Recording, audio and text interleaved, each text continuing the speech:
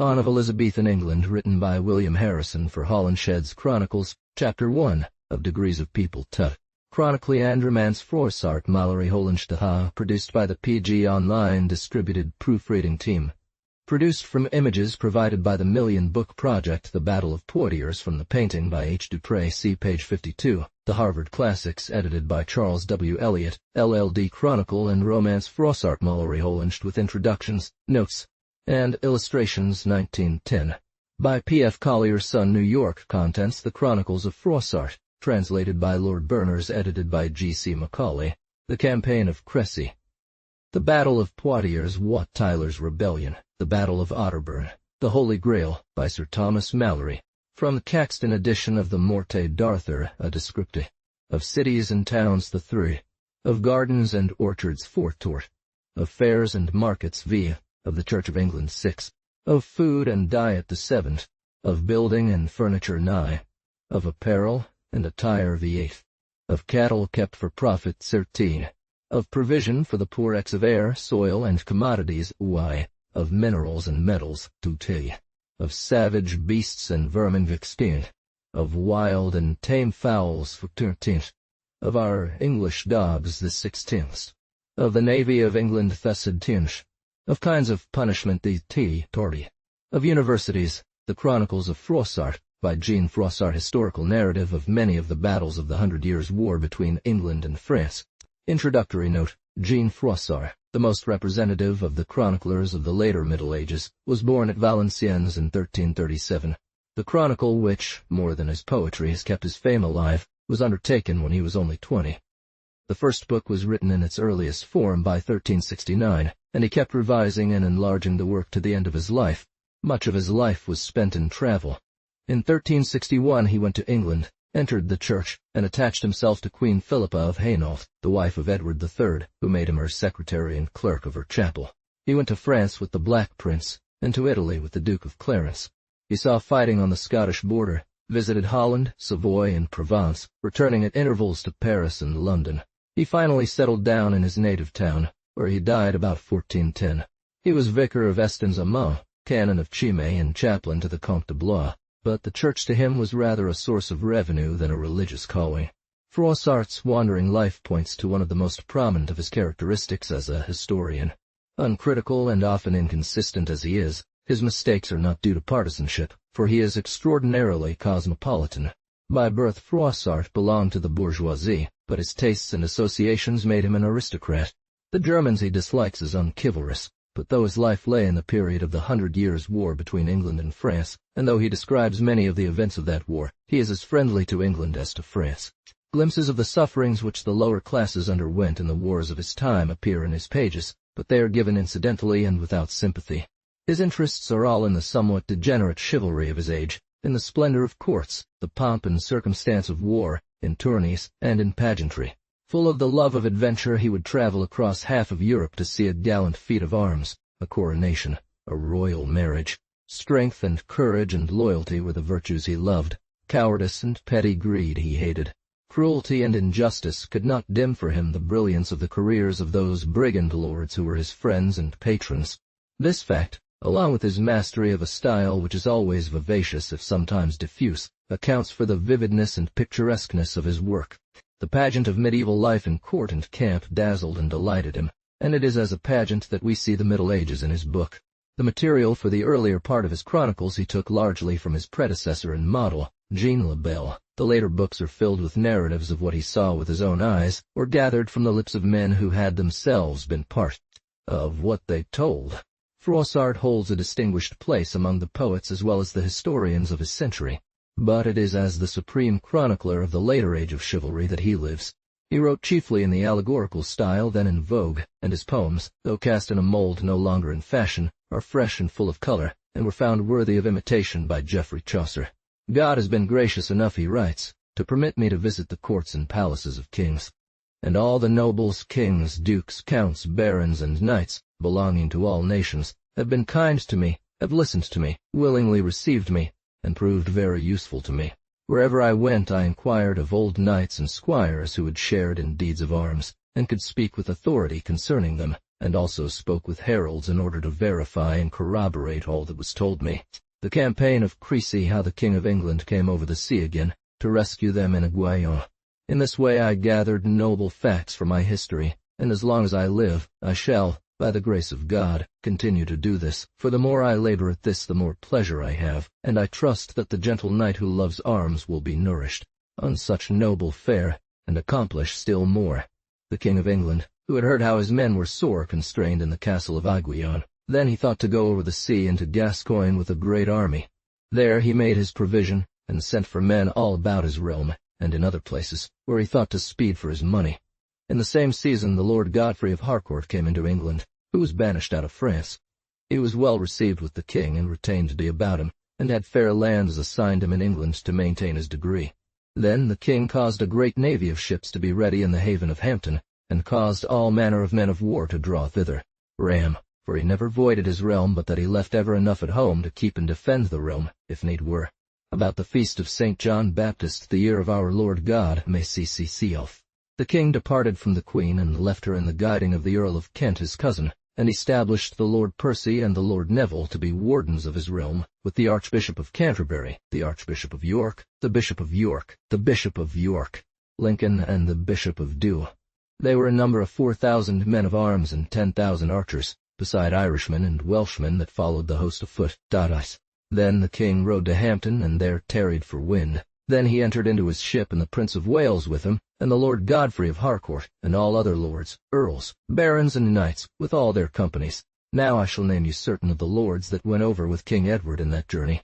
Few there were of strangers. There was the Earl Hainault, 3 Sir Wolfhart of Gistells, and 5 or 6 other knights of Almaine, and many other that I cannot name. First, Edward his eldest son, Prince of Wales, who as then was of the age of 13 years or thereabout, won the Earls of Hereford, Northampton, Arundel, Cornwall, Warwick, Huntingdon, Suffolk, and Oxford, and of barons the Lord Mortimer, who was, after Earl of March, the Lords John, Lewis, and Roger of Beauchamp, and the Lord Reynold Cobham. Lords the Lord of Mowbray, Ross, Lucy, Felton, Bradestan, Moulton, Delaware, Man, 2 Bassett, Berkeley, and Willoughby, with divers other lords. And of bachelors there was John Chandos, Fitzwarren, Peter and James Audley, Roger of Wheatonhale, Bartholomew of Burghersh, and Richard of Pembridge, with divers other that I cannot name. Thus they sailed forth that day in the name of God. They were well onward on their way toward Gascogne, but on the 3rd day there rose a contrary wind and drave them on the marches of Cornwall, and there they lay at anchor 6 days. You, the people of Normandy, have not been used to the war, and all the knights and squires of the country are now at the siege before Aguillon with the Duke. In that space the king had other counsel by the means of Sir Godfrey Harcourt. He counselled the king not to go into Gascogne, but rather to set Aland in Normandy, and said to the king, Sir, the country of Normandy is one of the plenteous countries of the world. Sir, on jeopardy of my head, if you will land there, there is none that shall resist you. Being nothing so much as to have deeds of arms, inclined greatly to the saying of the Lord Harcourt, whom he called cousin. And, sir, there ye shall find great towns that be not walled, whereby your men shall have such winning, that they shall be the better thereby 20 year after. And, sir, ye may follow with your army till ye come to Caen in Normandy. Sir, I require you to believe me in this voyage, the king, who was as then but in the flower of his youth, desire. Then the king arrived in the Isle of Cotentin, at a port called Hogue-Saint-Vaast.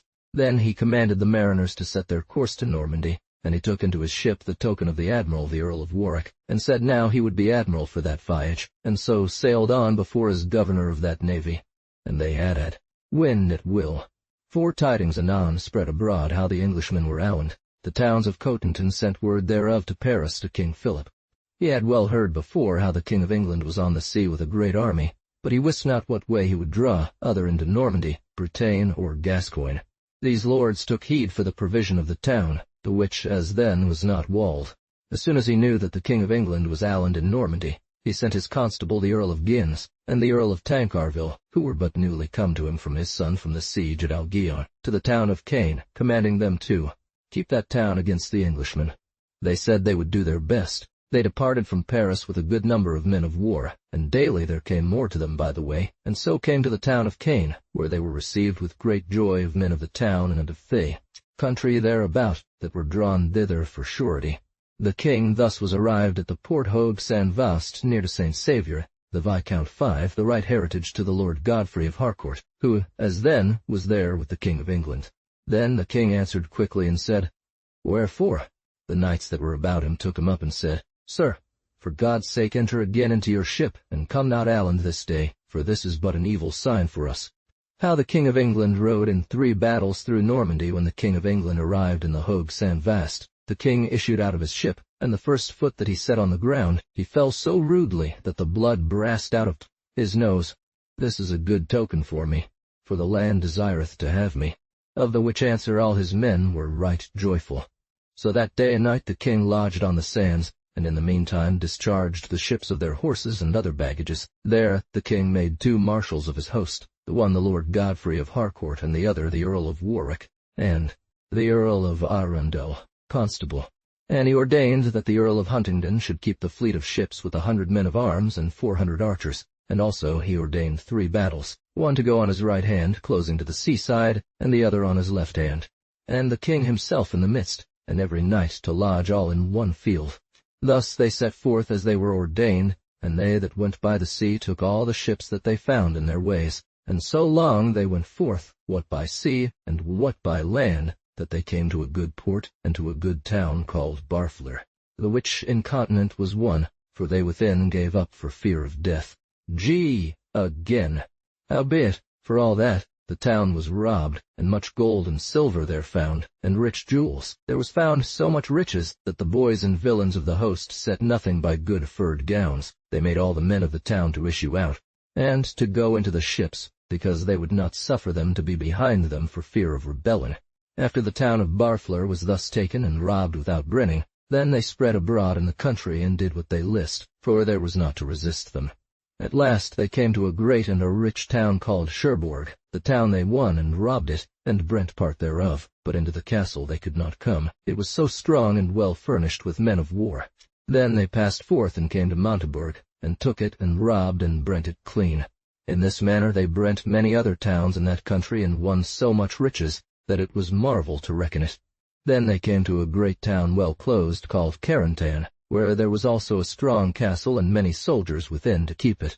When the soldiers within saw that, they went into the castle. The Englishmen went into the town, and 2 days together they made sore assaults, so that when they within saw no succor, they yielded up, their lives and goods saved, and so departed.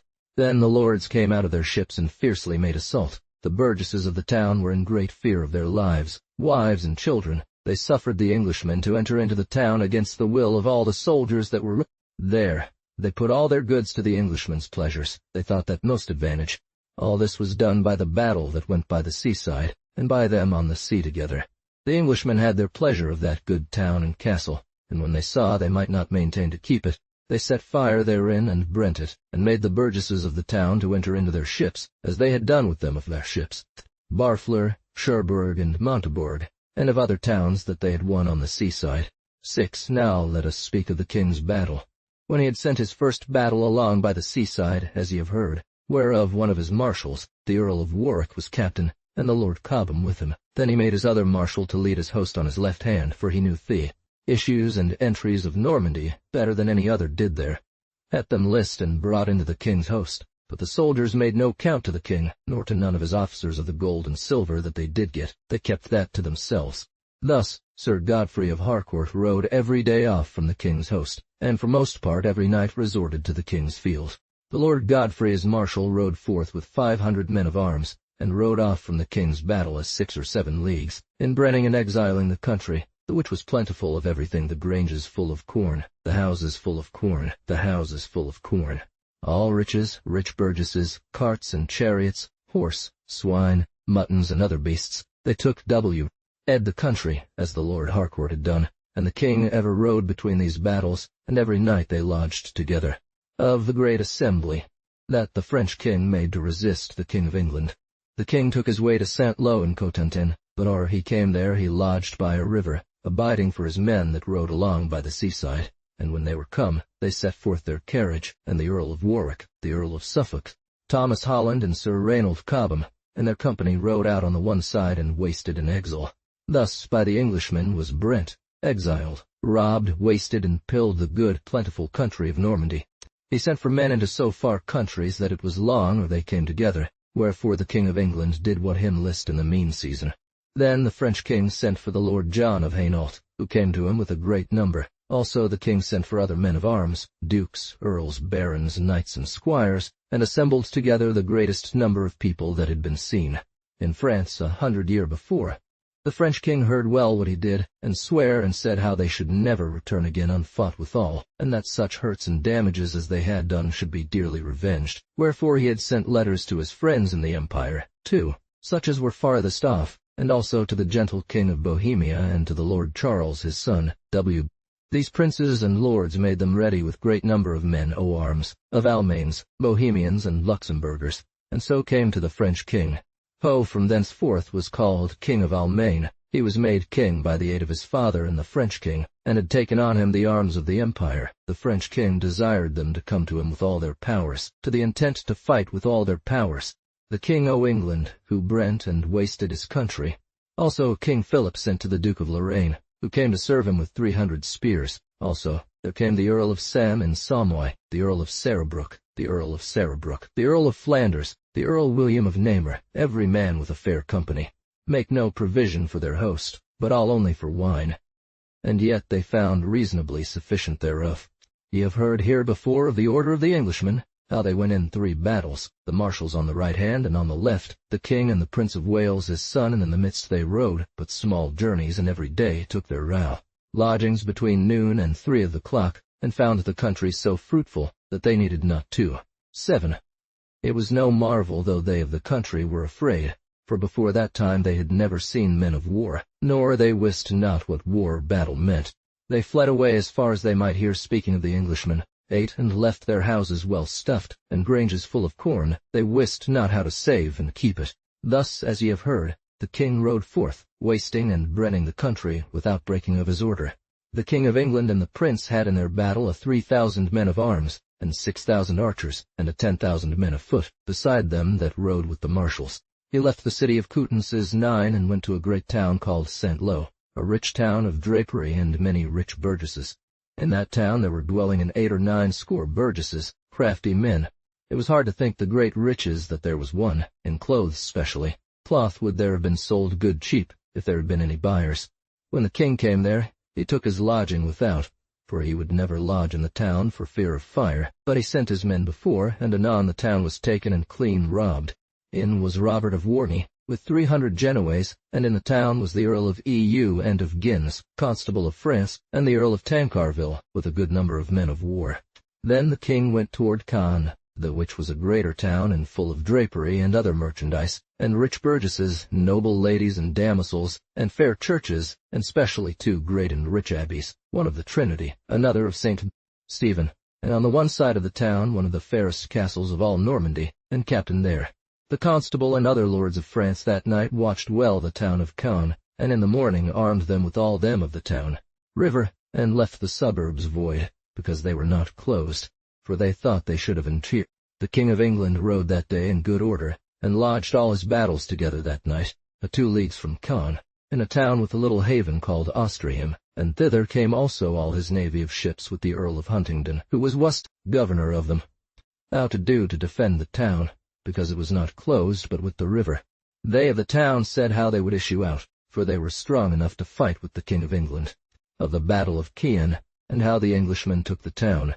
The same day the Englishmen rose early, and apparelled them ready to go to Caen. When the constable saw their good wills, he said, In the name of God be it, ye shall not fight without me. Then they issued out in good order, and made good face to fight, and to defend them, and to put their lives in adventure. 10. The king heard mass before the sun rising, and then took his horse, and the prince his son, with Sir Godfrey of Harcourt marshal and leader of the host, whose counsel the king much followed. Then they drew toward Caen with their battles in good array, and so approached the good town of Caen. Ishman pursued them eagerly.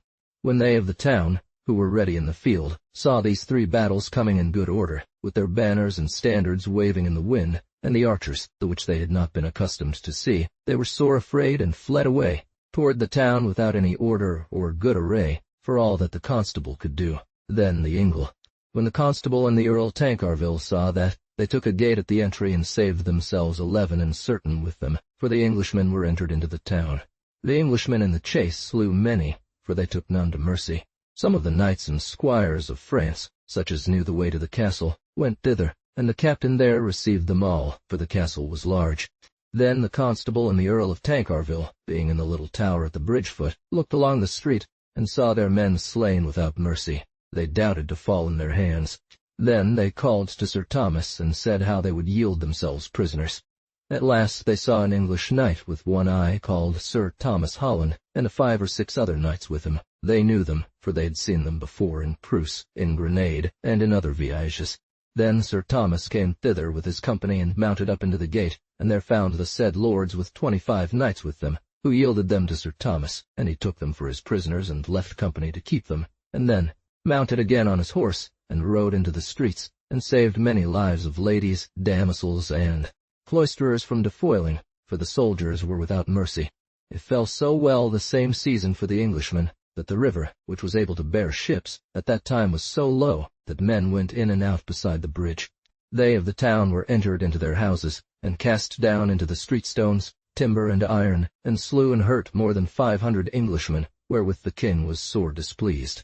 At night when he heard thereof, he commanded that the next day all should be put to the sword and the town brent. But then Sir Godfrey of Harcourt said, Dear sir, for God's sake assuage somewhat your courage, and let it suffice you that ye have done.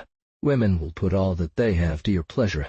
Ye have yet a great voyage to do, or ye come before Calais, whither ye purpose to go. And, sir, in this town there is much people who will defend their houses, and it will cost many of your men their lives, or ye have all at your will, whereby peradventure ye shall not keep your purpose to Calais, the which should redound to your wreck. Sir, save your people, for ye shall have need of them or this month pass. For I think verily your adversary King Philip will meet with you to fight, and ye shall find many straight passages and rencounters. Wherefore your men, and ye had more, shall stand you in good stead. And, sir, without any further slaying ye shall be lord of this town. Men and Then the king said, Sir Godfrey, you are our marshal, ordain everything as ye will. Then Sir Godfrey with his banner rode from street to street, and commanded in the king's name none to be so hardy to put fire in any house, to slay any person, nor to violate any woman. When they of the town heard that cry, they received the Englishmen into their houses and made them good cheer, and some opened their coffers and bade them take what them list, so they might be assured of their lives. Howbeit there were done in the town many evil deeds, murders, and robberies. Thus the Englishmen were lords of the town 3 days, and won great riches, the which they sent by barks and barges to Saint Saviour by the river of Austrian, 12 a 2 leagues thence, whereas all their navy lay. Then the king sent the Earl of Huntingdon with 200 men of arms, and 400 archers, with his navy and prisoners and riches that they had got, back again into England. And the king bought of Sir Thomas Holland the constable of France, and the Earl of Tancarville, and paid for them 20,000 nobles. How Sir Godfrey of Harcourt fought with them of Amiens before Paris. Thus the King of England ordered his business, being in the town of Caen, and sent into England his navy of ships charged with clothes, jewels, vessels of gold and silver, and of other riches, and of prisoners more than 60 knights, and 300 burgesses. The Englishmen soon entered therein, for as then it was not closed, it was overrun, spoiled, and robbed without mercy. There was one great riches. Then he departed from the town of Caen, and rode in the same order as he did before, brenning and exiling the country, and took the way to Evreux, and so passed by it, and from thence they rode to a great town called Louviers. It was the chief town of all Normandy of drapery, riches, and full of merchandise. Then they entered into the country of Evreux and Brent, and pilled all the country except the good towns closed and castles, to the which the king made none assault, because of the sparing of his people and his artillery. Rouen and Pont-de-l'Arche, and came to Mantes and to Meulon, and wasted all the country about, and passed by the strong castle of Rolleboise, and in every place along the river of Seine they found the bridges broken. At last they came to Poissy, and found the bridge broken, but the arches and joists lay in the river. The king lay there 5 days. In the mean season the bridge was made, to pass the host without peril. The English marshals ran abroad just to Paris, and Brent Saint-Germain and Lay and Monchoy, and St. Cloud, and Petit-Boulogne by Paris, and the Queen's Bourg. On the river of Seine, near to Rouen, there was the Earl of Harcourt, brother to Sir Godfrey of Harcourt, but he was on the French party, and the Earl of Dreux with him, with a good number of men of war. Guisers, where was a strong castle. They brent the town, and then they brent Vernon, and all the country of Bue. 13 They of Paris were not well assured of themselves, for it was not as then closed. Leave thus this noble city of Paris? When the people of Paris saw their king depart, they came to him and kneeled down and said, Ah, sir and noble king, what will you do? Then King Philip removed to Saint-Denis, and or he went caused all the pentices in Paris to be pulled down, and at Saint-Denis were ready come, the king of Bohemia, the Lord John of Hainault, the Duke of Lorraine, the Earl of Flanders, the Earl of Flanders, Blois, and many other great lords and knights, ready to serve the French king. Why so, sir? The king said, My good people, doubt ye not, the Englishmen will approach you no nearer than they be. Quoth they, They be within these 2 leagues, and as soon as they know of your departing, they will come and assail us, and we not able to defend them. Sir, tarry here still, and help to defend your good city of Paris.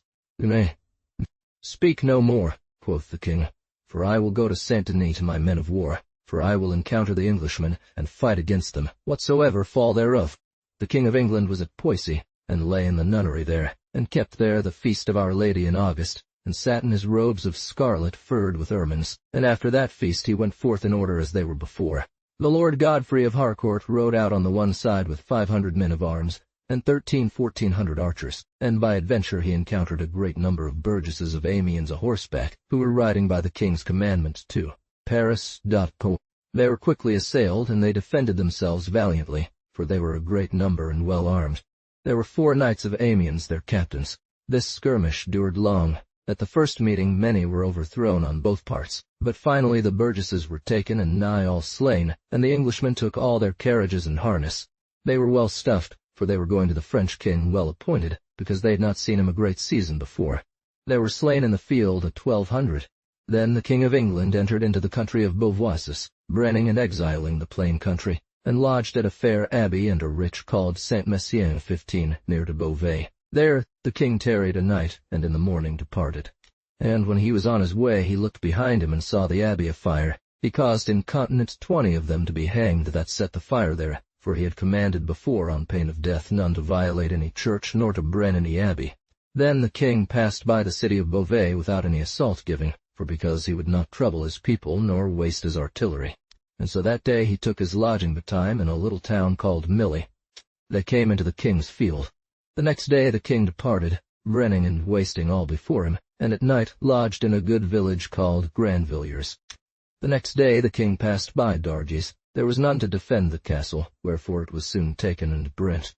The 2 marshals came so near to Beauvais that they made assault and skirmish at the barriers in 3 places, the which assault endured a long space, but the town within was so well defended by the means of the bishop, who was there within, that finally the Englishmen departed, and brent clean hard to the gates all the suburbs, and then at night. Then they went forth destroying the country all about, and so came to the castle of Poix, where there was a good town and 2 castles. They said, to Corbie, and the king caused them to be brought thither without peril. That night the king lodged in the town of Poix. There was nobody in them but 2 fair damosels, daughters to the lord of Poix. They were soon taken, and had been violated, and 2 English knights had not been, Sir John Chandos and Sir Basset. They defended them and brought them to the king, who for them his honour made them good cheer, and demanded of them whither they would fainest go. They of the town and of the castles spake that night with the marshals of the host, to save them and their town from brenning, and they to pay a certain sum of florins the next day as soon as the host was departed. This was granted them, and in the morning the king departed with all his host except a certain that were left there to receive the money that they of the town had promised to pay. When they of the town saw the host depart and but a few left behind, then they said they would pay never a penny, and so ran out and set on the Englishmen, who defended themselves as well as they might and sent after the host for succor. When Sir Reynold Cobham and Sir Thomas Holland, who had the rule of the rear guard, heard thereof, they returned and cried, and so came again to Poixward and found their companions still fighting with them of the town. Then anon they of the town were nigh all slain, and the town brent, and the 2 castles beaten down. Terror. How the French king followed the king of England in Beauvoisinois. Now let us speak of King Philip, who was at Saint-Denis and his people about him, and daily increased. Then they returned to the king's host, who was as then at Iranes, and there lodged, and had commanded all manner of men on pain of death to do no hurt to no town of arson, 16 For there the king was minded to lie a day or two to take advice how he might pass the river of Somme, for it was necessary for him to pass the river, as ye shall hear afut. Then on a day he departed, and rode so long that he came to Copagule, 3 leagues from Amiens, and there he tarried. The king of England being at Iranes wist not wherefore to pass the river of Somme, the which was large and deep, and all bridges were broken, and the passages well kept. Then they went to a great town called Fountains on the river of Somme, the which was clean robbed and brent, for it was not closed. The Englishmen alighted afoot, and assailed the Frenchmen from the morning till it was noon, but the bridge was so well fortified and defended that the Englishmen departed without winning of anything. Then they went to another town called Long-en-Ponthieu. They could not win the bridge, it was so well kept and defended. Then at the king's commandment, his 2 marshals with 1,000 men of arms and 2,000 archers went along the river to find some passage, and passed by Longpre, and came to the bridge of Remy, 17, the which was well kept with a great number of free knights and squires and men of the country. The same night the French king came to Amiens with more than 100,000 men.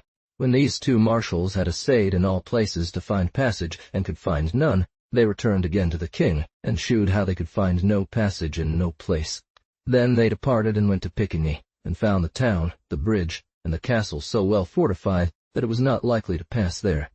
The French king had so well defended the passages, to the intent that the king of England should not pass the river of Somme, to fight with him at his advantage, or else to famish him there.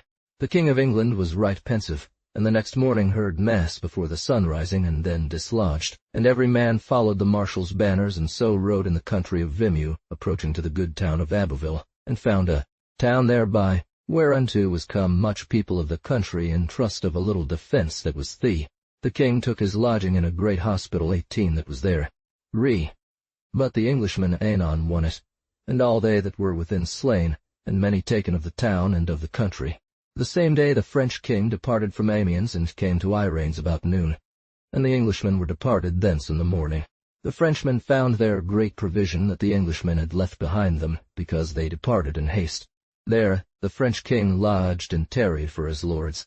There they found flesh ready on the broaches, bread and pasties in the ovens, wine in tuns and barrels, and the tables ready laid. That night the king of England was lodged at Olsemont. At night, when the 2 marshals were returned, who had that day overrun the country to the gates of Abbeville, and to St. Valery, and made a great skirmish there, then the king assembles together his council, and made to be brought before him certain prisoners of the country of Ponthieu and of Vimeo. There was a varlet called Gobinagase, who stepped forth and said to the king, Sir, I promise you on the jeopardy of my head I shall bring you to such a place, whereas ye and all your host shall pass the river of Somme without peril. There be certain places in the passage that ye shall pass 12 men affront 2 times between day and night. Ye shall not go in the water to the knees. The king right courteously demanded of them, if there were any among them that knew any passage beneath Abbeville, that he and his host might pass over the river of Somme. If he would shew him thereof, he should be quit of his ransom, and 20 of his ransom, and 20 of his company for his love. And ye make ready to depart betimes, ye may be there by the sun rising. The passage is hard in the bottom with white stones, so that all your carriage may go surely. Therefore the passage is called Blanchetac. But when the flood cometh, the river then waxeth so great, that no man can pass. But when the flood is gone, the which is 2 times between day and night, then the river is so low, that it may be passed without danger both a horseback and a foot. The king said, If this be true that ye say, I quit thee thy ransom and all thy company, and moreover shall give thee 100 nobles. Then the king commanded every man to be ready at the sound of the trumpet to depart. The French king had his coureurs in the country, who brought him word of the demeanor of the Englishmen. C.E. So that they came by the sun rising to Blanchetac, but as then the flood was up, so that they might not pass, so the king tarried there till it was prime. Then the ebb came. Of the battle of Blanchetac between the king of England and Sir Godemar du Fay, the king of England slept not much that night, for at midnight he arose and sounded his trumpet. Then incontinent they made ready carriages and all things, and at the breaking of the day they departed from the town of Oismont, and rode after the guiding of Gobinaga. Then he thought to close the king of England between Abbeville and the river of Somme, and so to fight with him at his pleasure. And when he was at Amiens, he had ordained a great baron of Normandy, called Sir Godemar du Fay, to go and keep the passage of Blanchetac, where the Englishmen must pass, or else in none other place. When the English host was come thither, Sir Godemar du Fay arranged all his company to defend the passage. He had with him 1,000 men of arms and 6,000 afoot, with the Genoese. So they went by Saint-Riquier and Ponthieu, and from thence to Crotoy, whereas the passage lay. And also he had with him a great number of men of the country, and also a great number of them of Montreuil, so that they were 12,000 men, one and other. The King of England let not for all that, but when the flood was gone, he commanded his marshals to enter into the water in the name of God and Saint George. Then they that were hardy and courageous entered on both parties, and many a man reversed. There were some of the Frenchmen of Artois and Picardy that were as glad to joust in the water as on the dry land. The Frenchmen defended so well the passage at the issuing out of the water that they had much to do. The Genoese did them great trouble with their crossbows. On the other side the archers of England shot so wholly together that the Frenchmen were fain to give place to the Englishmen. There was a sore battle, and many a noble feat of arms done on both sides. Finally the Englishmen passed over and assembled together in the field. The king and the prince passed, and all the lords. Then the Frenchmen kept none array, but departed, he that might best. When Sir Godemar saw that discomfiture, he fled and saved himself. Some fled to Abbeville and some to Saint-Riquier's. They that were there afoot could not flee, so that there were slain a great number of them of Abbeville, Montreuil, Roux, and of Saint-Riquier's. The chase endured more than a great league. And as yet all the Englishmen were not past the river, and certain curs of the King of Bohemia and of Sir John of Hainault came on them that were behind, and took certain horses and carriages, and slew divers, or they could take the passage. The French king the same morning was departed from Iraines, trusting to have found the Englishmen between him and the river of Somme. But when he heard how that Sir Godemar du Fay and his company were discomfited, he tarried in the field, and demanded of his marshals what was best to do. They said, Sir, ye cannot pass the river but at the bridge of Abbeville, for the flood has come in at Blanchetaque. Then he returned and lodged at Abbeville. The King of England, when he was past the river, he thanked God, and so rode forth in like manner as he did before. Then he called Gaubenegesse, and did quit him his ransom and all his company, and gave him 100 nobles and a good horse, and brent the town, and found in the haven many ships and barks charged with wines of Poitou, pertaining to the merchants of Saint-Onge and of Rochelle. They brought the best thereof to the king's host. Then one of the marshals rode to the gates of Abbeville, and from thence to Saint-Riquier's, and after to the town of Rue Saint-Esprit. And so the king rode forth fair and easily, and thought to have lodged in a great town called Noyelles. But when he knew that the town pertained to the Countess d'Aumale, sister to the Lord Robert of Artois, 19, the king assured the town and country, as much as pertained to her, and so went forth, and his marshals rode to Crotoy on the seaside Eye. This was on a Friday, and both battles of the marshals returned to the king's host about noon, and so lodged all together near to Cressy and Ponthieu. The King of England was well informed how the French king followed after him to fight. Then he said to his company, Let us take here some plot of ground, for we will go no farther till we have seen our enemies. I have good cause here to abide them, for I am on the right heritage of the queen my mother, to which land was given at her marriage. I will challenge it of mine adversary Philip of Valois. And because that he had not the 8th part in number of men as the French king had, therefore he commanded his marshals to choose a plot of ground somewhat for his advantage, and so they did, and thither the king and his host went. Then he sent his couriers to Abbeville, to see if the French king drew that day into the field or not. They went forth and returned again, and said how they could see none appearance of his coming. Then every man took their lodging for that day, and to be ready in the morning at the sound of the trumpet in the same place. This Friday the French king tarried still in Abbeville, abiding for his company, and sent his 2 marshals to ride out to see the dealing of the Englishmen, and at night they returned, and said how the Englishmen were lodged in the fields. That night the French king made a supper to all the chief lords that were there with him, and after supper the king desired them to be friends each to other. Ale of wines and other victual, and if need had been, they had provision following in carts and other carriages. The king looked for the Earl of Savoy, who should come to him with 1,000 spears, for he had received wages for 3 months of them at Troyes and Champagne. Of the order of the Englishmen at Cressy, how they made 3 battles afoot on the Friday, as I said before, the King of England lay in the fields, for the country was plentifew. Dee him down to rest, and in the morning he rose betimes and heard mass, and the prince his son with him, and the most part of his company were confessed and houseled. And after the mass said, he commanded every man to be armed and to draw to the field to the same place before appointed.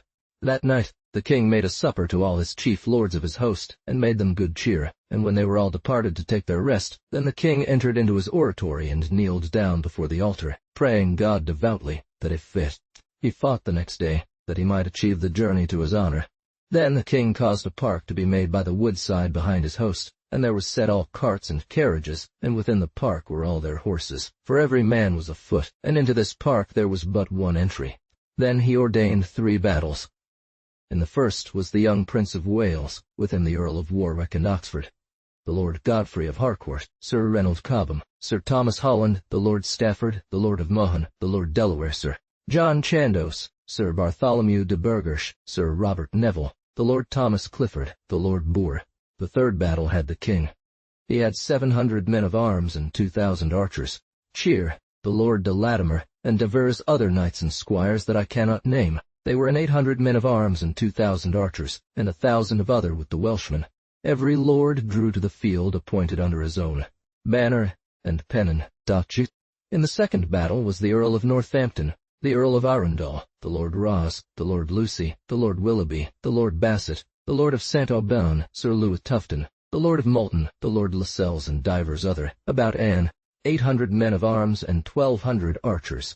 Then the king leapt on a hobby, 20, with a white rod in his hand, one of his marshals on the one hand and the other on the other hand. He rode from rank to rank, desiring every man to take heed that day to his right and honor. He spake it so sweetly and with so good countenance and merry cheer, that all such as were discomfited took courage in the seeing and hearing of him.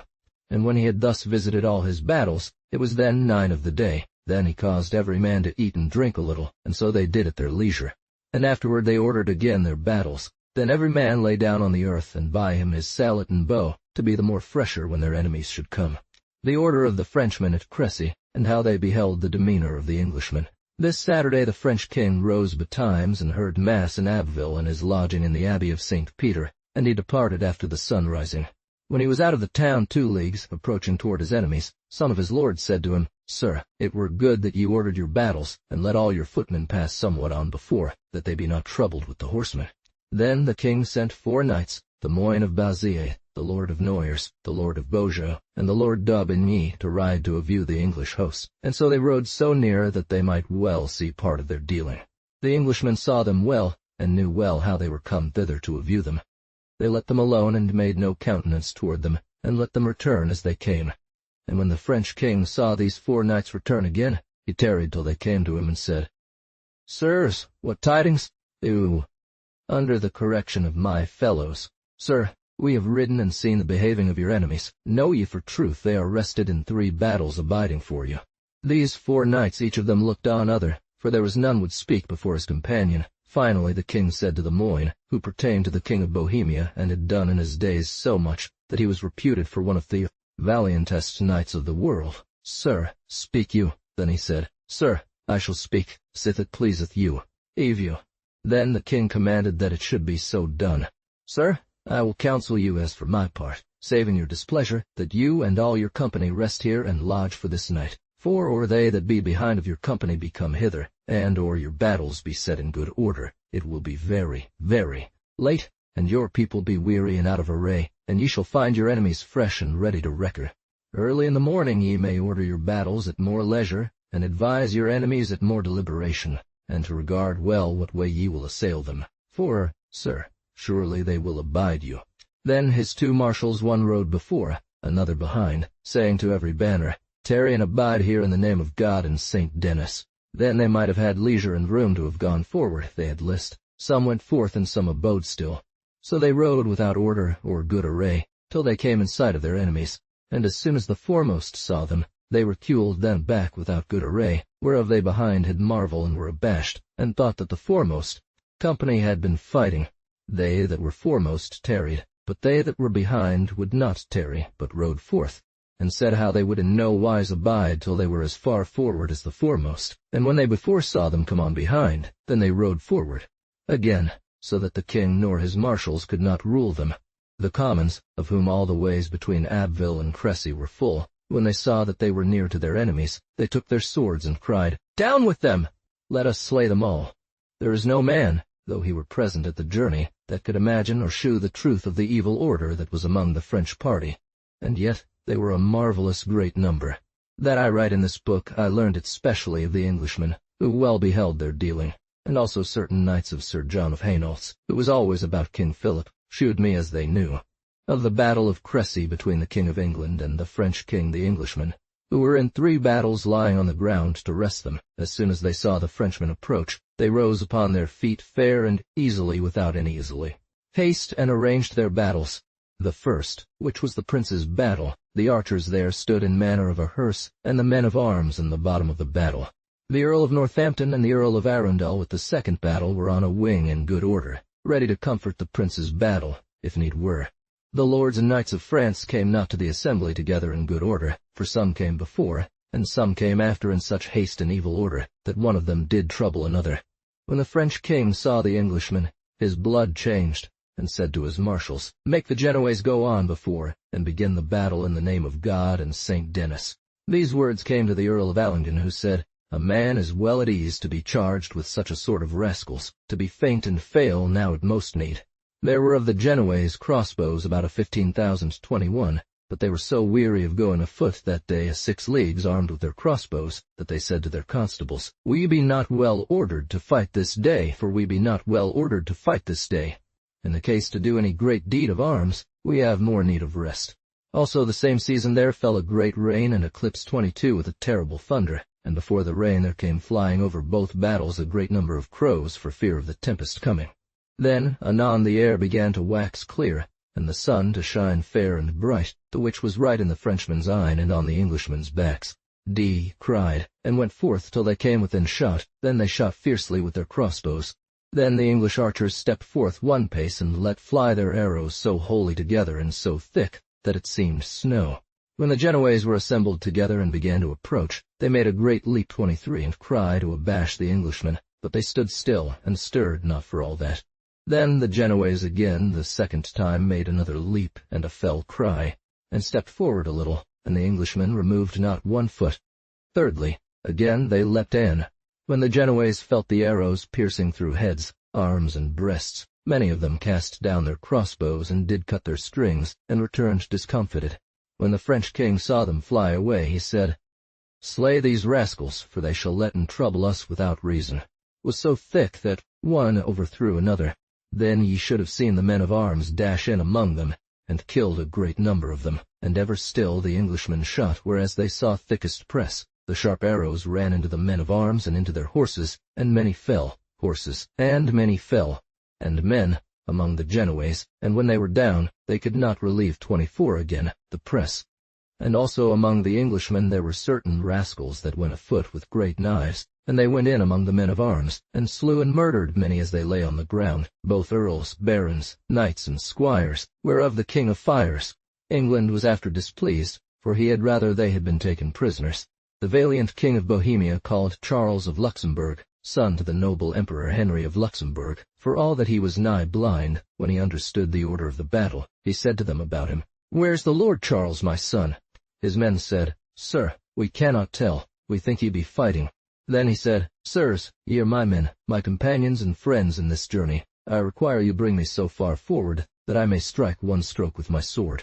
They said they would do his commandment, and to the intent that they should not lose him in the press, they tied all their reins of their bridles each to other, and set the king before to accomplish his desire. And so they went on their enemies.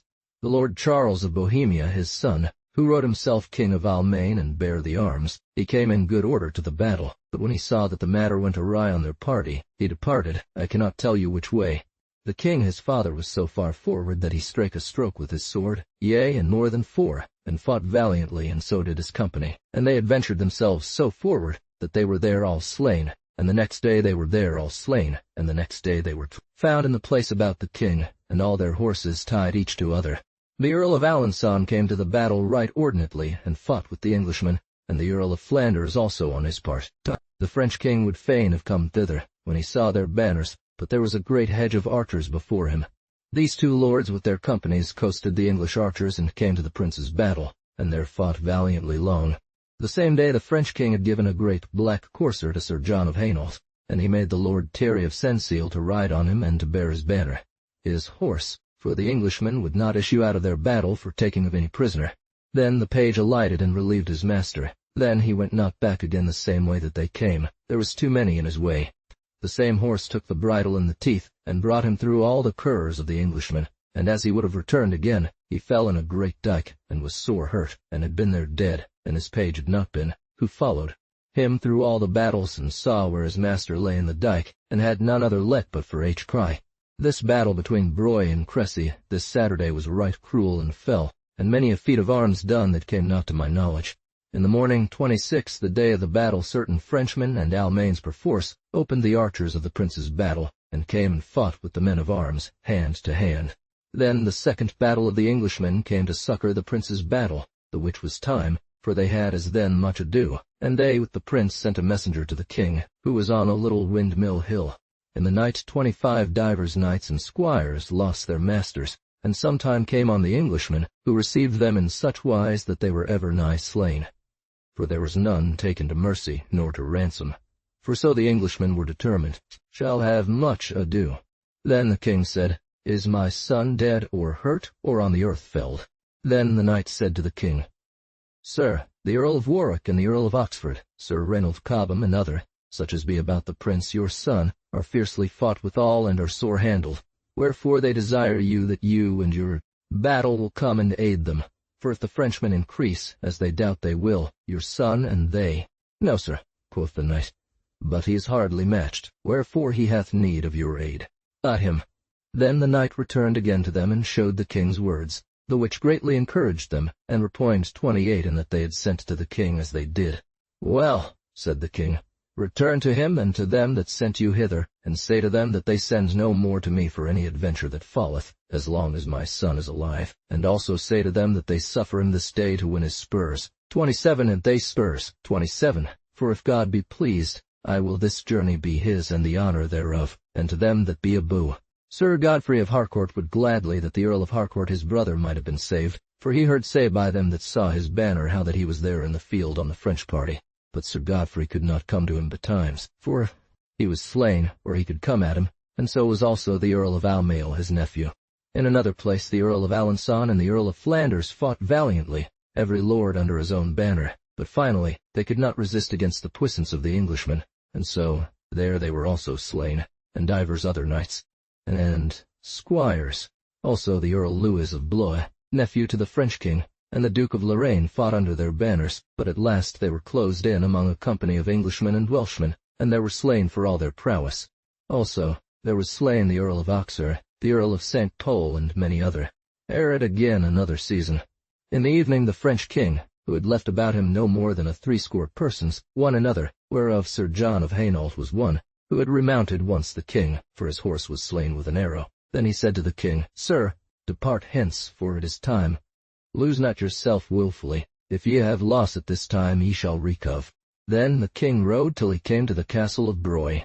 And so he took the king's horse by the bridle, and led him away in a manner perforce. Then the king said, Open your gate quickly, for this is the fortune of France. The gate was closed, because it was by that time dark. Then the king called the captain, who came to the walls, and said, Who is that calleth there this time of night? 29. The captain knew then it was the king, and opened the gate and let down the bridge. Then the king entered, and he had with him but 5 barons, Sir John of Hainault, Sir Charles of Montmorency, the Lord of Beaujeu, the Lord d'Aubigny, and the Lord of Montsault. This battle ended about evensong time. The king would not tarry there, but drank, and departed thence about midnight, and so rode by such guides as knew the country till he came in the morning to Amiens, and there he rested. This Saturday the Englishmen never departed from their battles for chasing of any man, but kept still their field, and ever defended themselves against all such as came to assail them.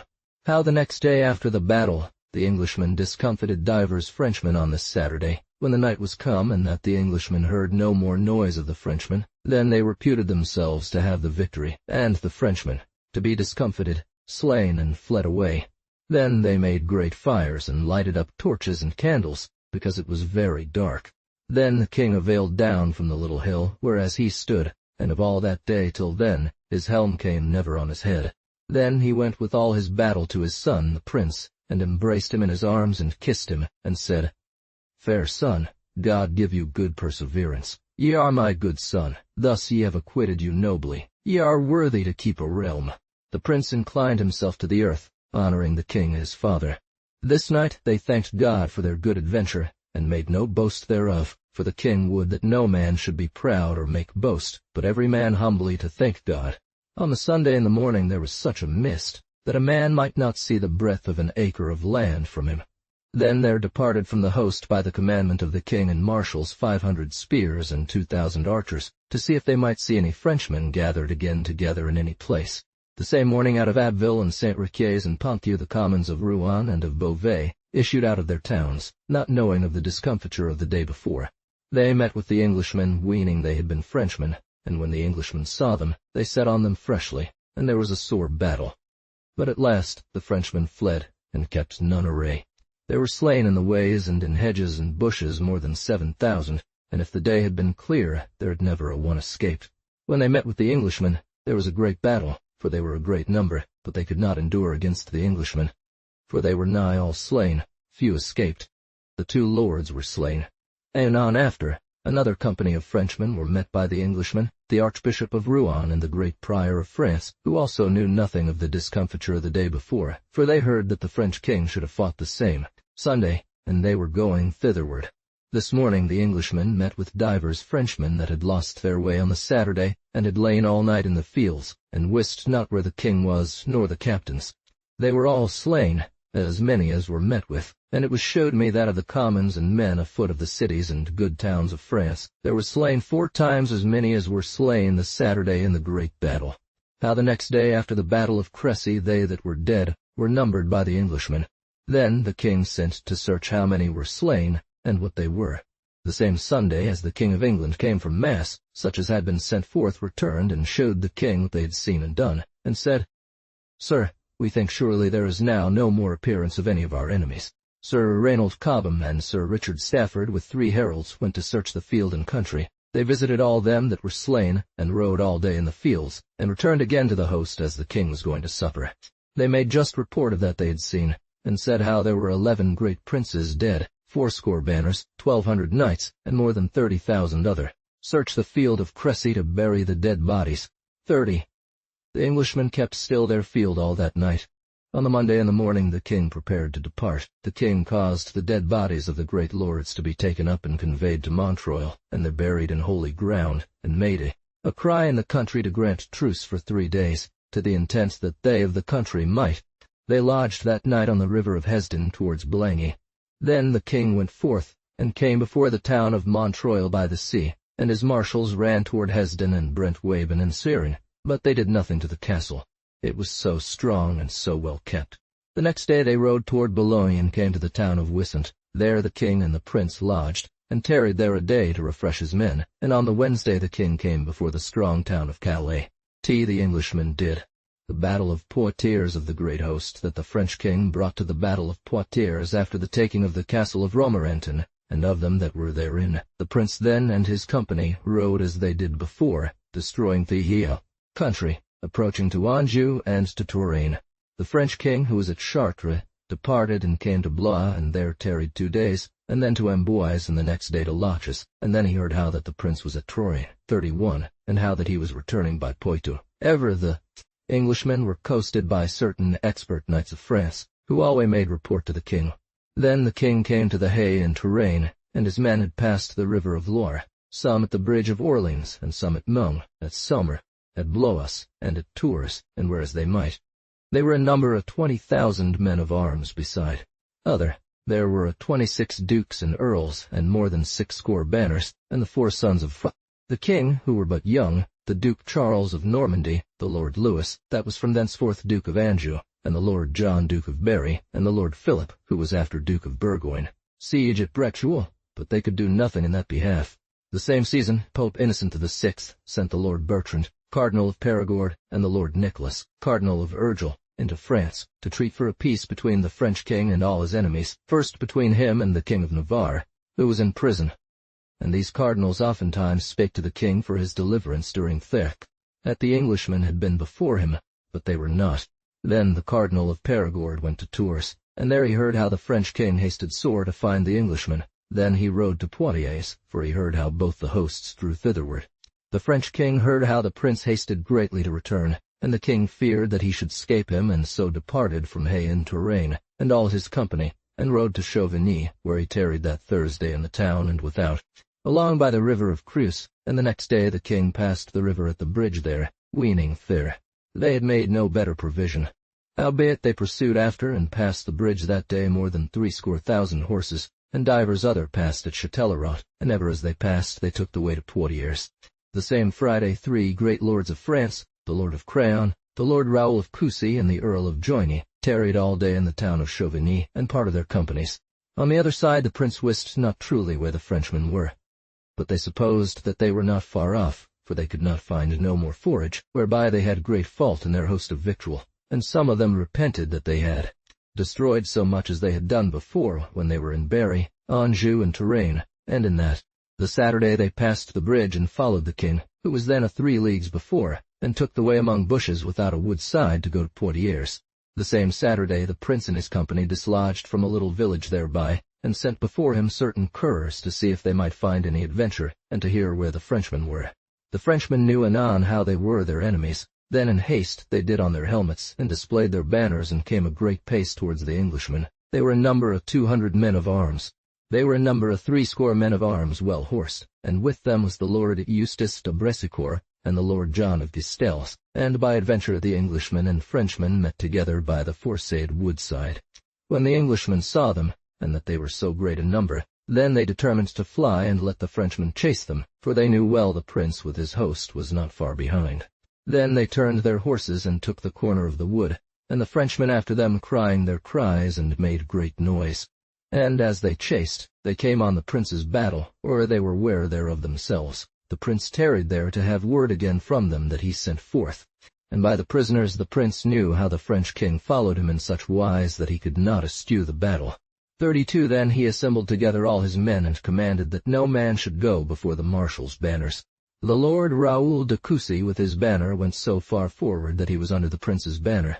There was a sore battle, and the knight fought valiantly. Howbeit he was there taken, and the Earl of Joigny, the Viscount of Brossy, the Lord of Joigny, Chauvigny, and all the other taken or slain, but a few that escaped. Thus the prince rode that Saturday from the morning till it was against night, so that he came within 2 little leagues of Poitiers.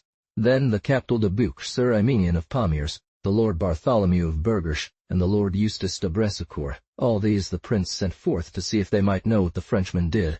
These knights departed with 200 men of arms well horsed. They rode so far that they saw the great battle of the kings. They saw all the fields covered with men of arms. These Englishmen could not forbear, but set on the tail of the French host, and cast down many to the earth, and took divers prisoners, so that the host began to stir, and tidings thereof came to the French king as he was entering into the city of Forth, Poitiers. Then he returned again, and made all his hosts do the same, so that Saturday it was very late, or he was lodged in the field. Well, said the prince, in the name of God let us now study how we shall fight with them at our advantage.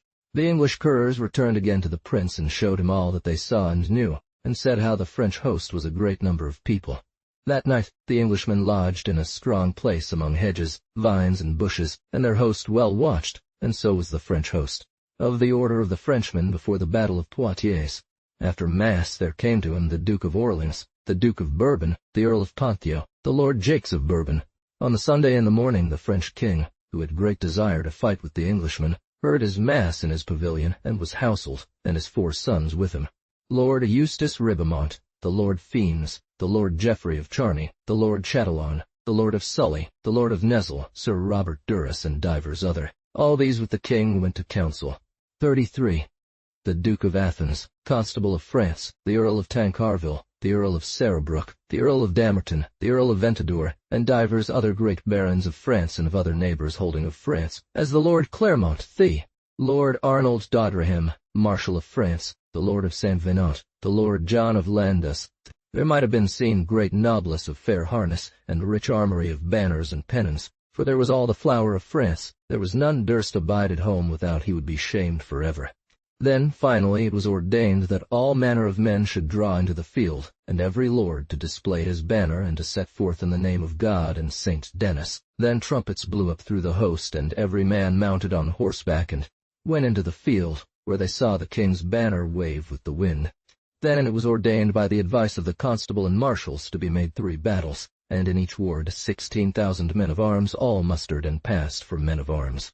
R.D. Richard of Beaujeu, and said to them, Sirs, ride on before to see the dealing of the Englishmen, and advise well what number they be, and by what means we may fight with them, other afoot or a horseback. The first battle the Duke of Orleans to govern, with 36 banners and twice as many pennons, the second the Duke of Normandy and his two brethren, the Lord Louis and the Lord John, the third the king himself. And while that these battles were setting in array, the king called to him the Lord Eustace Ribamont, the Lord John of Landis, and the Low. These 3 knights rode forth, and the king was on a white courser, and said aye to his men, Sirs, among you, when ye be at Paris, at Chartres, at Rouen, or at Orleans, then ye do threat the Englishmen, and desire to be in arms out against them. Now ye be come thereto, I shall now shew you them. Now shew forth your evil will that ye bear them, and revenge your displeasures and damages that they have done you, for without doubt we shall fight with them. Such as heard him said, Sir, in God's name so be it, that would we see 34 gladly.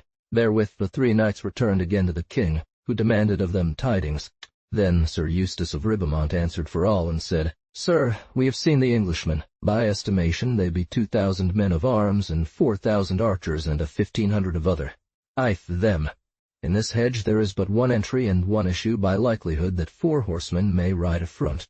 Howbeit they be in a strong place, and as far as we can imagine they are in one battle, howbeit they be wisely ordered, and along the way they have fortified strongly the hedges and bushes. One part of their archers are along by the hedge, so that none can go nor ride that way, but must pass by them, and that way must ye go when ye purpose to fight W.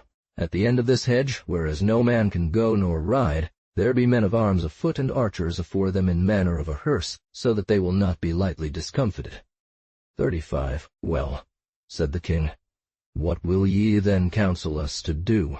This is the best advice that I can give you. If any other think any other way better, let him speak. Sir Eustace said, Sir, let us all be afoot, except 300 men of arms, well horsed, of the best in your host and most hardiest, to the intent they somewhat to break and to open the archers, and then your battles to follow on quickly afoot, and so to fight with their men of arms hand to hand.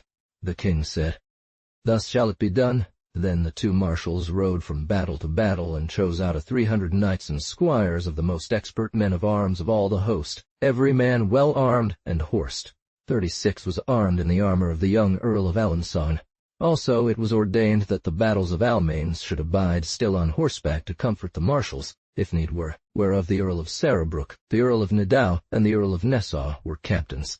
King John of France was there armed, and 20 other in his apparel. And he did put the guiding of his eldest son to the Lord of Saint-Finot, the Lord of Landes, and the Lord Thibault of Vaudenay, and the Lord Arnold of Servalis, called Thithirith, archpriest, how the Cardinal of Perigord treated to make agreement between the French king and the prince before the battle of Poitiers. Thus, as they were ready to approach, the Cardinal of Perigord 37 came in great haste to the king. When the French king's battles was ordered, and every lord under his banner among their own men, then it was commanded that every man should cut their spears to a 5 foot long, and every man to put off their spurs. Add to you without battle, it shall be more profitable and honorable to have them by that manner, rather than to adventure so noble chivalry as ye have here present. He came the same morning from Poitiers. He kneeled down to the king, and held up his hands, and desired him for God's sake a little, to abstain setting forward till he had spoken with him. Then he said, Sir, ye have here all the flower of your realm. Against a handful of Englishmen as to regard your company, 38, and sir, if ye may have them accord. Sir, I require you in the name of God and humility that I may ride to the prince and shew him what danger ye have him in. The king said. The cardinal departed, and diligently he rode to the prince, who was among his men afoot. Then the cardinal alighted and came to the prince, who received him courteously. They would, they be in such a ground. Wherefore, sir, I require you forbear for this day till tomorrow the sun rising. Then the cardinal, after his salutation made, he said, Certainly, fair son, if you and your council advise justly the puissance of the French king, ye will suffer me to treat to make a peace between you. And I may. The prince, who was young and lusty, said, Sir, the honor of me and of my people saved, I would gladly fall to any reasonable way. Then the cardinal said, Sir, ye say well, and I shall accord you, and I can. For it should be great pity if so many noblemen and other as be here on both parties should come together by battle. Then the cardinal rode again to the king, and said, Sir, ye need not to make any great haste to fight with your enemies, for they cannot fly from you, Thok. Battles, dash, The king was loath to agree thereto, for some of his council would not consent to it, but finally the cardinal showed such reasons that the king accorded that respite, and in the same place there was pied up a pavilion of red silk fresh and rich, and gave leave for that day every man to draw to their lodgings except the constables and marshals. That Sunday all the day the cardinal travailed in riding from the one host to the other, gladly to agree them, but the French king would not agree without. He might have 4 of the principalest of the Englishmen at his pleasure, and the prince and all the other to yield themselves simply. Howbeit there were many great offers made. The prince offered to render into the king's hands all that ever he had won in that voyage, towns and castles, and to quit all prisoners that he or any of his men had taken in that season, and also to swear not to be armed against the French king in it, 7 years after. But the king and his council would none thereof. The uttermost that he would do that the prince and 100 of his knights should yield themselves into the king's prison, otherwise he would not, the which the prince would in no wise agree unto. In the mean season that the cardinal rode thus between the hosts in trust to do some good, certain knights of France and of England both rode forth the same Sunday, because it was truce for that day, to coast the hosts and to behold the dealing of their enemies, ed in a sunbeam above on their apparel. Then the Lord Clermont said, Chandos, how long have you taken on you to bear my device? Nay, ye bear mine, said Chandos, for it is as well mine as yours. So it fortuned that the Lord John Chandos rode the same day coasting the French host, and in like manner the Lord of Clermont, one of the French marshals, had ridden forth and have viewed the state of the English host. And as these 2 knights returned, towards their hosts they met together, each of them bare one manner of device, a blue lady embroidered. I deny that, said Clermont, but an it were not for the truce this day between us, I should make it good on you incontinent that ye have no right to bear my device. So they departed without any more doing, and each of them returned to their host. The Cardinal of Perigord could in no wise that Sunday make any agreement between the parties, and when it was near night, he returned to Poitiers. Ah, sir, said Chandos, ye shall find me tomorrow ready to defend you and to prove by feat of arms that it is as well mine as yours. Then Clermont said, Chandos, these be well the words of you Englishmen, for ye can devise nothing of new, but all that ye see is good and fair. That night the Frenchmen took their ease. They had provision enough, and the Englishmen had great default. They could get no forage, nor they could not depart thence without danger of their enemies. That Sunday the Englishmen made great dykes and hedges about their archers, to be the more stronger, and on the Monday in the morning the prince and his company were ready apparelled as they were before, and about the sun rising in, like manner were the Frenchmen. When the cardinal saw that he travailed in vain, he took leave of the king, and then he went to the prince and said, Sir, do what you can. There is no remedy but to abide the battle, for I can find none accord in the French king. The same morning betimes the cardinal came again to the French host, and thought by his preaching to pacify the parties. But then the Frenchman said to him, Return whither ye will, bring hither no more words of treaty nor peace, and ye love yourself. Depart shortly. Then the prince said, The same is our intent and all our people. God help the right. So the cardinal returned to Poitiers. Nothing thereof till he was come to Poitiers. This ordinance they had made of new, that the Frenchmen knew not of. In his company there were certain knights and squires, men of arms, who were more favorable to the French king than to the prince, and when they saw that the parties should fight, they staled from their masters and went to the French host, and they too to the French host made their captain the Chatelain of Ampost, 39, who was as then there with the cardinal, who knew. The certainty of the order of the Englishmen was showed to the French king, except they had ordained 300 men a horseback, and as many archers a horseback to coast under covert of the mountain, and to strike into the battle of the Duke of Fiora, Normandy, who was under the mountain afoot. The prince was with his battle down among the vines, and had closed in the weakest part with their carnages. Now will I name some of the principal lords and knights that were there with the prince: the Earl of Warwick, the Earl of Suffolk, the Earl of Salisbury, the Earl of Oxford, the Lord Reynold Cobham, the Lord Spencer, the Lord James Audley, the Lord Spencer, Peter his brother, the Lord Berkeley, the Lord Bassett, the Lord Warren, the Lord Delaware, the Lord Anne, the Lord Willoughby, the Lord Bartholomew de Burghersh, the Lord of Felton, the Lord Richard of Pembroke, the Lord Stephen of Cossington, the Lord Braditane and other Englishmen, and of Gascon there was the Lord of Pomiers, Langwarrin, the Captal of Bouch, the Lord John of Comont, the Lord de l'Espar, the Lord of Rauzon, the Lord of Rauzon. Ye Frenchmen were 60,000 fighting men, whereof there were more than 3,000 knights. Of the battle of Poitiers between the Prince of Wales and the French king, when the prince saw that he should have battle, and that the cardinal was gone without any peace or truce-making, and saw that the French king did set but little stow. Of Condon, the lord of Montferrand, the lord of Landiras, the lord Sodic of Latreau, another that I cannot name, and of Hainoes the lord Eustace de Brescourt, the lord John of Gustels, and 2 other strangers, the lord Daniel Passel, and Thew, lord Denis of Morbica. All the prince's company passed not in 8,000 men one another, and these words and such other that the prince spake comforted all his people. Re by him, he said then to his men, Now, sirs, though we be but a small company as in regard to the puissance of our enemies, let us not be abashed therefore, for the victory lieth not in the multitude of people, but whereas God will send it. If it fortune that the journey be ours, we shall be the most honored people of all the world, and if we die in our right quarrel, I have the king my father and brethren, and also ye have good friends and kinsmen. These shall revenge us. Therefore, sirs, for God's sake I require you do your devoirs this day, for if God be pleased in St. George, this day ye shall see me a good knight, hence to depart from you and to set myself there as I may accomplish my vow. The prince accorded to his desire and said, Sir James, God give you this day that grace to be the best knight of all other, and so took him by the hand. The Lord Sir John Chandos that day never went from the prince, nor also the Lord James Audley of a great season, but when he saw that they should needs fight, he said to the prince, Sir, I have served always truly my lord, your father, and you also, and shall do as long as I live. I say this, because I made once a vow that the first battle that other the king your father or any of his children should be at, how that I would be one of the first setters on, 40 or else to die in the pain. Therefore I require your grace, as in it, reward for any service that ever I did to the king your father or to you, that you will give me lice. Then the knight departed from the prince and went to the foremost front of all the battles, all only accompanied with 4 squires, who promised not to fail him. This Lord James was a right sage and a valiant knight, and by him was much of the host ordained and governed the day before. Thus Sir James was in front of the battle, ready to fight with the battle of the marshals of France. In like wise the Lord Eustace de Brescourt did his pain to be one of the foremost to set on. When Sir James Audley began to set forward to his enemies, it fortuned to Sir Eustace de Brescourt as ye shall hear after.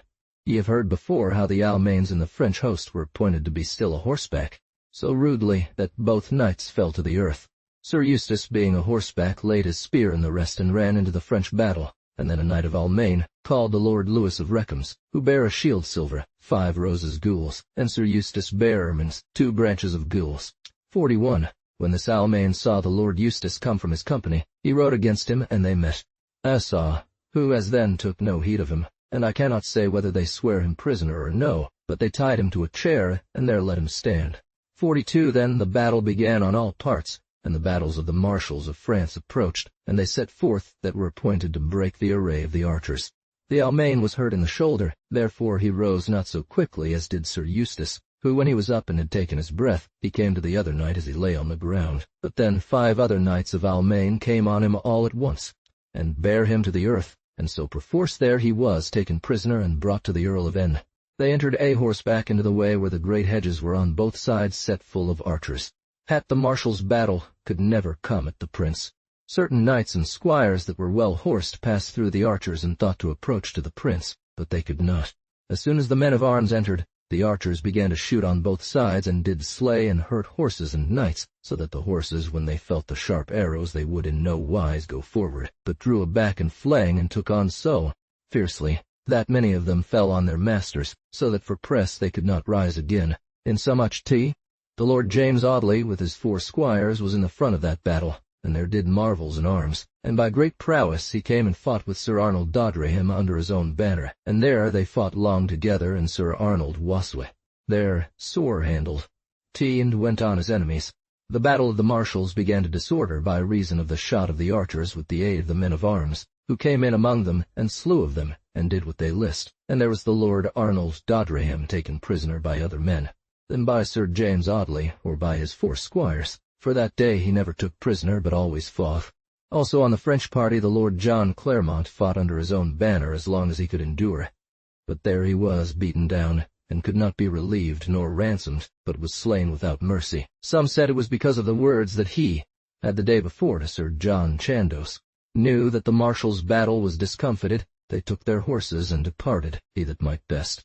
So within a short space the marshals' battles were discomfited, for they fell one upon another and could not go forth. 43 and the Frenchmen that were behind and could not get forward were reculed back and came on the battle of the Duke of Normandy, which was great and thick and were afoot, but anon they began to open behind. 44 for when they also they saw a rout of Englishmen coming down a little mountain a horseback, and many archers with them, who brake in on the side of the Duke's battle. True to say, the archers did their company that day great advantage, for they shot so thick that the Frenchmen wist not on what side to take heed, and little the Englishmen won ground on them. Guyenne! And when the men of arms of England saw that the marshal's battle was discomfited, and that the Duke's battle began to disorder and open, they leapt then on their horses, the which they had ready by them. Then they assembled together and cried, St. George! And the Lord Chandos said to the prince, Sir, take your horse and ride forth. This journey is yours. God is this day in your hands. Get us to the French king's battle, for there lieth all the sore of the matter. I think verily by his valiantness he will not fly. I trust we shall have him by the grace of God and St. George, so he be well fought withal. And, sir, I heard you say that this day I should see you a good knight. The prince said, Let us go forth. Ye shall not see me this day return back, and said, Advance banner in the name of God and of St. George, the knight that bare it did his commandment. There was then a sore battle and a perilous, and many a man overthrown, and he that was once down could not be relieved again without great succor and aid. As the prince rode and entered in among his enemies, he saw on his right hand in a little bush lying dead the Lord Robert of Duras and his banner by him, 45 and 10 or 12 of his men about him. And this was done. Then the prince said to 2 of his squires and to 3 archers, Sirs, take the body of this knight on a targe and bear him to Poitiers, and present him from me to the Cardinal of Perigord, and say how I salute him by that token. The prince was informed that the cardinal's men were on the field against him, the which was not pertaining to the right order of arms, for men of the church that cometh and goeth for treaty of peace ought not by reason to bear harness nor to fight, for neither of the parties, they ought to be indifferent, and because these men had done so, the cardinal will make such excuse that ye shall be content. So he was displeased with the cardinal, and therefore he sent unto him his nephew the Lord Robert of Duras dead. And the Châtelain of Amposte was taken, and the prince would have had his head stricken off, because he was pertaining to the cardinal. Then the Lord Chandos said, Sir, suffer for a season, intend to a greater matter, and peradventure. Then the prince and his company dressed them on the battle of the Duke of Athens, constable of France. There was many a man slain and cast to the earth. As the Frenchmen fought in companies, they cried, Mountjoy, St. Denis, and the Englishmen, St. George, Guyenne. Anon the prince with his company met with the battle of Almains, whereof the Earl of Sarabrook, the Earl Nassau, and the Earl Nadeau were captains, but in a short space they were put to flight. The archers shot so wholly together that none durst come. In their dangers they slew many a man that could not come to no ransom. These 3 earls was there, slain, and divers other knights and squires of their company, and there was the Lord Dobretia rescued by his own men, and set on horseback, and after he did that day many feats of arms, and took good prisoners. Howbeit the Lord Guichard d'Angle and the Lord John of St. Tray, who were with the Earl of Poitiers, would not fly, but entered into the thickest press of the battle. When the Duke of Normandy's battle saw the prince approach, they thought to save themselves, and so the Duke and the king's children, the Earl of Poitiers and the Earl of Touraine, who were right young, believed their governors, and so departed from the field, and with them more than 800 spears, that strake no stroke that day. Guard, whereby he should win more thank of the king than to abide still in the field. Then the king's battle came on the Englishmen. There was a sore fight and many a great stroke given and received. The king's 3 sons took the way to Chauvigny, and the Lord John of Landis and the Lord Thibault of Vadenay, who were set to await on the Duke of Normandy, when they had brought the Duke a long league from the battle. Then they took leave of the Duke and desired the Lord of Saint Venant that he should not leave the Duke, but to bring him in safe. Then they met also the Duke of Orleans and a great company with him, who were also departed from the field with clear hands. There were many good knights and squires, though that their masters departed from the field, yet they had rather died than to have had any reproach. The king and his youngest son met with the battle of the English marshals, the Earl of Warwick and the Earl of Suffolk, and with them of Gascons the Captal of Butch, the Lord of Pomiers, the Lord Amory of Tastes, the Lord of Muscadon, Languerin, and the Lord de la Troe. To the French party there came time enough the Lord John of Landis and the Lord of Vadenay. They alighted afoot and went into the king's battle, and a little beside fought the Duke of Athens, Constable of France, and a little above him the Duke of Alf, Bourbon, and many good knights of Bourbonnais and of Picardy with him, and a little on the one side the heir with the Poitevins, the Lord de Pons, the Lord of Parthenay, the Lord of Damorton, the Lord of Tannay-Bouton, the Lord of Surgers, the Lord John Saintré, the Lord Guichard d'Angle, the Lord Argenton, the Lord of Liniers, the Lord of Montendre, and divers other, also the Viscount of Rochechouart and the Earl of Aunay, 46, and of Burgoyne, the Lord James of Beaujeu, the Lord de Chateauvillain, and other. In another part there was the Earl of Ventadour and of Montpensier, the Lord James of Bourbon, the Lord John d'Artois, and also the Lord James his brother, the Lord Arnold of Servolos, called the Archpriest, armed for the young Earl of Alençon, and of Auvergne, been there slain. Here was the Lord of Mercoeur, the Lord de la Tour, the Lord of Chalençon, the Lord of Montaigu, the Lord of Roquefort, the Lord Dacier, the Lord Dacon, and of Limousin there was the Lord de Melville, the Lord of Maria, the Lord of Pierre Bouffier, and of Picardy there was the Lord William of Nesle, the Lord Arnold of Raineville, the Lord Geoffrey of from Saint-Azyre, the Lord of Chauny, the Lord of Helly, the Lord of Monsalt, the Lord of Hangest, and divers other. And also in the king's battle there was the Earl Douglas of Scotland, who fought a season right valiantly, but when he saw these discomfiture, he departed and saved himself. For in no wise he would be taken of the Englishmen, he had rather. On the English part the Lord James Audley, with the aid of his 4 squires, fought always in the chief of the battle. He was sore hurt in the body and in the visage. As long as his breath served him he fought. At last, at the end of the battle, his 4 squires took and brought him out of the field and laid him under a hedge side for to refresh him. And they unarmed him and bound up his wounds as well as they could. On the French party, King John was that day a full right good knight.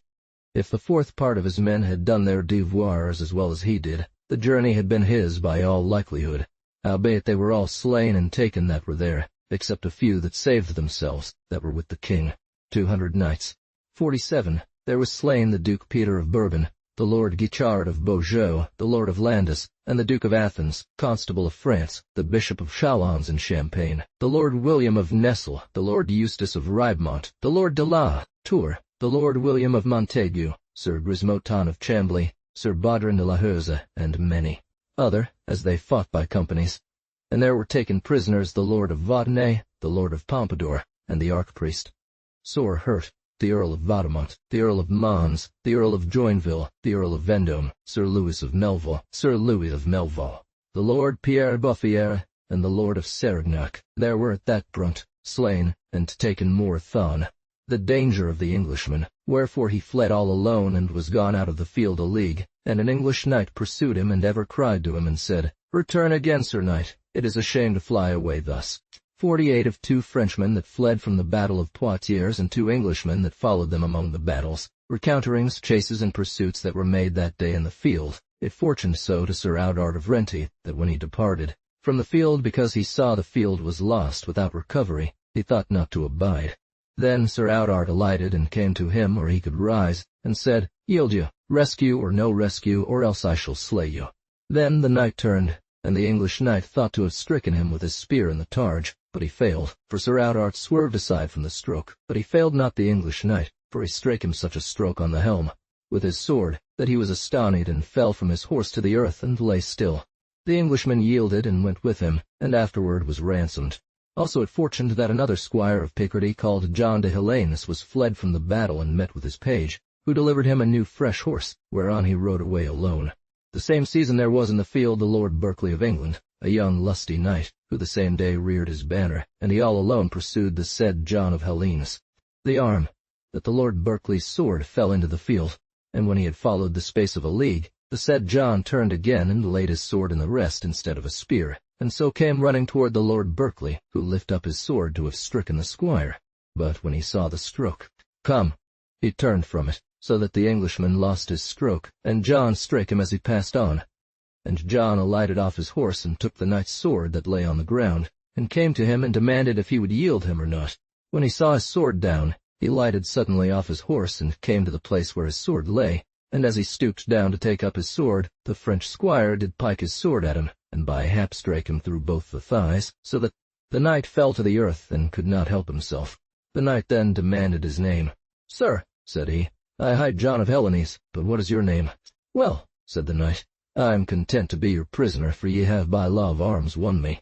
Certainly, said the knight. My name is Thomas, and am Lord of Berkeley, a fair castle on the river of Severn in the marches of Wales. Well, sir, quoth the squire, then ye shall be my prisoner, and I shall bring you in safeguard, and I shall see that you shall be healed of your hurt.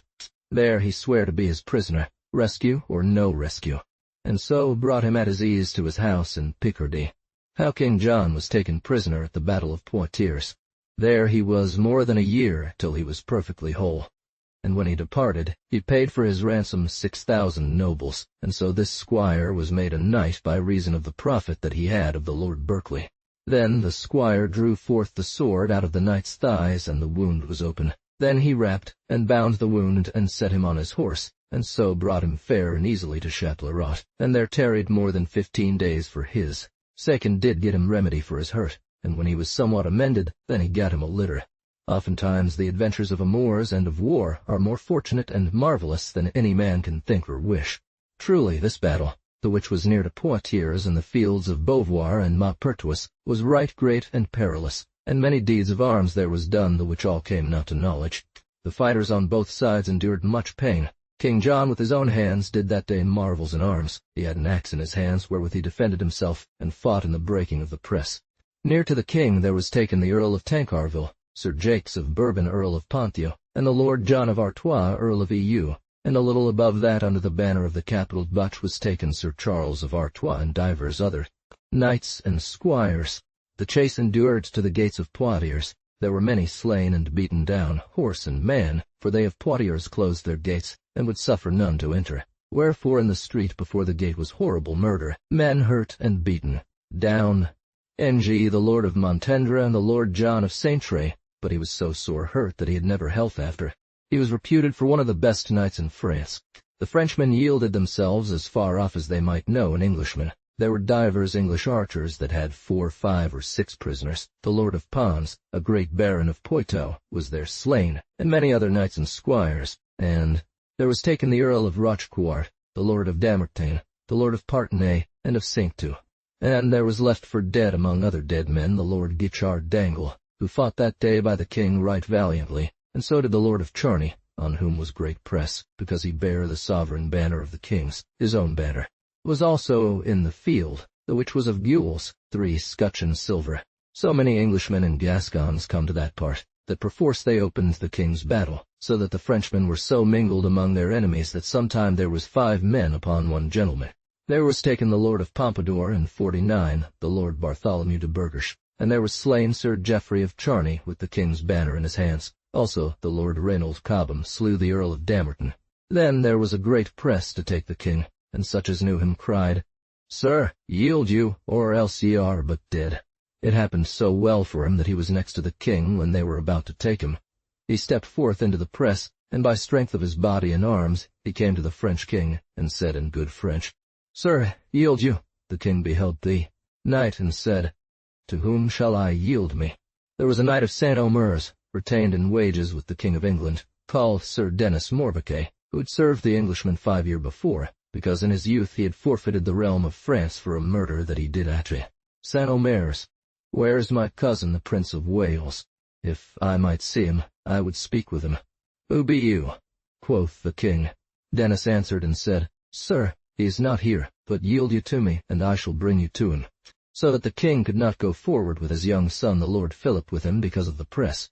Sir, quoth he, I am Denis of Morbiquet, a knight of Artois, but I serve the King of England because I am banished to the realm of France, and I have forfeited all that I had there. Then the king gave him his right gauntlet, saying, I yield me to you. There was a great press about the king, for every man enforced him to say, 50, I have taken him. The Prince of Wales, who was courageous and cruel as a lion, took that day great pleasure to fight and to chase his enemies. The Lord John Chandos, who was with him, of all that day never left him, nor never took heed of taking of any prisoner. Then at the end of the battle he said to the prince, Sir, it were good that you rested here and set your banner a-high in this bush, that your people may draw hither, for they be sore spread abroad, nor I can see no more banners in, or pennons of the French party. Wherefore, sir, rest and refresh you, for ye be sore chafed. Then the prince's banner was set up a-high on a bush, and trumpets and clarions began to sound. Then the prince did off his bassinet, and the knights for his body and they of his chamber were ready about him, and a red pavilion pied up. And then drink was brought forth to the prince, and for such lords as were about him, the which still increased as they came from the chase. There they tarried, and their prisoners with them. And when the two marshals were come to the prince, he demanded of them if they knew any tiding of the French king. They answered and said, Sir, we hear none of certainty, but we think verily he is either dead or taken, for he is not gone out of the battles. Then the prince said to the Earl of Warwick and to Sir Reynold Cobham, Sirs, I require you go forth and see what ye can know, that at your return ye may shew me the truth. He most of force said, I have taken him. Nay, quoth another, I have taken him. So they strave which should have him. The king's words somewhat appeased them. Howbeit ever as they went they made riot and brawl for the taking of the king. These two lords took their horses and departed from the prince, and rode up a little hill to look about them. Then they perceived a flock of men of arms coming together right wearily. 51. There was the French king afoot in great peril, for Englishmen, and Gascons were his masters. They had taken him from Sir Denis Morbicky perforce, and such as were. Then the French king, to eschew that peril, said, Sirs, strive not, lead me courteously, and my son, to my cousin the prince, and strive not for my taking, for I am so great a lord to make you all rich. When the two foresaid lords saw and heard that noise and strife among them, they came to them and said, Sirs, what is the matter that ye strive for? Sirs, said one of them, it is for the French king, who is here taken prisoner, and there be more than 10 knights and squires that challenge to the taking of him and of his son. Then the two lords entered into the press, and caused every man to draw back, and commanded them in the prince's name on pain of their heads to make no more noise, nor to approach the king no nearer, without they were commanded. Then every man gave room to the lords, and they alighted and did their reverence to the king, and so brought him and his son in peace and rest to the Prince of Wales. Of the gift that the prince gave to the Lord Audley after the battle of Poitiers. As soon as the Earl of Warwick and the Lord Cobham were departed from the prince, as ye have heard before, then the prince demanded of the knights that were about him for the Lord Audley, if any knew anything of him. Some knights that were there answered and said, Sir, he is sore hurt and lieth in a litter here beside. By my faith, said the prince, of his hurts I am right sorry. Go and know if he may be brought hither, or else I will go and see him there as he is. Then 2 knights came to the Lord Audley and said, Sir, the prince desireth greatly to see you. Other ye must go to him, or else he will come to you. Ah, sir, said the knight, I thank the prince when he thinketh on so poor a knight as I am. Then he called 8 of his servants, and caused them to bear him in his litter to the place whereas the prince was. Had of this day anything advanced myself to serve you, and to accomplish the vow that I made, it ought not to be reputed to me any prowess. Then the prince took him in his arms, and kissed him, and made him great cheer, and said, Sir James, I ought greatly to honor you, for by your valiance ye have this day achieved the grace and renown of us all, and ye are reputed for the most valiant of all other. Ah, sir, said the knight, ye say as it pleaseth you. Sir, said the knight, God grant me to deserve the great goodness that ye shew me. And so he took his leave of the prince, for he was right feeble, and so his servants brought him to his lodging. Sir James, said the prince, I and all ours take you in this journey for the best doer in arms, and to the intent to furnish you the better to pursue the wars, I retain you forever to be my knight with 500 marks of yearly revenues, which I shall assign you on mine heritage in England. And as soon as he was gone, the Earl of Warwick and the Lord Cobham returned to the prince, and presented to him the French king. The prince made lowly reverence to the king, and caused wine and spices to be brought forth, and himself served the king in sign of great love. How the Englishmen won greatly at the battle of Poitiers. It begun in the morning. Thus this battle was discomfited, as ye have heard, the which was in the fields of Maupertuis, 2 leagues from Poitiers, the 22nd day of September, the year of our Lord Machielzai, 52, and ended at noon. But as then all the Englishmen were not returned from the chase, therefore the prince's banner stood on a bush to draw all his men together. But it was well nigh night, or all came from the chase. When every man was come from the chase, they had twice as many prisoners as they were in number in all. And as it was reported, there was slain all the flower of France, and there was taken with the king and the Lord Philip his son 17 earls, beside barons, knights, and squires, and slain of 5 or 6 thousand of one another. Then it was counselled among them, because of the great charge and doubt to keep so many, that they should put many of them to ransom incontinent in the field, and so they did. Were many that day put to ransom, and let go all only on their promise of faith and truth to return gain between that and Christmas to Bordeaux with their ransoms, or them. Then that night they lay in the field beside whereas the battle had been. Some unarmed them, but not all, and unarmed all their prisoners, and every man made good cheer to his prisoner. For that day whosoever took any prisoner, he was clear his, and might quit or ransom him at his pleasure. All such as were there with the prince were all made rich with honor and goods, as well by ransoming of prisoners as by winning of gold, silver, plate, jewels, that was there found. There was no man that did set anything by rich harness, whereof there was great plenty, for the Frenchmen came thither richly beseen, weening to have had the journey how the Lord James Audley gave to his 4 squires the 500 marks of revenues that the prince had given him, when Sir James Audley was brought to his lodging. Then he sent for Sir Peter Audley, his brother, and for the Lord Bartholomew of Burghersh, the Lord Stephen of Cossington, the Lord of Willoughby, and the Lord Ralph Ferrers. All these were of his lineage, and then he called before him his 4 squires, that had served him that day well and truly.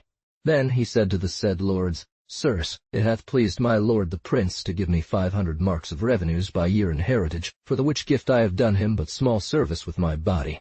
Sirs, behold here these 4 squires, who hath always served me truly and specially this day. That honor that I have is by their valiantness. I clearly desherit me thereof, and inherit them without any repeal 53 or condition. Wherefore I will reward them.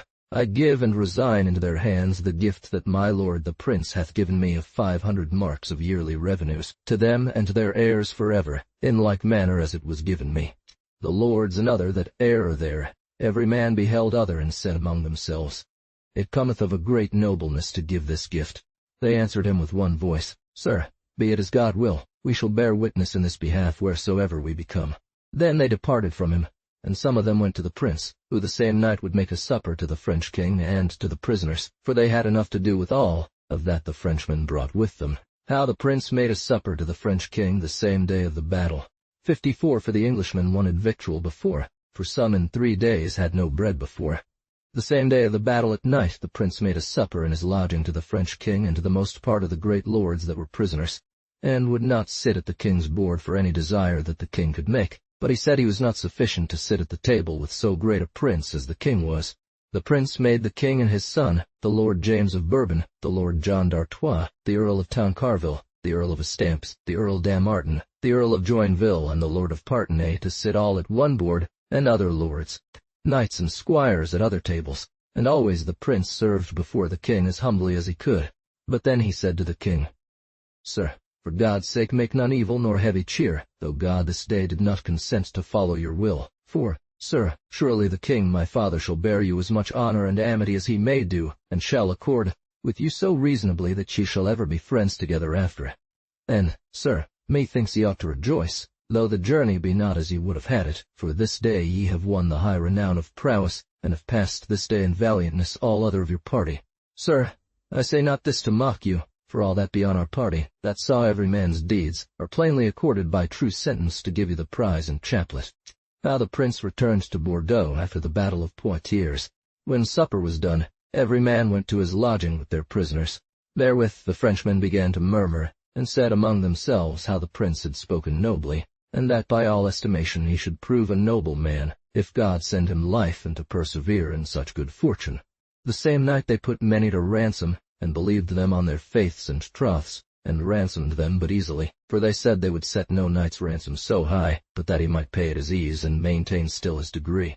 The next day, when they had heard mass and taken some repast, and that everything was trussed and ready, then they took their horses and rode towards Poitiers.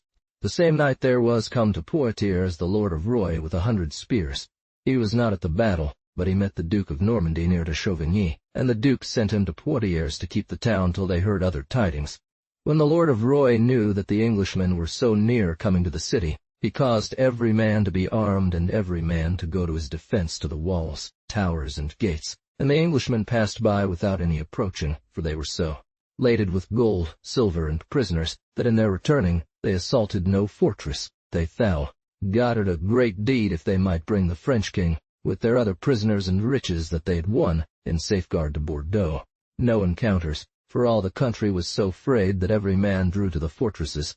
They rode but small journeys because of their prisoners and great carriages that they had, They rode in a day no more but 4 or 5 leagues, and lodged ever betimes, and rode close together in good array, saving the marshal's battles, who rode ever before with 500 men of arms to open the passages as the prince should pass. But they found an to your lodging. You gave the same to 4 squires. We would know why you did so, and whether the gift was agreeable to you or not.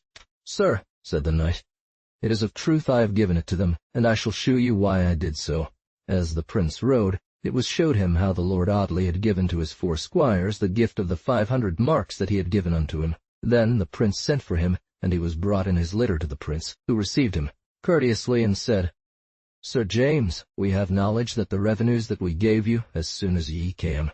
These 4 squires that be here present have a long season served me well, and truly in many great businesses, and, sir, in this last battle they served me in such wise that an they had never done nothing else, I was bound to reward them, and before the same day they had never nothing of me in reward. Sir, I am but a man alone, but by the aid and comfort of them I took on me to accomplish my vow long before made. I had been dead in the battle, and they had not been. Wherefore, sir, when I considered the love that they bear unto me, I had not been courteous if I would not have rewarded them. I thank God I have had and shall have enough as long as I live. I will never be abashed for lack of good. Sir, if I have done this without your pleasure, I require you to pardon me, for, sir, both I and my squires shall serve you as well as ever we did.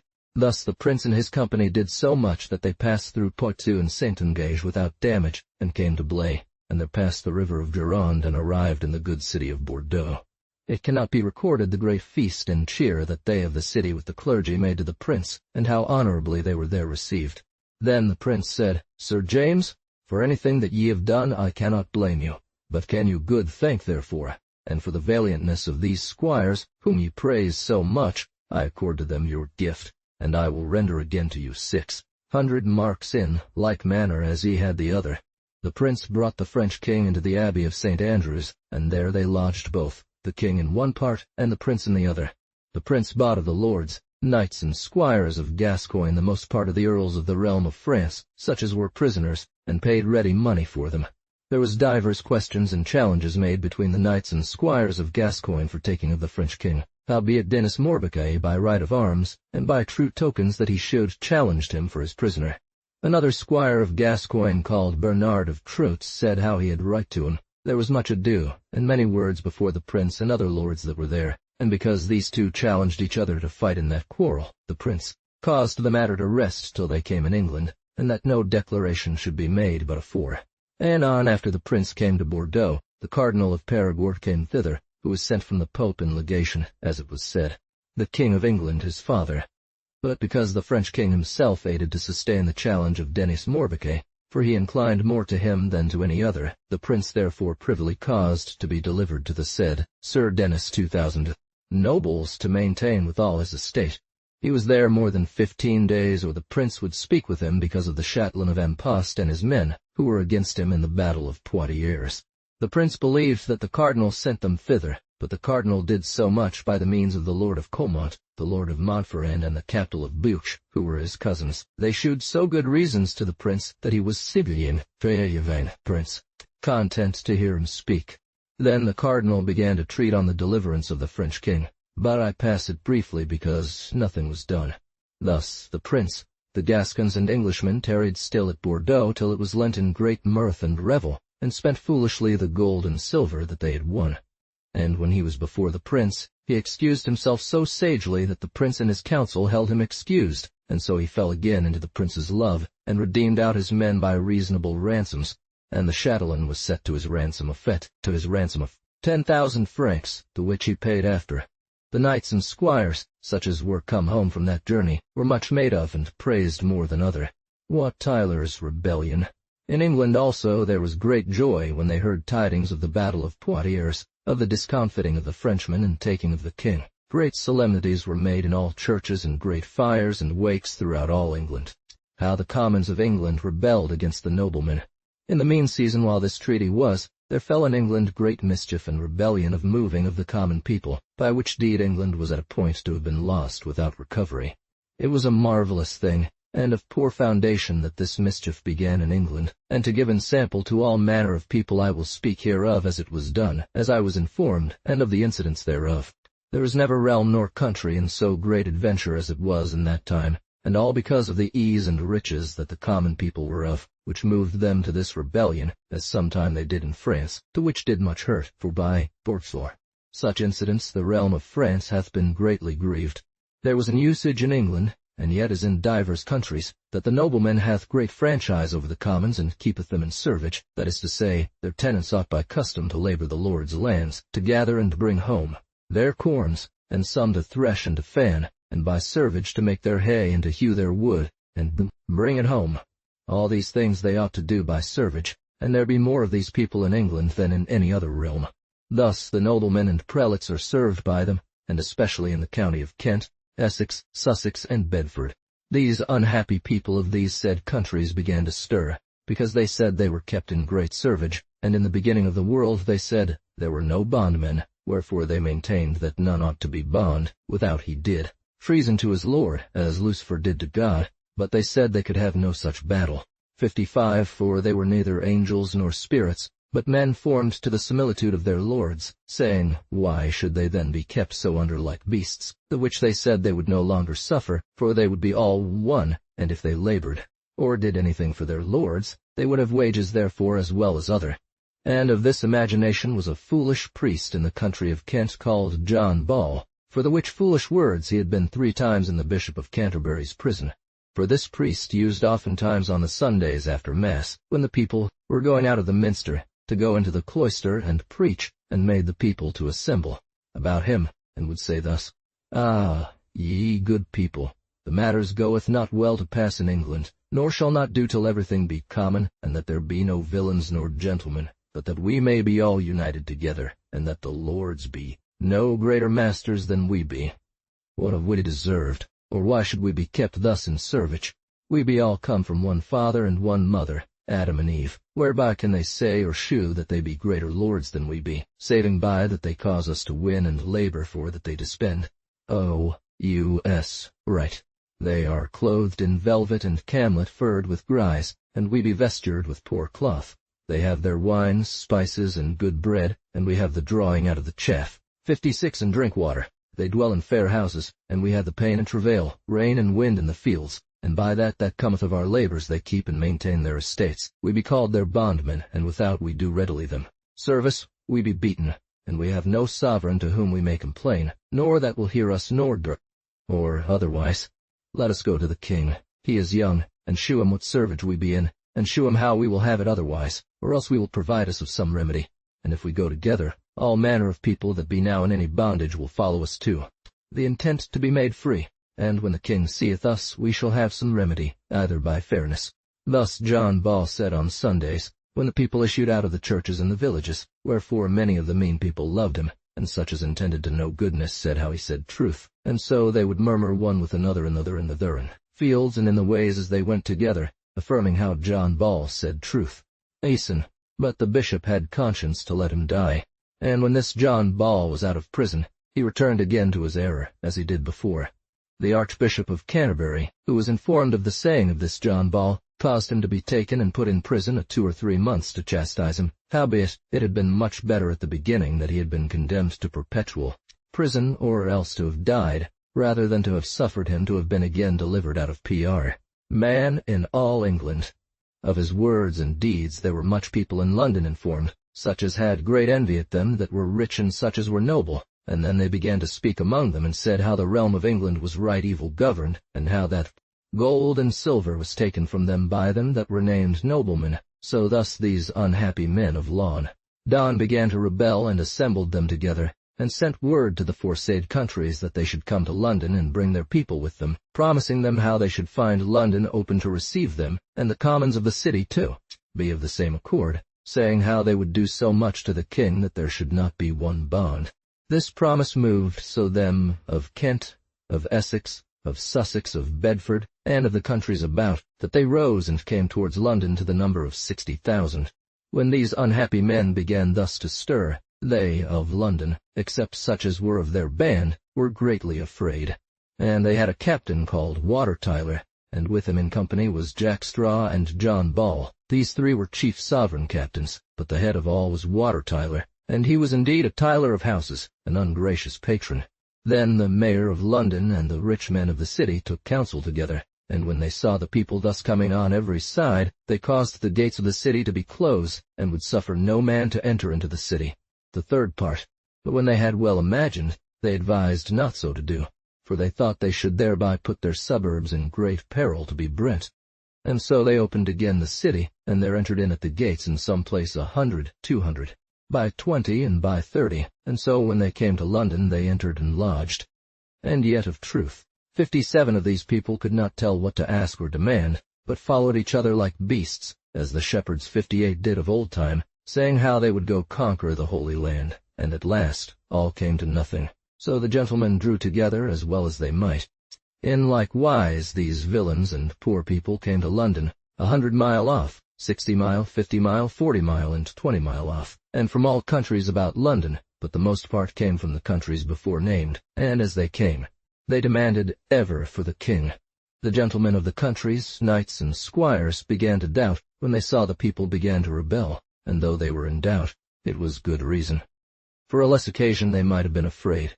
The same day that these unhappy people of Kent were coming to London, there returned from Canterbury the king's mother, Princess of Wales, coming from her pilgrimage. Howbeit, God kept her, and she came in one day from Canterbury to London, for she never durst tarry by the way. She was in great jeopardy to have been lost, for these people came to her chair and dealt rudely with her, whereof the good lady was in great doubt, lest they would have done some villainy to her or to her damosels. The same time King Richard her son was at the Tower of London. There his mother found him, and with him there was the Earl of Salisbury, the Archbishop of Canterbury, Sir Robert of Namur, the Lord of Gamor, the Lord of Gouda of other, who were in doubt of fuck. These people that thus gathered together, and wist not what they demanded. This rebellion was well known in the king's court, or any of these people began to stir out of their houses. But the king nor his council did provide no remedy therefor, which was great marvel. The evil deeds that these commons of England did to the king's officers, and how they sent a knight to speak with the king, and to the intent that all lords and good people, and such as would nothing but good, should take in sample to correct them that be evil and rebellious, I shall shew you plainly all the matter as it was. And so first they came to St. Thomas of Canterbury, and there John Ball had thought to have found the Bishop of Canterbury, but he was at London with the king. The Monday before the feast of Corpus Christi, the year of our Lord God 1381, these people issued out of their houses to come to London to speak with the king to be made free, for they would have had no bondman in us. England. They should all come to the farther side of London, and thereby to close London round about, so that the king should not stop their passages, and that they should all meet together on Corpus Christi Day. When Wat Tyler and Jack Straw entered into Canterbury, all the common people made great feast, for all the town was of their assent, and there they took counsel to go to London to the king, and to send some of their company over the river of Thames, into Essex, into Sussex, and into the counties of Stafford and Bedford, to speak to the people that prophets that he hath gathered sith the king's coronation.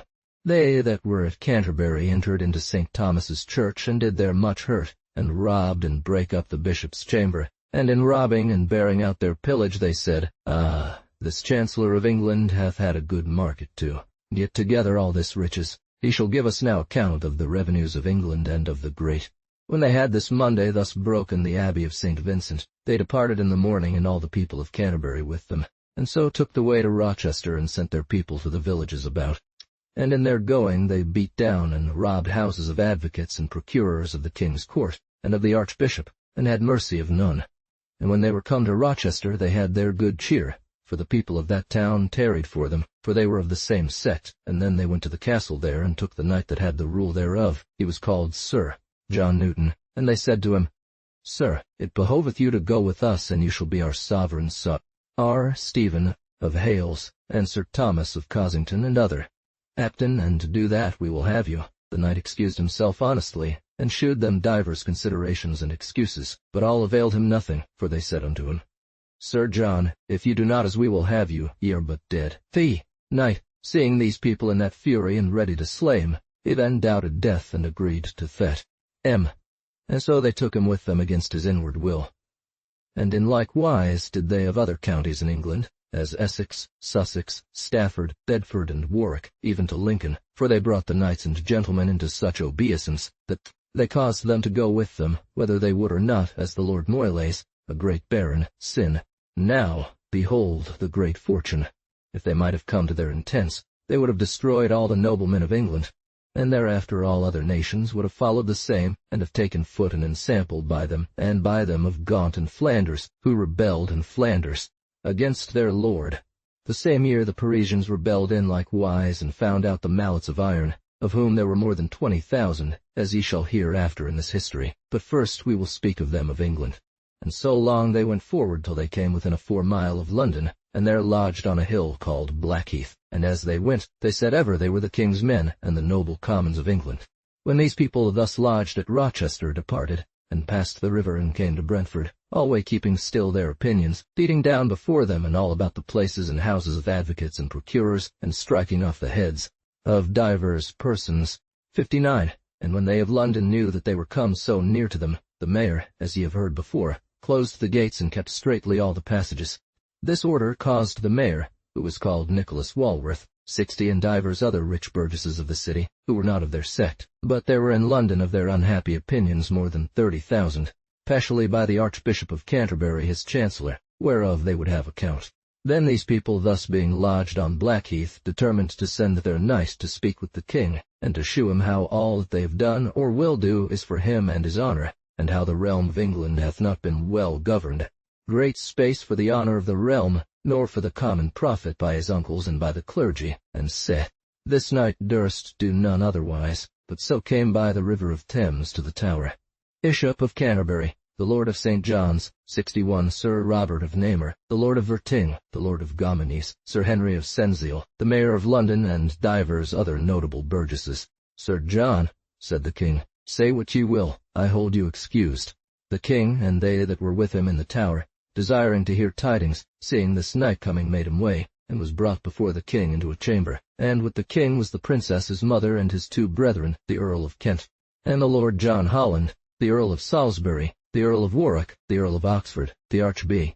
This knight Sir John Newton, who was well known among them, for he was one of the king's officers, he kneeled down before the king and said, My right redoubted lord, let it not displease your grace the message that I must needs shew you, for, dear sir, it is by force and against my will. Children in hostage till I return again to them, and without I return again, they will slay my children incontinent. Sir, the commons of this your realm hath sent me to you to desire you to come and speak with them on Blackheath, for they desire to have none but you. And, sir, ye need not to have any doubt of your person, for they will do you no hurt, Hold and will hold you for their king. Then the king made him an answer and said, Sir, ye shall have an answer shortly. But, sir, they say they will shew you divers things, the which shall be right necessary for you to take heed of, when they speak with you. Of the which things, sir, I have no charge to shew you, but, sir, it may please you to give me an answer such as may appease them, and that they may know for truth that I have spoken with you. For they have my chook. Then the king took counsel what was best for him to do, and it was anon determined that the next morning the king should go down the river by water, and without fail to speak with them. And there he answered them that the next morning they should send some of their counsel to the Thames, and there the king would come and speak with them. And when Sir John Newton heard that answer, he desired nothing else, and so took his leave of the king and of the lords, and returned again into his vessel, and passed the Thames, and went to Blackheath, where he had left more than 70,000 men. C. 62. This answer greatly pleased them, and so passed that night as well as they might, and the 4th part of them fasted for lack of victual, for they had none, wherewith they were sore displeased, which was good reason. All this season the Earl of Buckingham was in Wales, for there he had fair heritages by reason of his wife, who was daughter to the Earl of Northumberland and Hereford. But the voice was all through London how he was among these people, and some said certainly how they had seen him there among them. And all was because there was one Thomas in their company, a man of the county of Cambridge, that was very like the Earl. Out of the haven with great pain, for the wind was sore against them, and so took the sea, and there cast anchor abiding for the wind. Also the lords that lay at Plymouth to go into Portugal were well informed of this rebellion and of the people that thus began to rise, wherefore they doubted lest their voyage should have been broken, or else they feared lest the commons about Hampton, Winchester, and Arundel would have come on them, wherefore they weighed up their anchors and issue. The Scots, and the Duke of Lancaster, who was in the marches of Scotland between Moorlane and Roxburgh, entreating with the Scots, where it was shewed him of the rebellion, whereof he was in doubt, for he knew well he was but little beloved with the commons of England. Howbeit, for all those tidings, yet he did sagely demean himself as touching the treaty with oath. They were the more stiffer against the Duke of Lancaster and his council. Now let us speak of the Commons of England, and how they persevered. The Earl Douglas, the Earl of Morte, the Earl of Sutherland, and the Earl Thomas Versey, and the Scots that were there for the treaty knew right well the rebellion in England, how the common people in every part began to rebel against the noblemen. Wherefore the Scots thought that England was in great danger to be lost, and therefore in their treaty, how the Commons of England entered into London, and of the great evil that they did, and of the death of the Bishop of Canterbury and divers other, pique with him. And when they saw the king's barge coming, they began to shout, and made such a cry, as though all the devils of hell had been among them. In the morning on Corpus Christi Day, King Richard heard mass in the Tower of London, and all his lords, and then he took his barge with the Earl of Salisbury, the Earl of Warwick, the Earl of Oxford, and certain knights, and so rode down along Fee, Thames to Rotherhithe, whereas was descended down the hill 10,000 men to see the king, and to see the king. And when the king and his lords saw the demeanor of the people, the best assured of them were in dread. And they had brought with them Sir John Newton to the intent that, if the king had not come, they would have stricken him all to pieces, and so they had promised him. Then the Earl of Salisbury answered for the king and said, Sirs, ye be not in such order nor array that the king ought to speak with you. And the king demanded of them what they would, and said how he was come thither to speak with them. And they said all with one voice, We would that ye should come alland, and then we shall shew you what we lack. And so with those words no more said. And then the king was counselled to return again to the Tower of London, and so he did. And when these people saw that, they were inflamed with ire, and returned to the hill where the great band was, and there shewed them what answer they had, and how the king was returned to the Tower of London. There were many within the city of their accord, and so they drew together and said, Why do we not let these good people enter into the city? Chalcea and other, and delivered out all the prisoners that were within. And there they did much hurt, and at the bridge foot they threat them of London, because the gates of the bridge were closed, saying how they would brin all the suburbs, and so conquer London by force, and to slay and brin all the commons of the city.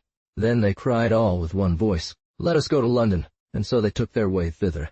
And in their going they beat down abbeys and houses of advocates and of men of the court, and so came into the suburbs of London, which were great and fair. And there beat down divers fair houses, and specially they break up the king's prisons, as the Mar.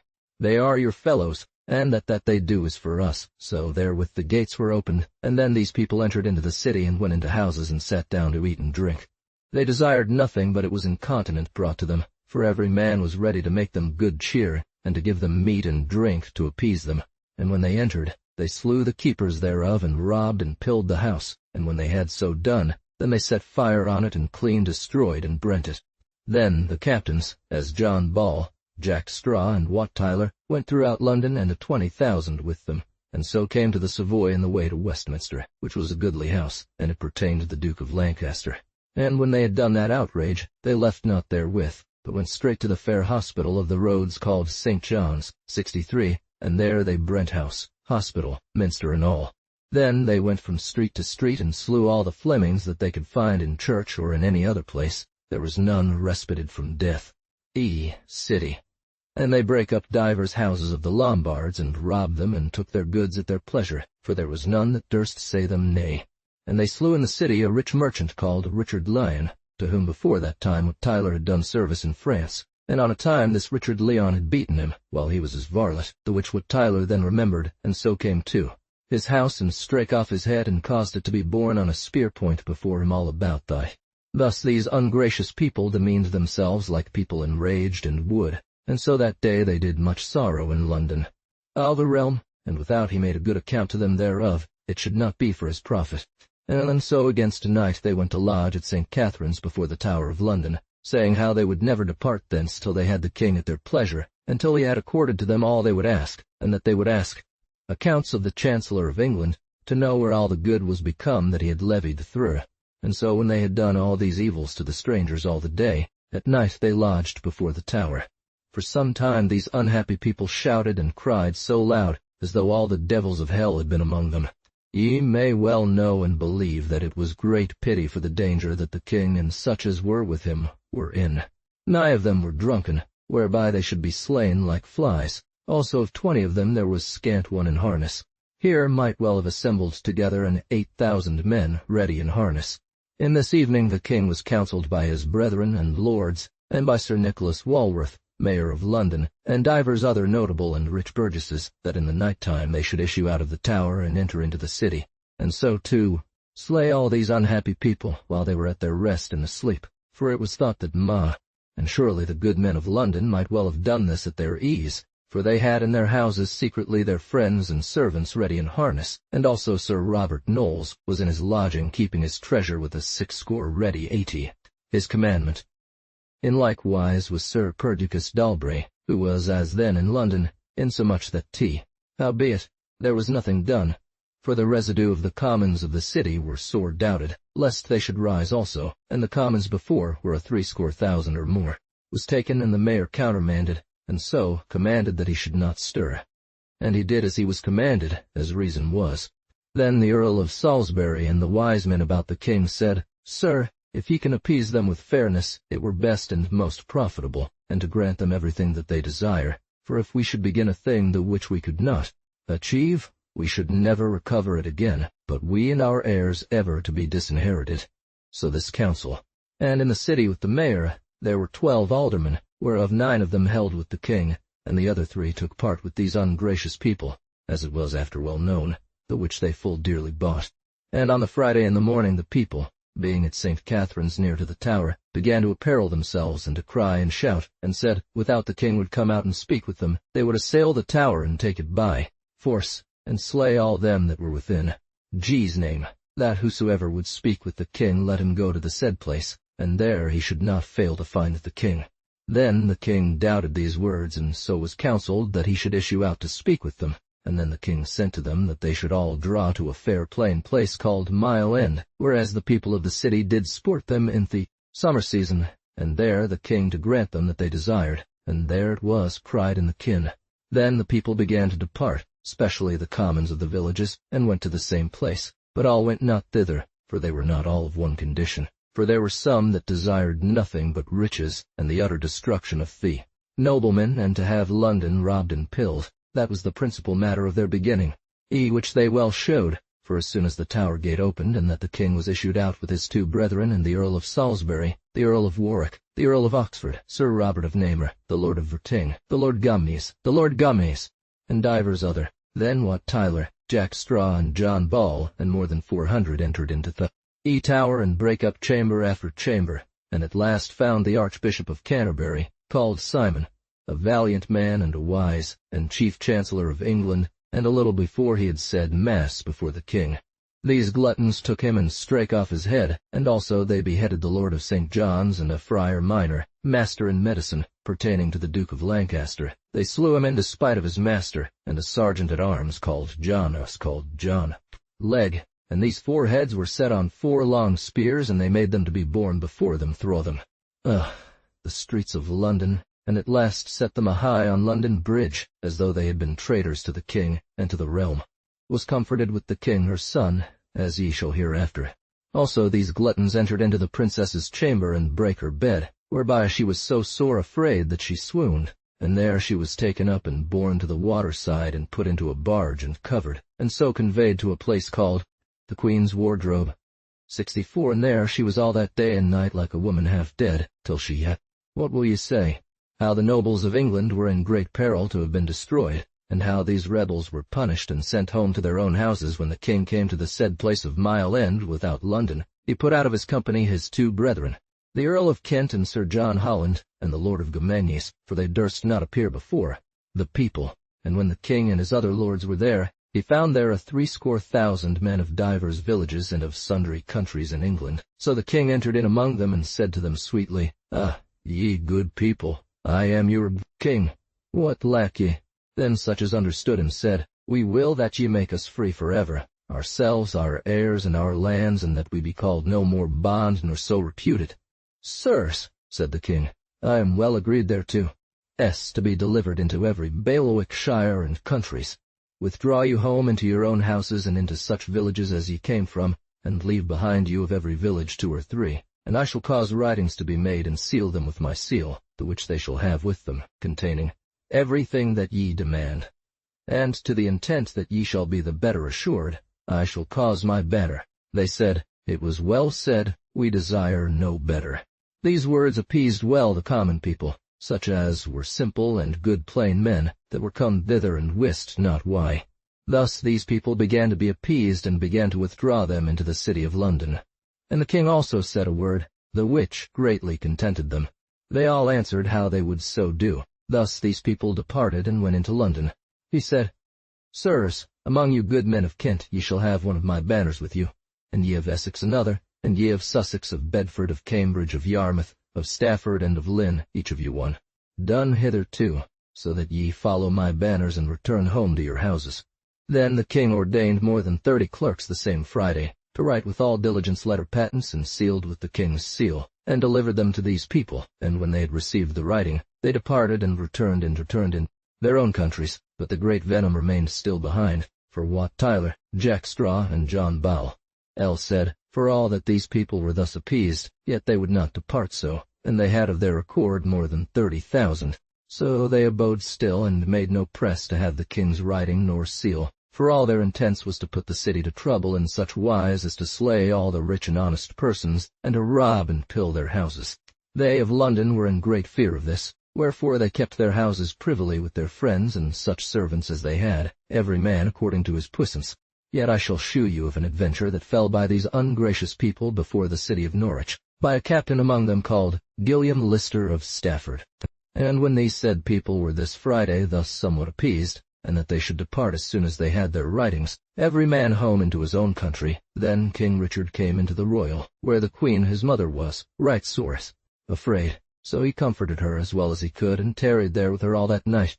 And as they were coming towards London, they had a captain among them called Lister. The same day of Corpus Christi that these people entered into London, and brent the Duke of Lancaster's house, called the Savoy, and the hospital of St. John's, and brake up the king's prisons, and did all this hurt, as ye have heard before. The same time there assembled together they of Stafford, of Lynn, of Cambridge, of Bedford, and of Yarmouth. And as they came, they rested them before Norwich, and in their coming they caused every man to rise with them, so that they left no villains behind them. The cause why they rested before Norwich I shall shew you. There was a knight, captain of the town, called Sir Robert Sale. He was no gentleman born, but he had the grace to be reputed sage and valiant in arms, and for his valiantness King Edward made him knight. He was of his body one of the biggest knights in all England. Lister and his company thought to have had this knight with them, and to make him their chief captain, to the intent to be the more feared and beloved. So they sent to him that he should come and speak with them in the field, or else they would burn the town. The knight considered that it was better for him to go and speak with them rather than they should do that outrage to the town. Then he mounted on his horse and issued out of the town all alone, and so came to speak with them. Ed, a valiant man.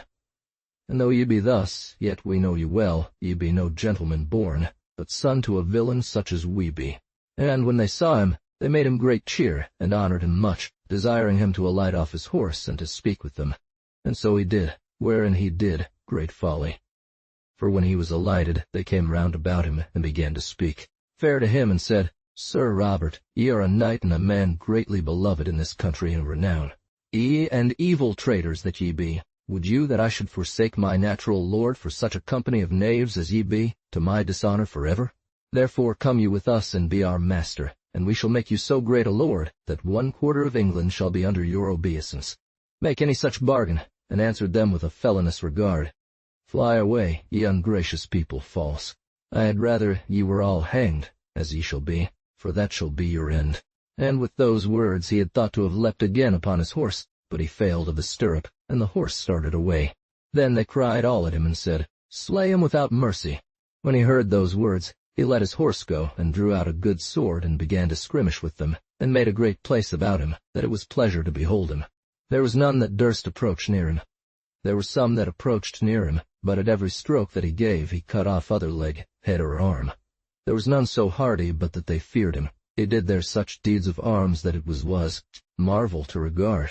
Finally he was stricken to the earth, and they cut off his arms and legs, and then strake his body all to pieces. But there were more than 40,000 of these unhappy people.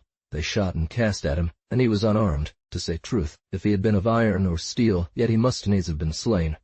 But yet, or he died, he slew 12 out of hand beside them that he hurt. This was the end of Sir Robert Sale, which was great damage. for which deed afterward all the knights and squires of England were angry and sore displeased when they heard thereof. Now let us return to the king. The Saturday the king departed from the wardrobe in the Royal, and went to Westminster and heard mass in the church there, and all his lords with him. And beside the church there was a little chapel with an image of Our Lady, which did great miracles, and in whom the kings of England had ever great trust and confidence. The king made his orisons before this image, and did there his offering. And then he leapt on his horse, and all his lords, and so the king rode toward London. And when he had ridden a little way, on the left hand there was a way to pass without. London aid nothing, for they were happy that made them best cheer. 65. The same proper morning Wat Tyler, Jack Straw, and John Ball had assembled their company to common together in a place called Smithfield, whereas every Friday there is a market of horses, and there were together all of affinity more than 20,000, and yet there were many still in the town, drinking and making merry in the taverns, and me hither. And these people in Smithfield had with them the king's banners, the which were delivered them the day before, and all these gluttons were in mind to overrun and to rob London the same day. For their captains said how they had done nothing as yet. These liberties that the king hath given us is to us but a small profit. Therefore let us be all of one accord, and let us overrun this rich and puissant city, or they of Essex, of Sussex, of Cambridge, of Bedford, of Arundel, of Warwick, of Reading, of Oxford, of Guildford, of Lynn, of Stafford, of Yarmouth, of Lincoln, of York, and of Durham do co. For all these will come hither. Baker and Lister will bring them hither. And if we be first lords of London, and have the possession of the riches that is therein, we shall not repent us, for if we leave it, they that come after will have it from us. To this counsel they all agreed. And therewith the king came the same way unware of them, for he had thought to have passed that way without London, and with him 40 horse. And when he came before the abbey of St. Bartholomew, and beheld all these people, then the king rested, and said how he would go no farther till he knew what these people ailed, saying, if they were in any trouble, how he would appease them again. The lords that were with him tarried also, as reason was when they saw the king tarry.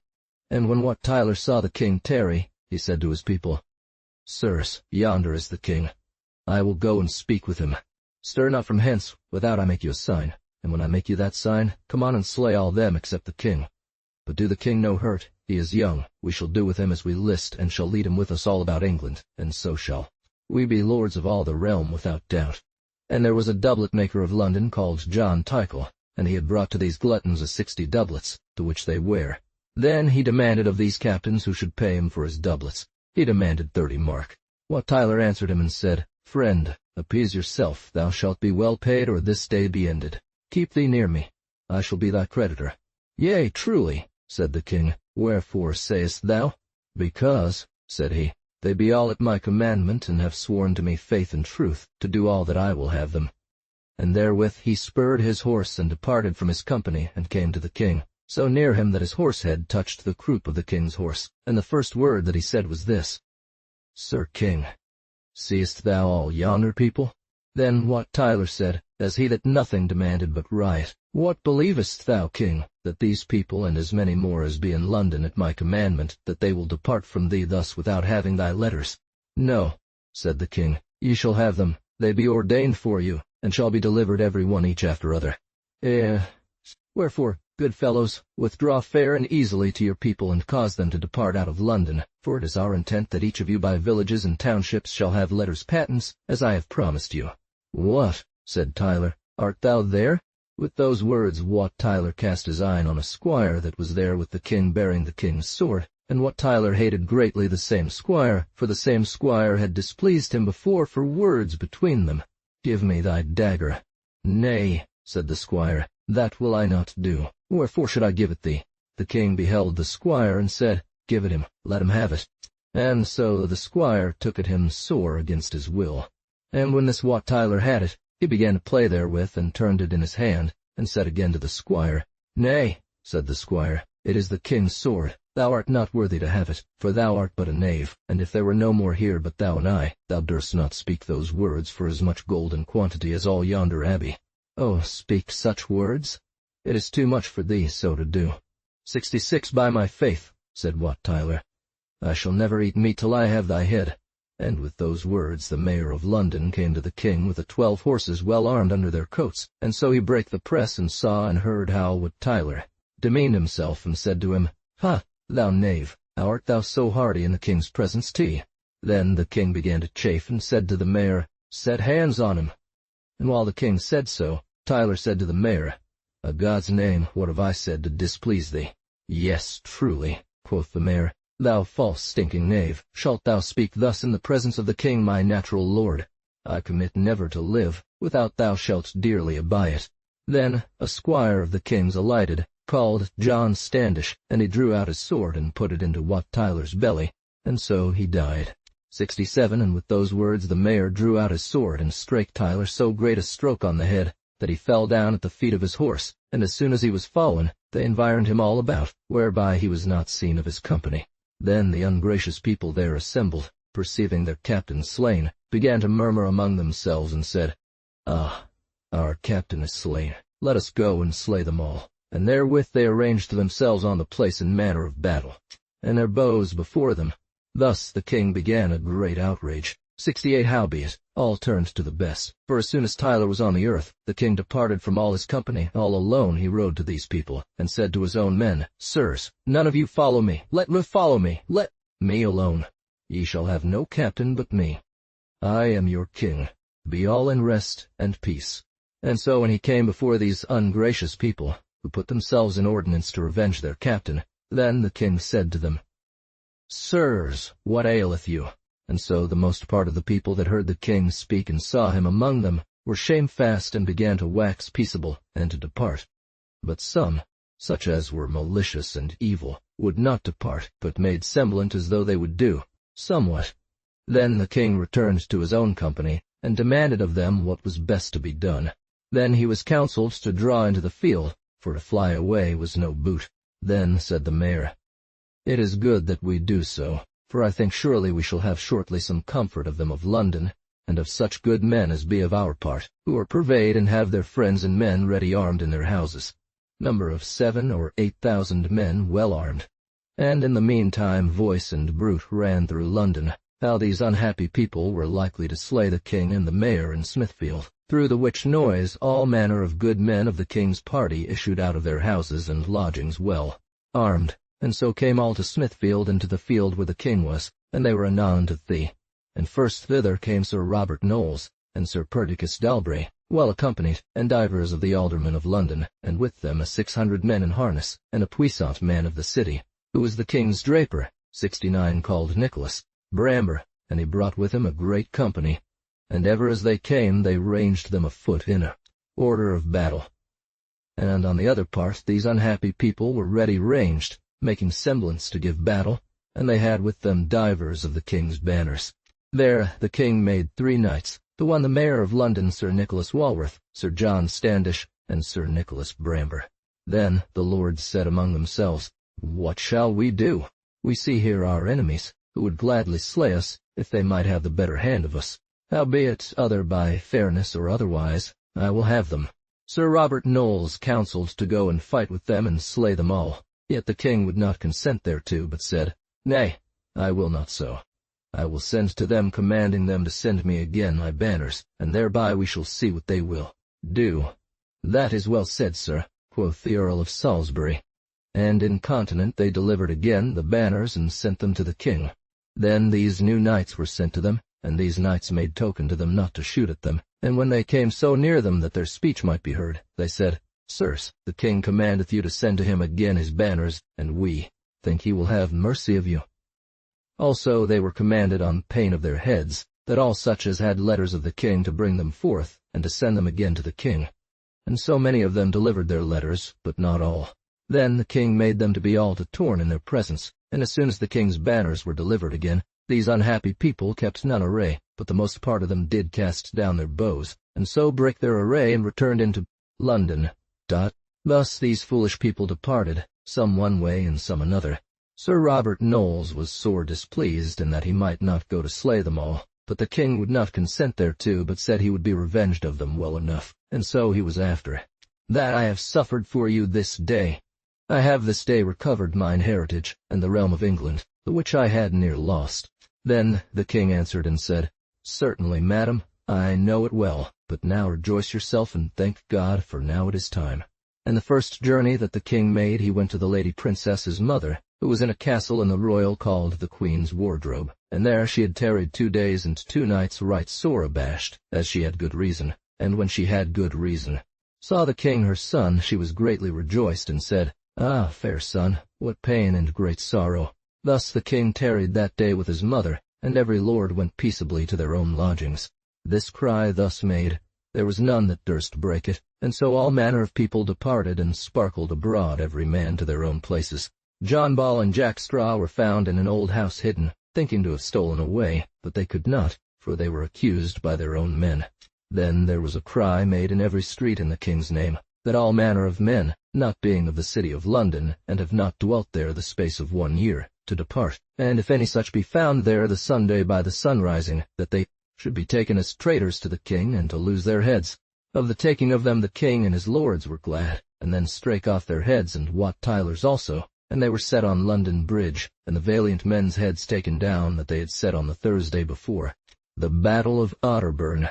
These tidings anon spread abroad, so that the people of the strange countries, which were coming towards London, returned back again to their own houses and durst come no farther.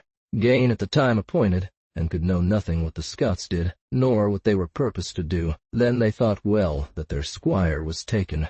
How the Earl Douglas won the pennon of Sir Henry Percy at the barriers before Newcastle upon Tyne, and how the Scots brent the castle of Puntland, and how Sir Henry Percy and Sir Ralph his brother took advice to follow the Scots to conquer again there.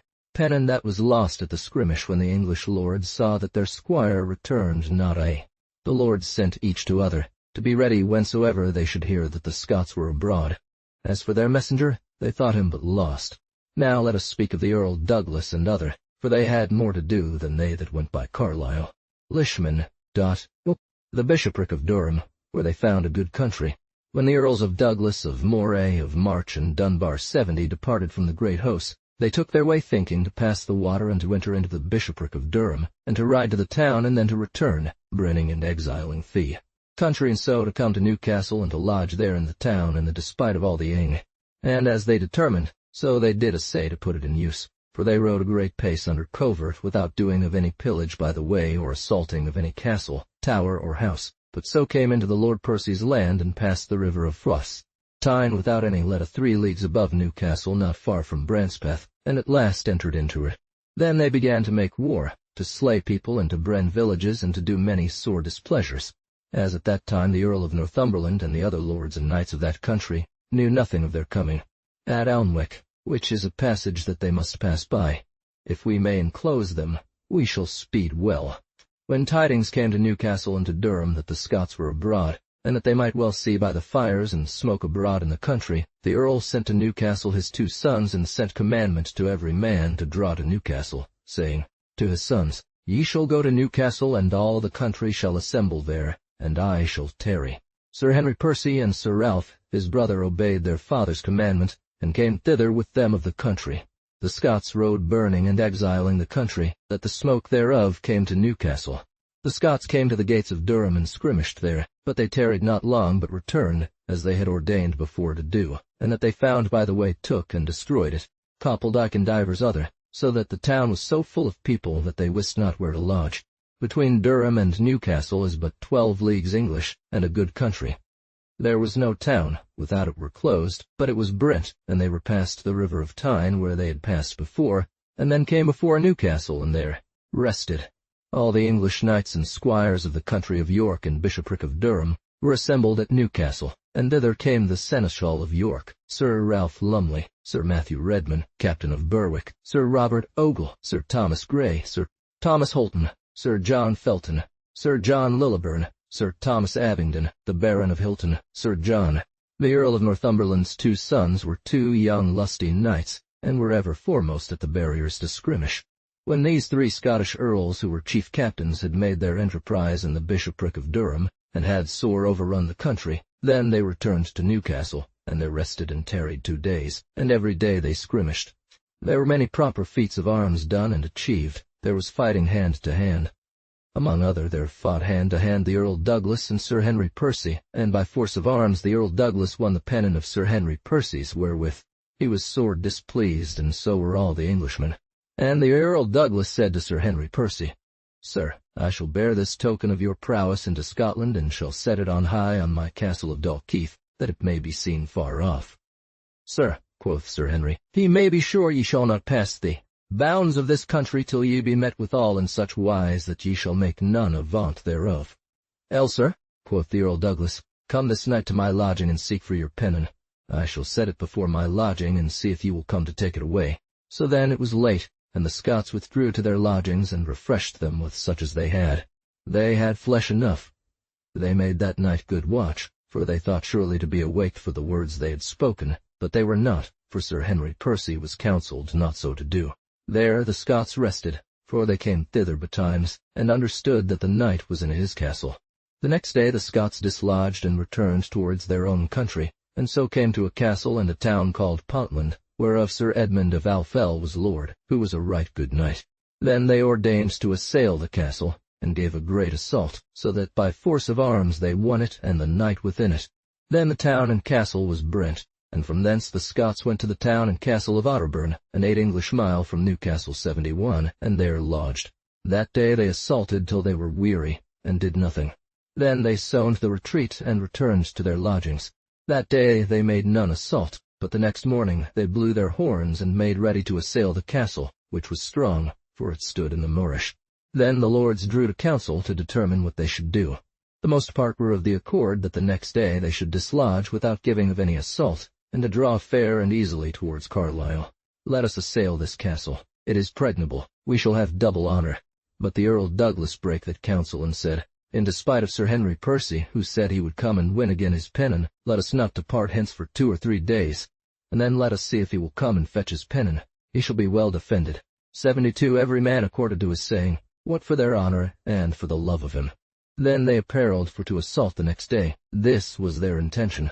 Also they lodged there at their ease, for there was none that troubled them. They made many lodgings of boughs and great herbs, and fortified their camp sagely with the marish that was thereby, and their carriages were set at the entry into the fair marishes, and had all their beasts within the marish.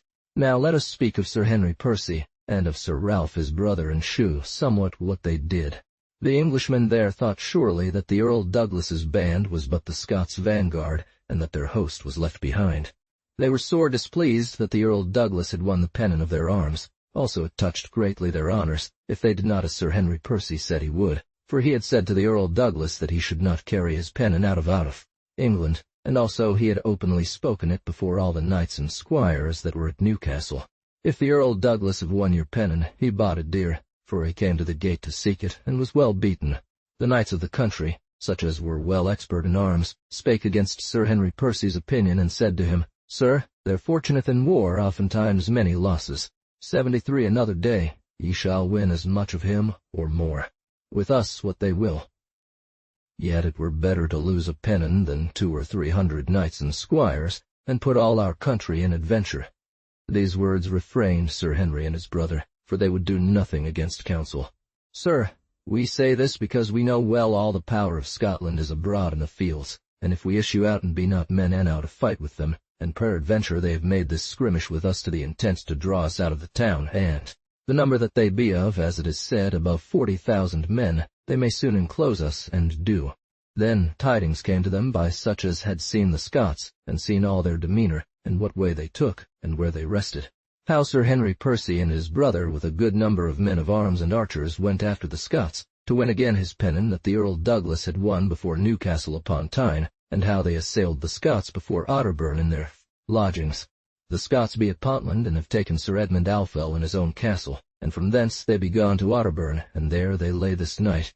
It was showed to Sir Henry Percy, and to his brother, and to the other knights and squires that were there, by such as had followed the Scots from Newcastle, and had well advised their doing, who said to Sir Henry and to Sir Ralph, Sirs, we have, sir, followed the Scots privily, and have discovered all the country, and dislodged them this same night. What they will do tomorrow we know not. They are ordained to abide there.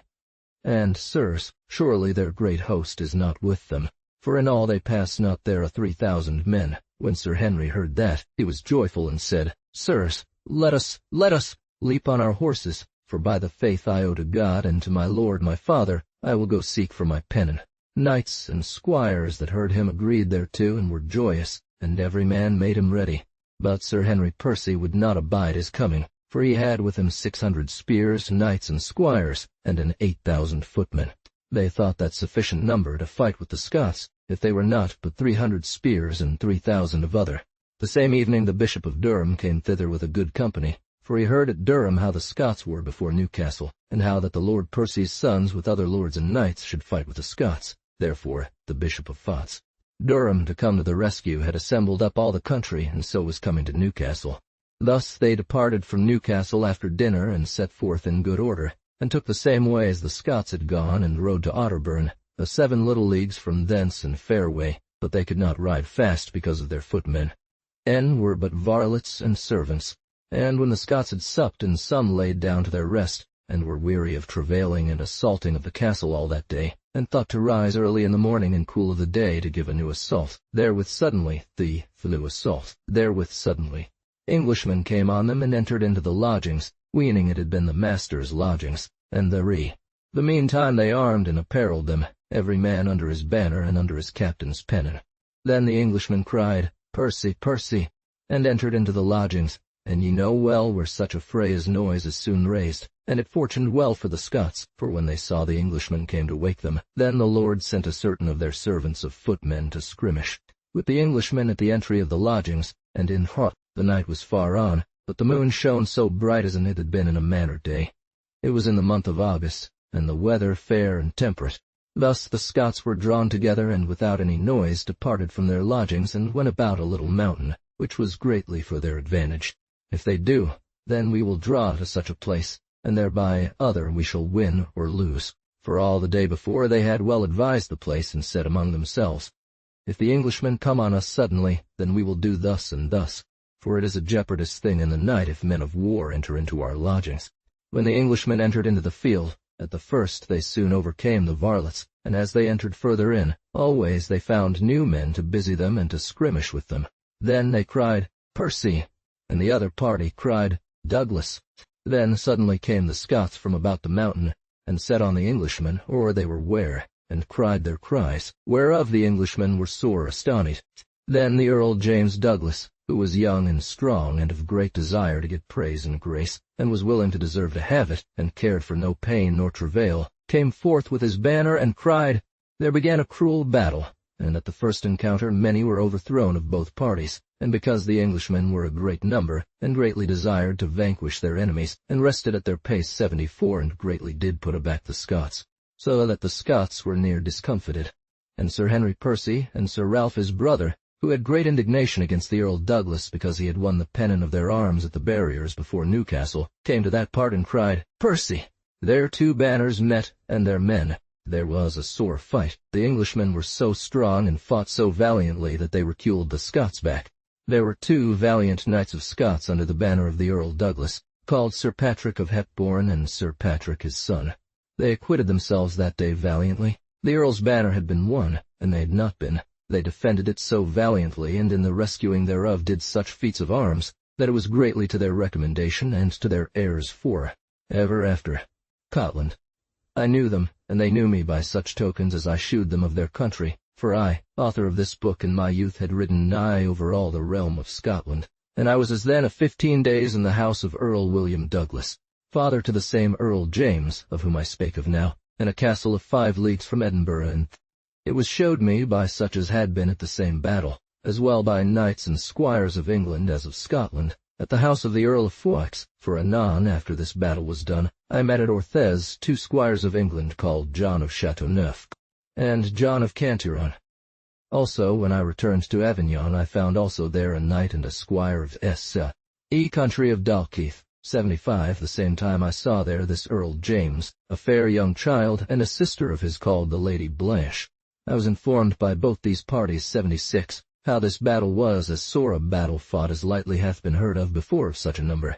When they meet there is a hard fight without sparing, there is no hoe between them as long as spear. At their departing courteously they will say, God thank you. But in fighting one with another there is no play nor sparing, and this is true, and that shall well appear by this said rencounter, for it was as valiantly foughten as could be devised, as ye shall hear. Swords, axes, or daggers will endure, but lay on each upon other, and when they be well beaten 77, and that the one party hath obtained the victory, they then glorify so in their deeds of arms, and are so joyful, that such as be taken, they shall be ransomed, or they go out of the field, so that shortly each of them is so content with other that, together at hand strokes, that archers had no place of another party. How the Earl James Douglas by his valiantness encouraged his men, who were reculed and in a manner discomfited, and in his so doing he was wounded to death. Knights and squires were of good courage on both parties to fight valiantly. Cowards there had no place, but hardiness reigned with goodly feats of arms, for knights and squires were so joined. Thus, as I have said, the banners of Douglas and Percy and their men were met each against other, envious who should win the honor of that journey. There the Scots shewed great hardiness, and fought merrily with great desire of honor. The Englishmen were 3 to 1, howbeit, I say not but Englishmen did nobly acquit themselves, for ever the Englishman had rather been slain or taken in place than to fly, durst approach near him, and he was so well armed that he bare well off such strokes as he received. At the beginning the Englishmen were so strong that they reculed back their enemies. Then the Earl Douglas, who was of great heart and high of enterprise, seeing his men recule back, then to recover the place, and to shew knightly valor, he took his axe in both his hands, and entered so into the press that he made himself way in such wise that none strokes, so that he was borne perforce to the earth, and after that he could not be again relieved. Some of his knights and squires followed him, but not all, for it was night, and no light but by the shining of the moon. 78th thus he went ever forward like a hardy Hector, willing alone to conquer the field and to discomfit his enemies. But at last he was encountered with 3 spears all at once, the one strake him on the shoulder, the other on the breast, and the stroke glinted down to his belly, and the third strake him in the thigh, and sore hurt with all 3 The Englishmen knew well they had borne one down to the earth, but they wist not who it was. For if they had known that it had been the Earl Douglas, they had been thereof so joyful and so proud that the victory had been theirs. Nor also the Scots knew not of that adventure till the end of the battle, for if they had known it, they should have been so sore despaired and discouraged that they would have fled away. Thus, as the Earl Douglas was felled to the earth, he was stricken into the head with an axe, and another stroke through the thigh. The Englishmen passed forth and took no heed of him. They thought none otherwise but that they had slain a man of arms. How in this battle Sir Ralph Percy was sore hurt and taken prisoner by a Scottish knight. On the other part the Earl George de la March and of Dunbar fought right valiantly, and gave the Englishmen much ado, and cried, "Follow Douglas," and set on the sons of Percy. Also Earl John of Morte with his banner and men fought valiantly and set fiercely on the Englishmen, and gave them so much to do that they wist not to whom to attend. Of all the battles and encounterings that I have made mention of here before in all this history, great or small, this battle that I treat of now was one of the sorest and best foughten without cowardice or faint hearts. For there was another knight nor squire but that did his devoir and fought hand to hand. This battle was like the battle of Becherel, 79, the which was valiantly fought and endured.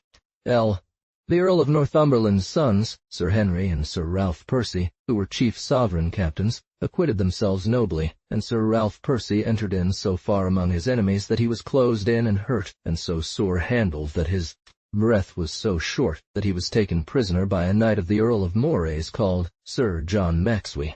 In the taking the Scottish knight demanded what he was, for it was in the night, so that he knew him not, and Sir Ralph was so sore overcome and bled fast, that at last he said, "I am Ralph Percy."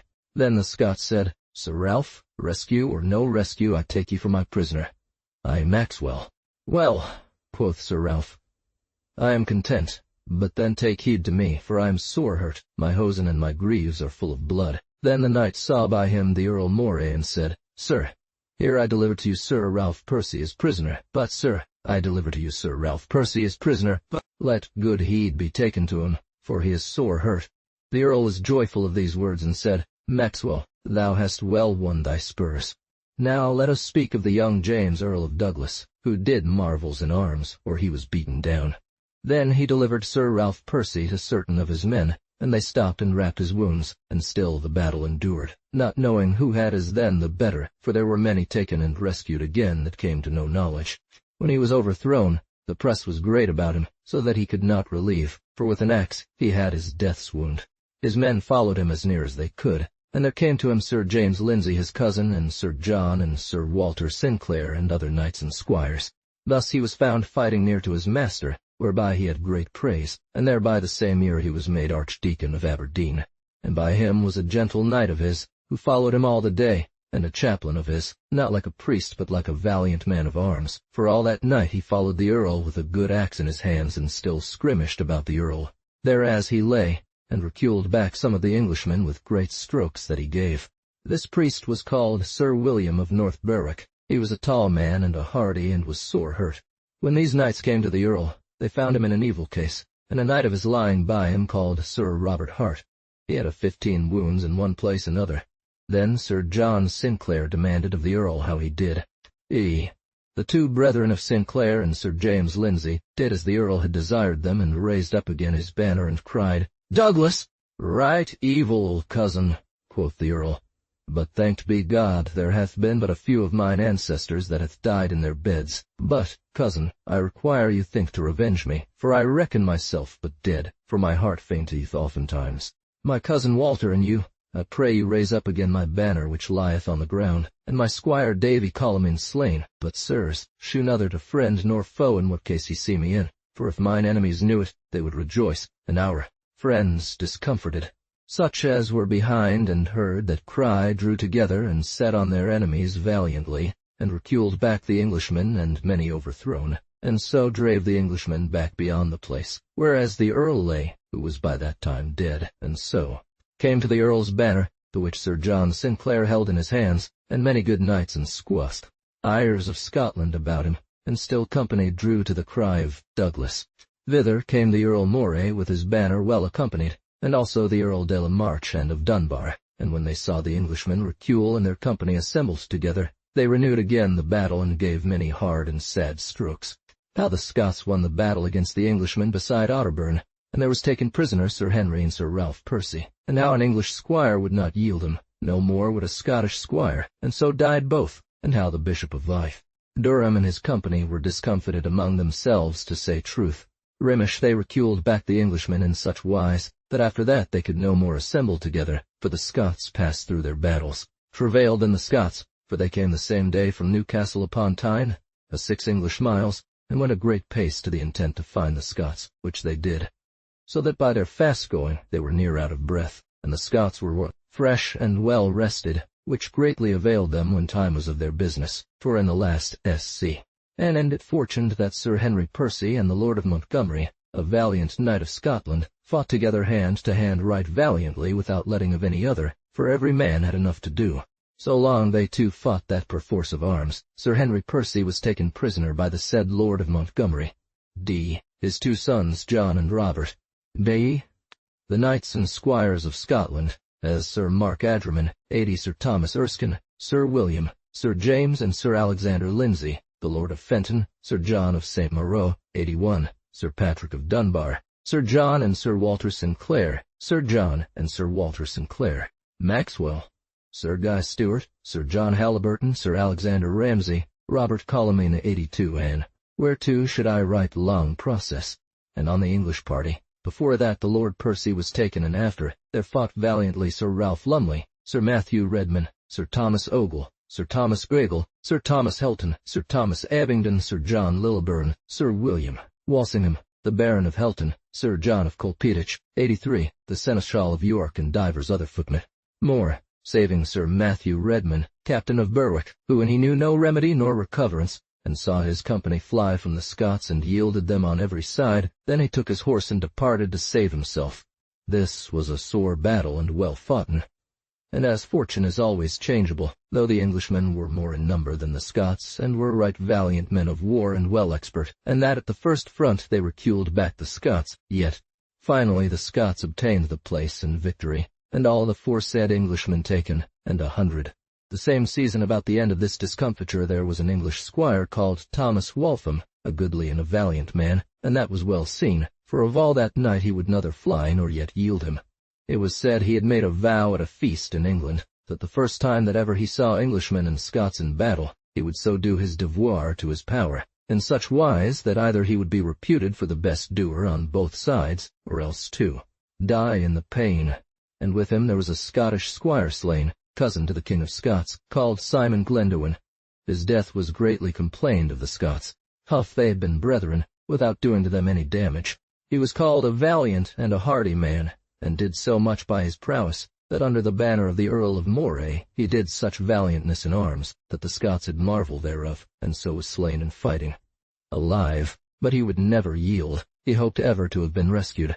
This battle was fierce and cruel till it came to the end of the discomfiture. But when the Scots saw the Englishmen recule and yield themselves, then the Scots were courteous and set them to their ransom, and every man said to his prisoner, Sirs, goers, and unarm you and take your ease. I am your master. And so made their prisoners as good cheer as tear. The chase endured 5 English miles, and if the Scots had been men, there had none escaped, but other they had been taken or slain. I shall shew you how. And if Archambault Douglas and the Earl of Fife, the Earl Sutherland and other of the great company who were gone towards Carlisle had been there, by all likelihood they had taken the Bishop of Durham and the town of Newcastle upon Tyne. The same evening that the Percys departed from Newcastle, as ye have heard before, the Bishop of Durham with the rear band came to Newcastle and supped, and as he sat at the table, he had imagination in himself how he did not acquit himself well too. See the Englishmen in the field, and he to be within the town. And thus every man departed out of the town to the number of 7,000, 2,000 on horseback and 5,000 afoot. They took their way toward Otterburn, whereas the battle had been. Incontinent, he caused the table to be taken away and commanded to saddle his horses and to sound the trumpets, and called up men in the town to arm themselves and to mount on their horses, and footmen to order themselves to depart. And by that time they had gone 2 mile 84 from Newcastle. Tidings came to them how their men were fighting with the Scots. Therewith the bishop rested there, and incontinent came more flying fast, that they were out of breath. Then they were demanded how the matter went. They answered and said, Right evil. We be all discomfited. Here cometh the Scots chasing of us. These tidings troubled the Englishmen, and began to doubt. And again the 3rd time men came flying as fast as they might. When the men of the bishopric of Durham heard of these evil tidings, they were abashed in such wise that they brake their array, so that the bishop could not hold together the number of 500. It was thought that if the Scots had followed them in any number, seeing that it was night, that in the entering into the town, and the Englishmen so abashed, the town had been won. The Bishop of Durham, being in the field, had good will to have succored the Englishmen and comforted his men as much as he could, but he saw his own men fly as well as other.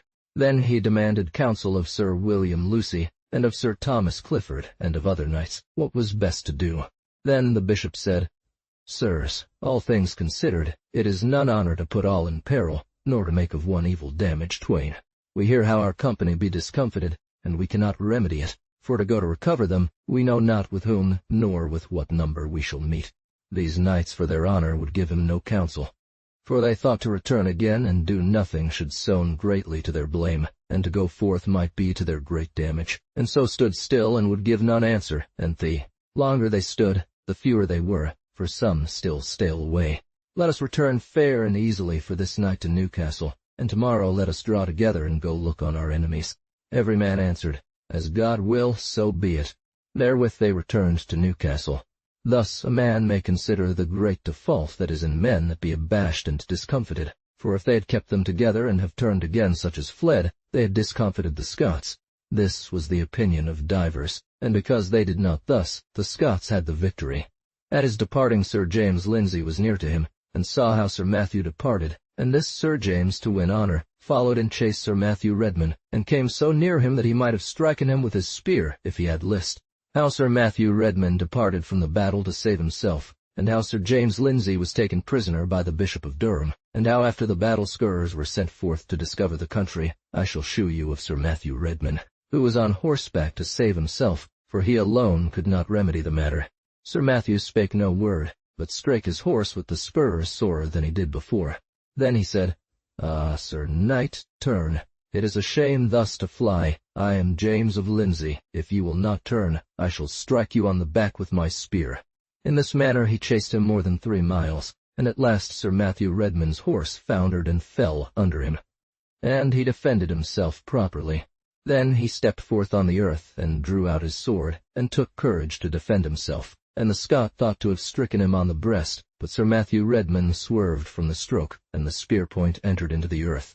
Then Sir Matthew strake asunder the spear with his sword, And when Sir James Lindsay saw how he had lost his spear, he cast away the truncheon and lighted a foot, and took a little battle-axe that he carried at his back, and handled it with his one hand quickly and deliverly, in the which feat Scots be well expert, and then he said at Sir Matthew. Thus they tourneyed together, one with an axe and the other with a sword, a long season, and no man to let them. Finally, Sir James Lindsay gave the knight such strokes and held him so short that he was put out of breath in such wise that he yielded himself, and said, Sir James Lindsay, I yield me to you. Well, quoth he, and I receive you, rescue or no rescue. I am content, quoth Redman, so ye deal with me like a good companion. I shall not fail that, quoth Lindsay, and so put up his sword. Well, sir, quoth Redman, what will you now that I shall do? I am your prisoner. Ye have conquered me. I would gladly go again to Newcastle, and within 15 days I shall come to you into Scotland, whereas ye shall assign me. Then each of them took their horses, and took leave each of other. I am content, quoth Lindsay. Ye shall promise by your faith to present yourself within this 3 weeks at Edinburgh, and wheresoever ye go, to repute yourself my prisoner. All this Sir Matthew sware and promised to fulfill. Sir James returned, and his intent was to go to his own company the same way that he came, and Sir Matthew Redman to Newcastle. Sir James Lindsay could not keep the right way as he came. It was dark and a mist, and he had not ridden half a mile, but he met face to face with the Bishop of Durham, and more than 500 Englishmen with him. When he was among them, one demanded of him what he was. He might well escaped if he had wood, but he supposed it had been his own company that had pursued the Englishman. I am, quoth he. Sir James Lindsay. The bishop heard those words, and stepped to him and said, Lindsay, ye are taken. Yield ye to me. Who be you? Quoth Lindsay. Dr. L.M., quoth he, the Bishop of Durham. And from whence come you, sir? Quoth Lindsay. I come from the battle, quoth the bishop, but I struck never a stroke there. I go back to Newcastle for this night, and ye shall go with me. I may not choose, quoth Lindsay, sith ye will have it so. I have taken, and I am taken. Such is the adventurers of arms. Whom have ye taken? Quoth the bishop. Sir, quoth he, I took in the chase Sir Matthew Redman. And where is he? Quoth the bishop. By my faith, sir, he is returned to Newcastle. He desired me to trust him on his faith for 3 weeks, and so have I done. Thus they rode to Newcastle together, and Sir James Lindsay was prisoner to the Bishop of Durham. Thus the field was clean avoided, or the day appeared. Under the banner of the Earl de la Marche and of Dunbar was taken a squire of Gascoigne, called John of Chateauneuf, and under the banner of the Earl of Morte was taken his companion John de Cameron. How his cousins the Percys were slain or taken, and all the knights that were with them, out of the town, and to go to Otterburn to fight with the Scots. The Scots drew together and took guides and sent out scourers to see if any men were in the way from Newcastle, to the intent that they would not be troubled in their lodgings, wherein they did wisely, for when the Bishop of Durham was come again too Newcastle and in his lodging, he was sore pensive and wist not what to say nor do. For he heard say, then he sent for all the knights and squires that were in the town, enemies. Then they concluded by the sun rising every man to be armed, and on horseback and afoot to depart. This was warned through the town by a trumpet, and every man armed them and assembled before the bridge, and by the sun rising they departed by the gate towards Berwick, and took the way towards Otterburn to the number of 10,000, what afoot and in a horseback. They were not gone past 2 mile from Newcastle, when the Scots were signified that the Bishop of Durham was coming to themward to fight. This they knew by their spies, such as they had set in the fields. After that Sir Matthew Redman was returned to Newcastle, and had showed to divers how he had been taken prisoner by Sir James Lindsay. Then it was shewed him how the Bishop of Durham had taken the said Sir James Lindsay, and how that he was there in the town as his prisoner. As soon as the bishop was departed, Sir Matthew Redman went to the bishop's lodging to see his master, and there he found him in a study, lying in a window, 85, and said, What, Sir James Lindsay, what make you here? I believe ye shall not need to come to Edinburgh to me to make your finance. I think rather we shall make an exchange one for another, if the bishop be so content. Then Sir James came forth of the study to him, and gave him good morrow, and said, By my faith, Sir Matthew, fortune hath brought me hither. For as soon as I was departed from you, I met by chance the Bishop of Durham, to whom I am prisoner, as ye be. To me, I am content to dine with you, quoth Lindsay. Well, sir, quoth Redman, we shall accord right well together. Ye shall dine this day with me. the bishop and our men be gone forth to fight with your men. I cannot tell what shall fall. We shall know at their return. Thus these two knights dined together in Newcastle.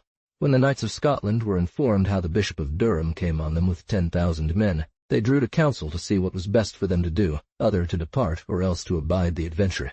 Them, all things considered, they concluded to abide, for they said they could not be in a better nor a stronger place than they were in already.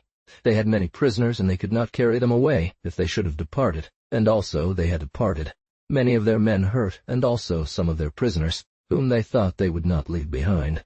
Thus they drew together and ordered so their field, that there was no entry but one way, and they set all their prisoners together and made them to promise how, that, rescue or no rescue, they should be their prisoners. After that they made all their minstrels to blow up all at once, and made the greatest revel of the world. Themselves. Lightly it is the usage of Scots, that when they be thus assembled together in arms, the footmen beareth about their necks horns in manner like hunters, some great, some small, and of all sorts, so that when they blow all at once, they make such a noise, that it may be heard nigh 4 miles off. Thus they do to abash their enemies, and to rejoice thereat. This blowing and noise endured a long space, and then ceased, and by that time the Englishmen were within less than a mile. Then the Scots began to blow again, and made a great noise, and as long endured as it did before. When the Bishop of Durham with his banner and 10,000 men with him were approached, within a league, then the Scots blew their horns in such wise that it seemed that all the devils in hell had been among them, so that such as heard them, and knew not of their usage, were sore abashed. Then the bishop approached with his battle well ranged in good order, and came within the sight of the Scots, as within 2 bow-shot or less. Then the Scots blew again their horns a long space. The bishop stood still to see what the Scots would do, and viewed them well, and saw how they were in a strong ground, greatly to their advantage. When the Scots saw the Englishmen recule, and that they should have no battle, they went to their lodgings and made merry, and then ordained to depart from thence. Then the bishop took counsel what was best for him to do. But all things well advised, they were not in purpose to enter in among the Scots to assail them, but returned without doing of anything, for they saw well they might rather lose than win. And because that Sir Ralph Percy was sore hurt, he desired of his master that he might return to Newcastle or into some place, whereas it pleased him unto such time as he were whole of his hurts, promising, as soon as he were able to ride, to return into Scotland, other to Edinburgh, or into any other place appointed. The Earl of March, under whom he was taken, agreed thereto, and delivered him a horse-litter, and sent him away, and by like covenant divers other knights and squires were suffered to return, and took turn other to return or else to pay their finance, such as they were appointed unto. It was showed me by the information of the Scots, such as had been at this said battle that was between Newcastle and Otterburn in the year of our Lord God 1368, the 19th day of August, how that there were taken prisoners of the English party 1,040 men, one another, and slain in the Fia, LD and in the chase 1840, and sore hurt more than 1,000, and of the Scots there were 100 slain, and taken in the chase more than 200. For as the Englishmen fled, when they saw any advantage they returned again, and fought. By that means the Scots were taken, and none otherwise. Every man may well consider that it was a well-fought field, when there were so many slain and taken on both parties. At their departing they set fire in their lodgings, and rode all the day, and yet lay that night in the English ground. None denied them. How the Scots departed and carried with them the Earl Douglas dead, and buried him in the Abbey of Melrose, and how Sir Archambault Douglas and his company departed from before Carlisle and returned into Scotland after this battle thus finished.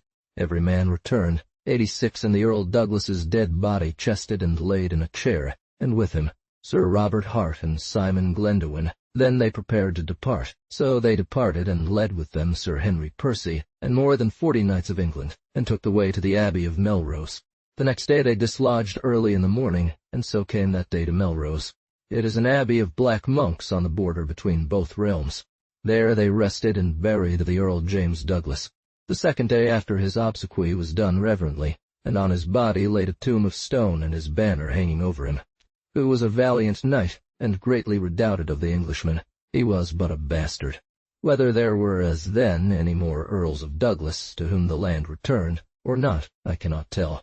For I, Sir Jean Froissart, author of the book, was in Scotland in the Earl's castle of Dalkeith, living Earl William, at which time he had 2 children, a son and a daughter. But after there were many of the Douglases, for I have seen a 5 Brett, When these Scots had been at Melrose Abbey and done there all that they came thither for, then they departed each from other, and went into their own countries, and such as had prisoners, some led them away with them, and some were ransomed, and suffered to return. Wren, all squires, bearing the name of Douglas, in the King of Scotland's house, David. They were sons to a knight in Scotland called Sir James Douglas. And they bear in their arms gold, 3 orreys gules, but as for the heritage, I know not who had it.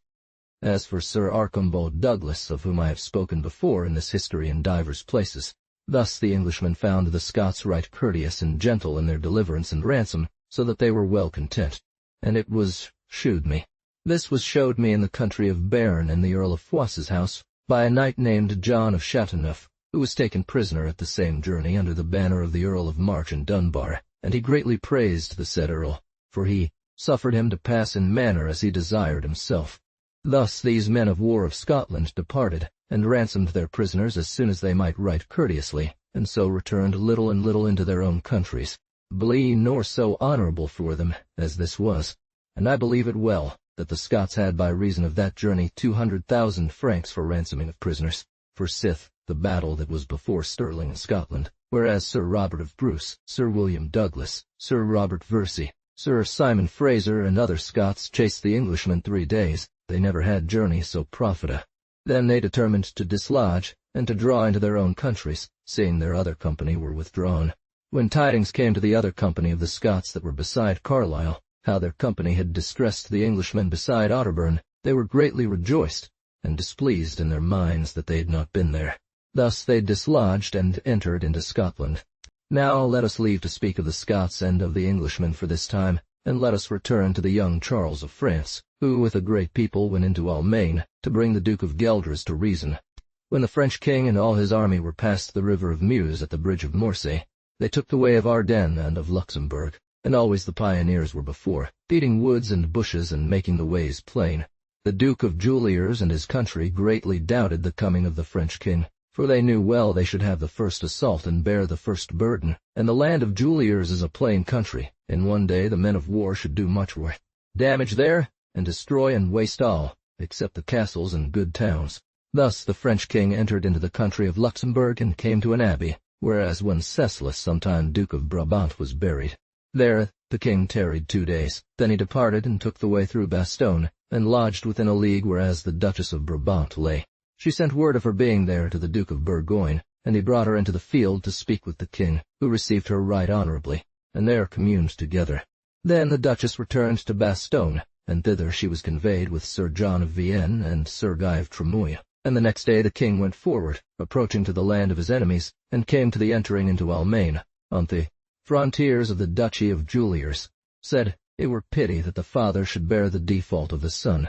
But or he came so far forward, Arnold Bishop of Liege had been with the king and had greatly entreated for the Duke of Juliers, that the king should not be miscontent with him, though he were father to the Duke of Gueldres, for he excused him of the defiance that his son had made, affirming how it was not by his knowledge nor consent, wherefore this excuse was not sufficient to the king nor to his uncles, for the intent of the king and his council was, without the Duke of Juliers would come and make other manner of excuse, and to yield himself to the king's pleasure, his country should be the first that should bear the burden. The Holy Grail from the Book of King Arthur by Sir Thomas Malory, introductory note. The king thanked them, and so did his uncles, and would not refuse their offer, for he knew not what need he should have after. Then the Bishop of Liege, and the lords of Hesbain, and the councils of the good towns, offered to the king and his council wholly the bishopric of Liege for his army to pass, and repass, paying for their expenses, and to rest and refresh them there asset, long as it pleased them. The earliest extant form of the story of the Holy Grail is the French metrical romance of Percival or Le Comte du Graal of Chrétien de Troyes, written about 1175. Chrétien died leaving the poem unfinished, and it was continued by 3 other authors till it reached the vast size of 63,000 lines. The later history of the various versions of the legend is highly intricate, and in many points uncertain.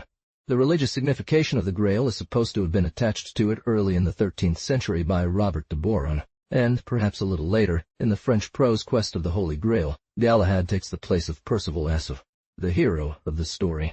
It was from a form of it embodied in the French prose Lancelot that Sir Thomas Malory drew the chapters of his Morte d'Arthur, which are here reprinted, and which, more than the earlier versions, are the source from which the legend is passed, into modern English poetry. Until a few years ago, Malory himself was little more than a name, our information about him being limited to the statement in Caxton's edition of the Morte d'Arthur that he was the author. It now appears probable, however, that Sir Thomas Malory was an English knight born about 1400, of an old Warwickshire family. He served in the French wars under Richard Beauchamp, Earl of Warwick, whom all Europe recognized as embodying the knightly ideal of the age, and may well have owed his enthusiasm for chivalry to his association with this distinguished nobleman. He died in 1471. Malory's book is a compilation from French and English sources. These are chosen without much discrimination, and put together without great skill in arrangement. In it, the age of chivalry is summed up in close, but the author's wholehearted enthusiasm for chivalrous ideals and the noble simplicity and fine rhythm of his prose have combined to give his work a unique place in English literature. It is not without reason that the date of its publication by Caxton, 1485, should be conventionally accepted as the end of the Middle Ages in England. Romance had passed under the printing press, and a new age had begun. Chapter 1. The Holy Grail being books 13, 14, XCXIs of the Sipt of the Book of King Arthur, and of his noble knights of the Round Table. So entered into the hall a full fair gentlewoman on horseback, that had ridden full fast, for her horse was all besweated. How at the vigil of the feast of Pentecost entered into the hall before King Arthur a damosel, and desired Sir Launcelot for to come and dub a knight, and how he went with her at the vigil of Pentecost, when all the fellowship of the Round Table were come unto Camelot, and there heard their service, and the tables were set ready to the meat. Then she there alit, and came before the king, and saluted him. And he said, Damosel, God thee bless. Sir, said she, for God's sake say me where Sir Launcelot is. Yonder ye may see him, said the king. Then Sir Launcelot asked her with whom she dwelled. I dwell, said she, with King Pelles. Then she went unto Launcelot and said, Sir Launcelot, I salute you on King Pelles' behalf, and I require you come on with me hereby into a forest. What will ye with me? Said Launcelot. Ye shall know, said she, when ye come thither. Well, said he, I will gladly go with you. So Sir Launcelot bade his squire saddle his horse and bring his arms, and in all haste he did his commandment. Then came the queen unto Launcelot and said, Will ye leave us at this high feast? Madam, said the gentlewoman, Yea. Well, he shall be with you to-morn by dinner-time. Of his coming. If I wist, said the queen, that he should not be with us here to-morn, he should not go with you by my good will. Right so departed Sir Launcelot with the gentlewoman, and rode until that he came into a forest and into a great valley, where they saw an abbey of nuns. And there was a squire ready and opened the gates, and so they entered and descended off their horses. And there came a fair fellowship about Sir Launcelot, and welcomed him, and were passing glad. And then they led him unto the abbess's chamber, and unarmed him. And right so he was where upon a bed lying two of his cousins, Sir Bors and Sir Lionel, and then he waked them. And when they saw him, they made great joy. Sir, said Sir Bors unto Sir Launcelot, what adventure hath brought you hither? For we weened to-morn to have found you at Camelot. As God me help, said Sir Launcelot, a gentlewoman brought me hither, but I know not the cause. Then said Sir Launcelot, in the meanwhile that they thus stood talking together, therein came 12 nuns that brought with them Galahad, the which was passing fair and well made, that on navy in the world men might not find his match, and all those ladies wept.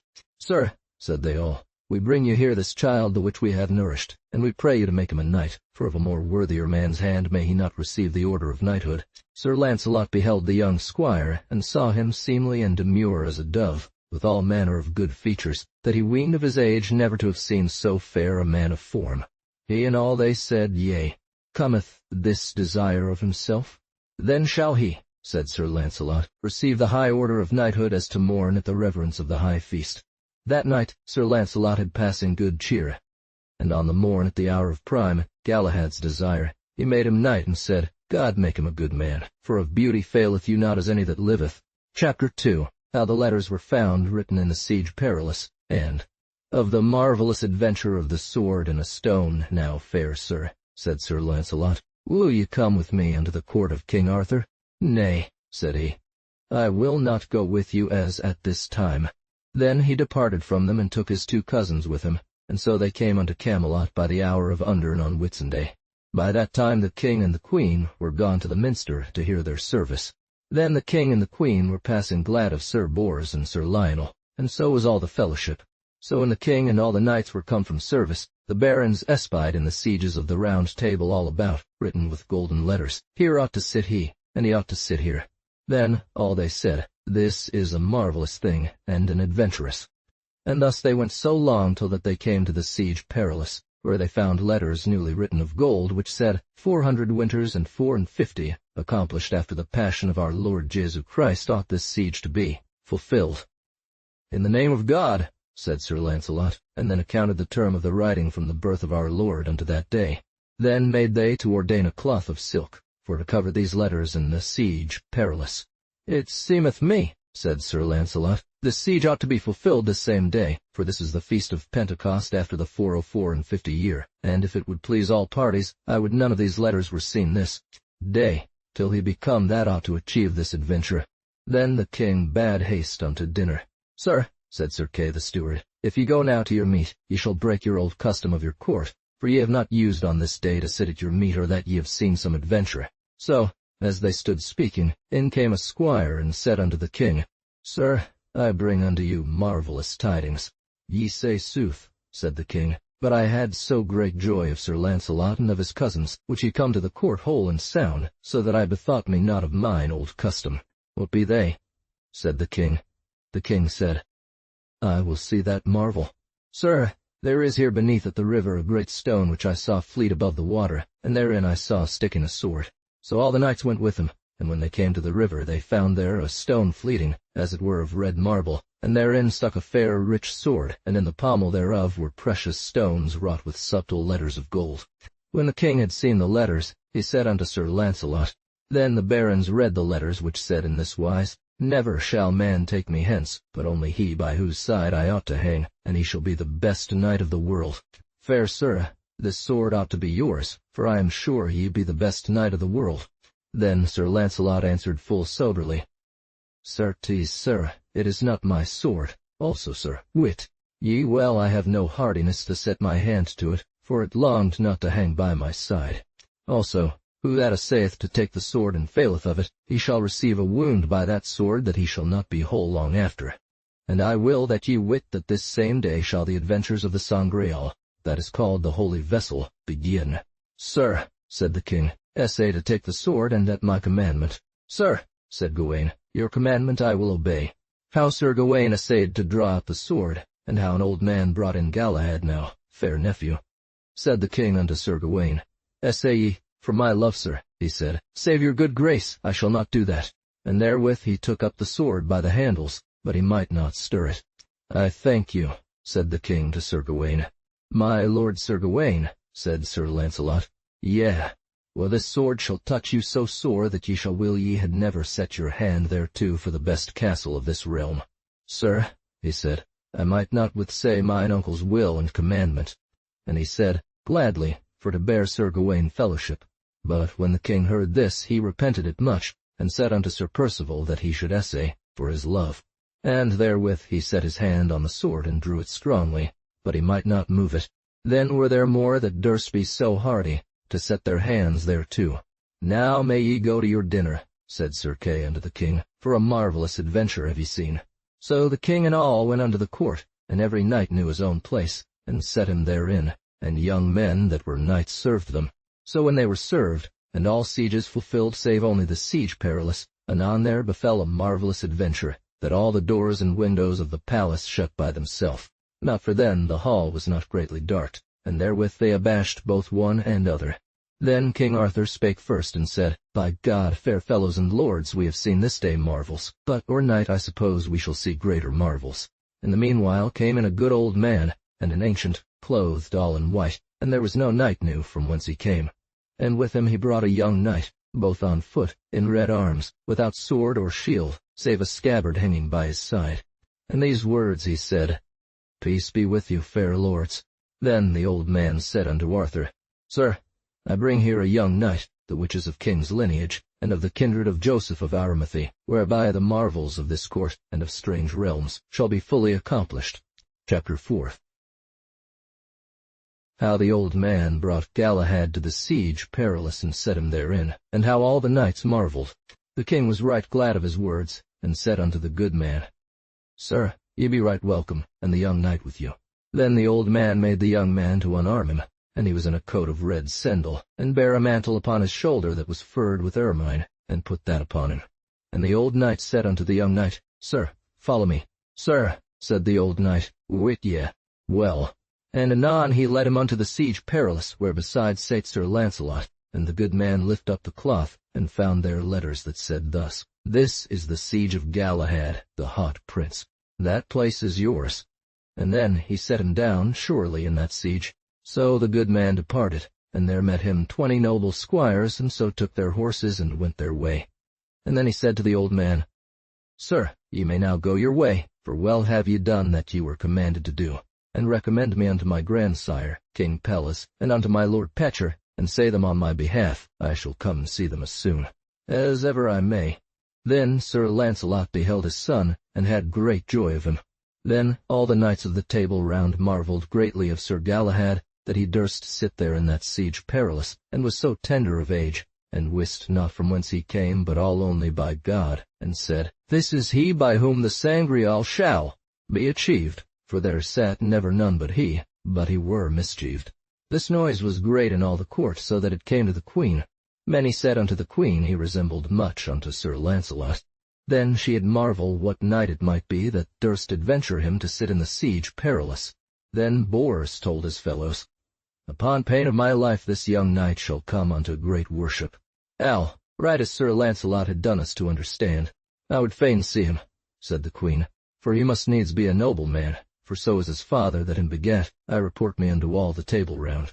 I may well suppose, said the queen, that Sir Launcelot begat him on King Pelles' daughter, by the which he was made to lie by enchantment, and his name is Galahad. So when the meat was done, that the king and all were risen, the king yede unto the Siege Perilous, and lift up the cloth, and found there the name of Galahad.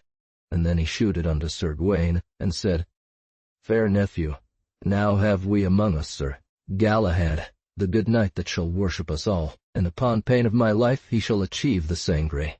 Then the king took him by the hand, and went down from the palace to shew Galahad the adventures of the stone. Chapter 5. How King Arthur shewed the stone hoving on the water to Galahad, and how he drew out the sword. Then came King Arthur unto Galahad, and said, Sir, ye be welcome, for ye shall move many good knights to the quest of the Sangreal, and ye shall achieve that never knights might bring to an end. The queen heard thereof, and came after with many ladies, and shewed them the stone where it hoved on the water. Sir, said the king unto Sir Galahad, here is a great marvel as ever I saw, and right good knights have essayed and failed. Sir, said Galahad, that is no marvel, for this adventure is not theirs but mine. And for the surety of this sword I brought none with me, for here by my side hangeth the scabbard. And anon he laid his hand on the sword, and lightly drew it out of the stone, and put it in the sheath, and said unto the king, Now it goeth better than it did aforehand. Sir, said the king, a shield God shall send you, shall be, till I heal him. Therewith the king and all Espede came riding down the river a lady on a white palfrey toward them. Then she saluted the king and the queen, and asked if that Sir Launcelot was there. Now have I that sword that sometime was the good knight's, Balin le Savage, and he was a passing good man of his hands, and with this sword he slew his brother Balin, and that was great pity, for he was a good knight, and neither slew other through a dolorous strode that Balin gave unto my grandfather King Pelles, the which is not yet whole, nor not. And then he answered himself, I am here, fair lady. Then she said all with weeping, How your great doing is changed sith this day in the morn. Damosel, why say ye so? Said Launcelot. Wherefore I make unto you a remembrance, that ye shall not ween from henceforth that ye be the best knight of the world. As touching unto that, said Launcelot, I know well I was never the best. Yes, said the damosel, that were ye, and are yet of any sinful man of the world. I say you sooth, said the damosel, for ye were this day the best knight of the world, but who should say so now, he should be a liar, for there is now one better than ye, and well it is proved by the adventures of the sword whereto ye durst not set to your hand. And that is the change and leaving of your name. So she departed, and went that same way that she came, to tourney, that after your death men may speak of it that such good knights were wholly together such a day. And Sir King, nation, the hermit, sendeth thee word, that thee shall befall the greatest worship that ever befell king in Britain.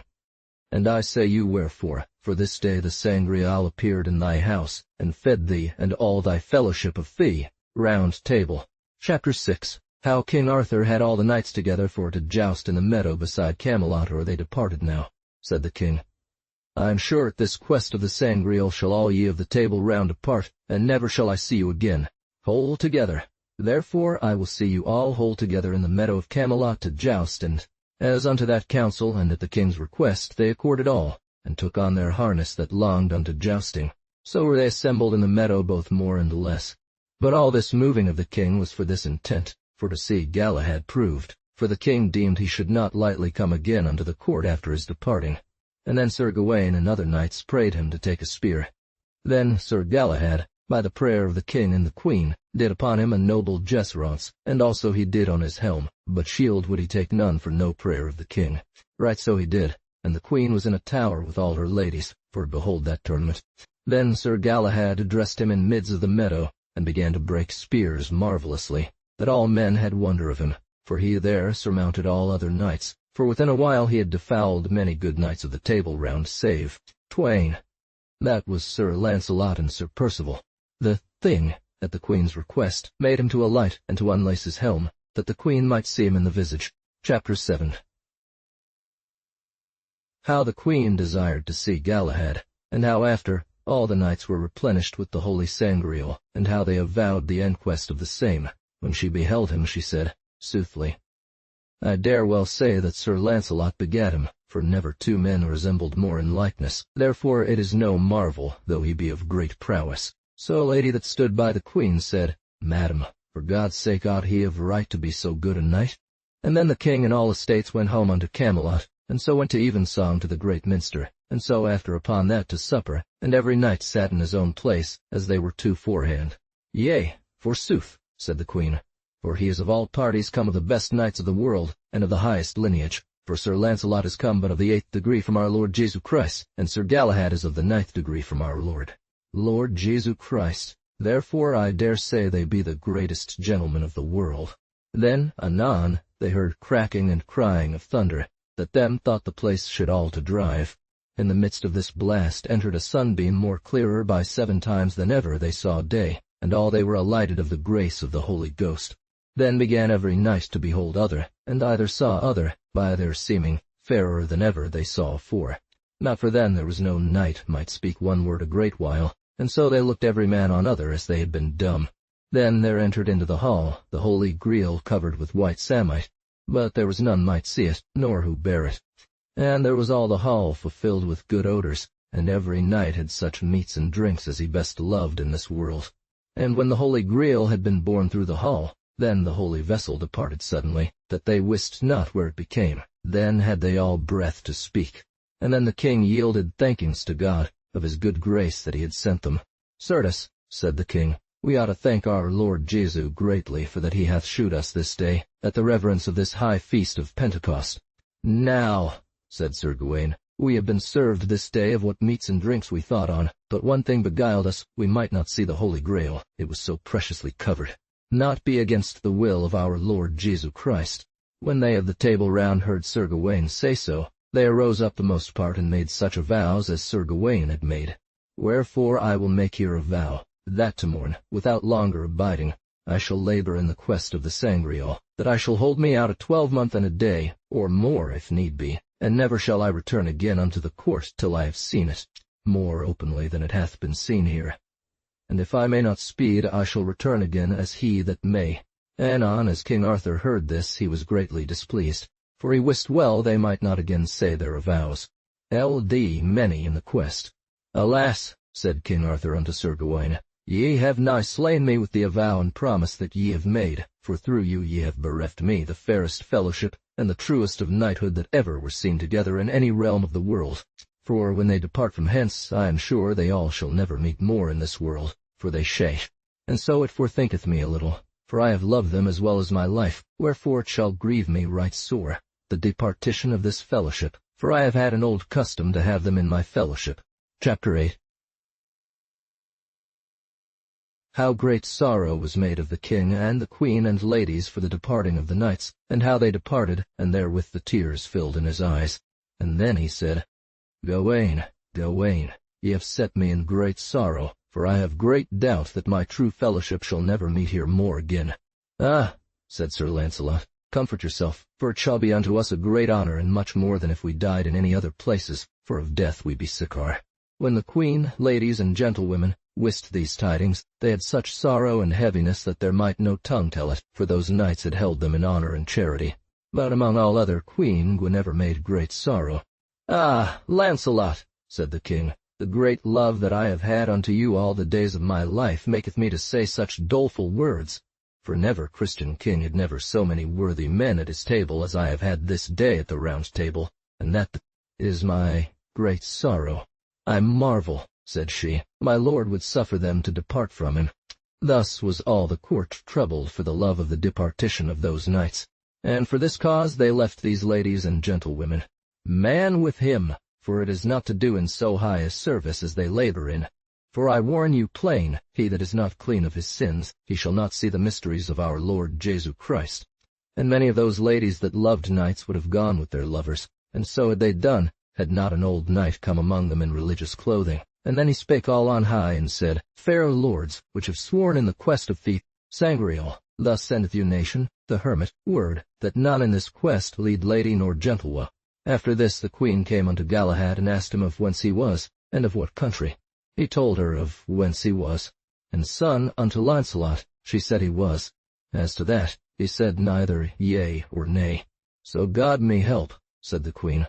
Of your father ye need not to shame you, for he is the goodliest knight, and of the best men of the world come, and of the strain of all parties, of kings, wherefore ye ought of right to be, of your deeds, a passing good man.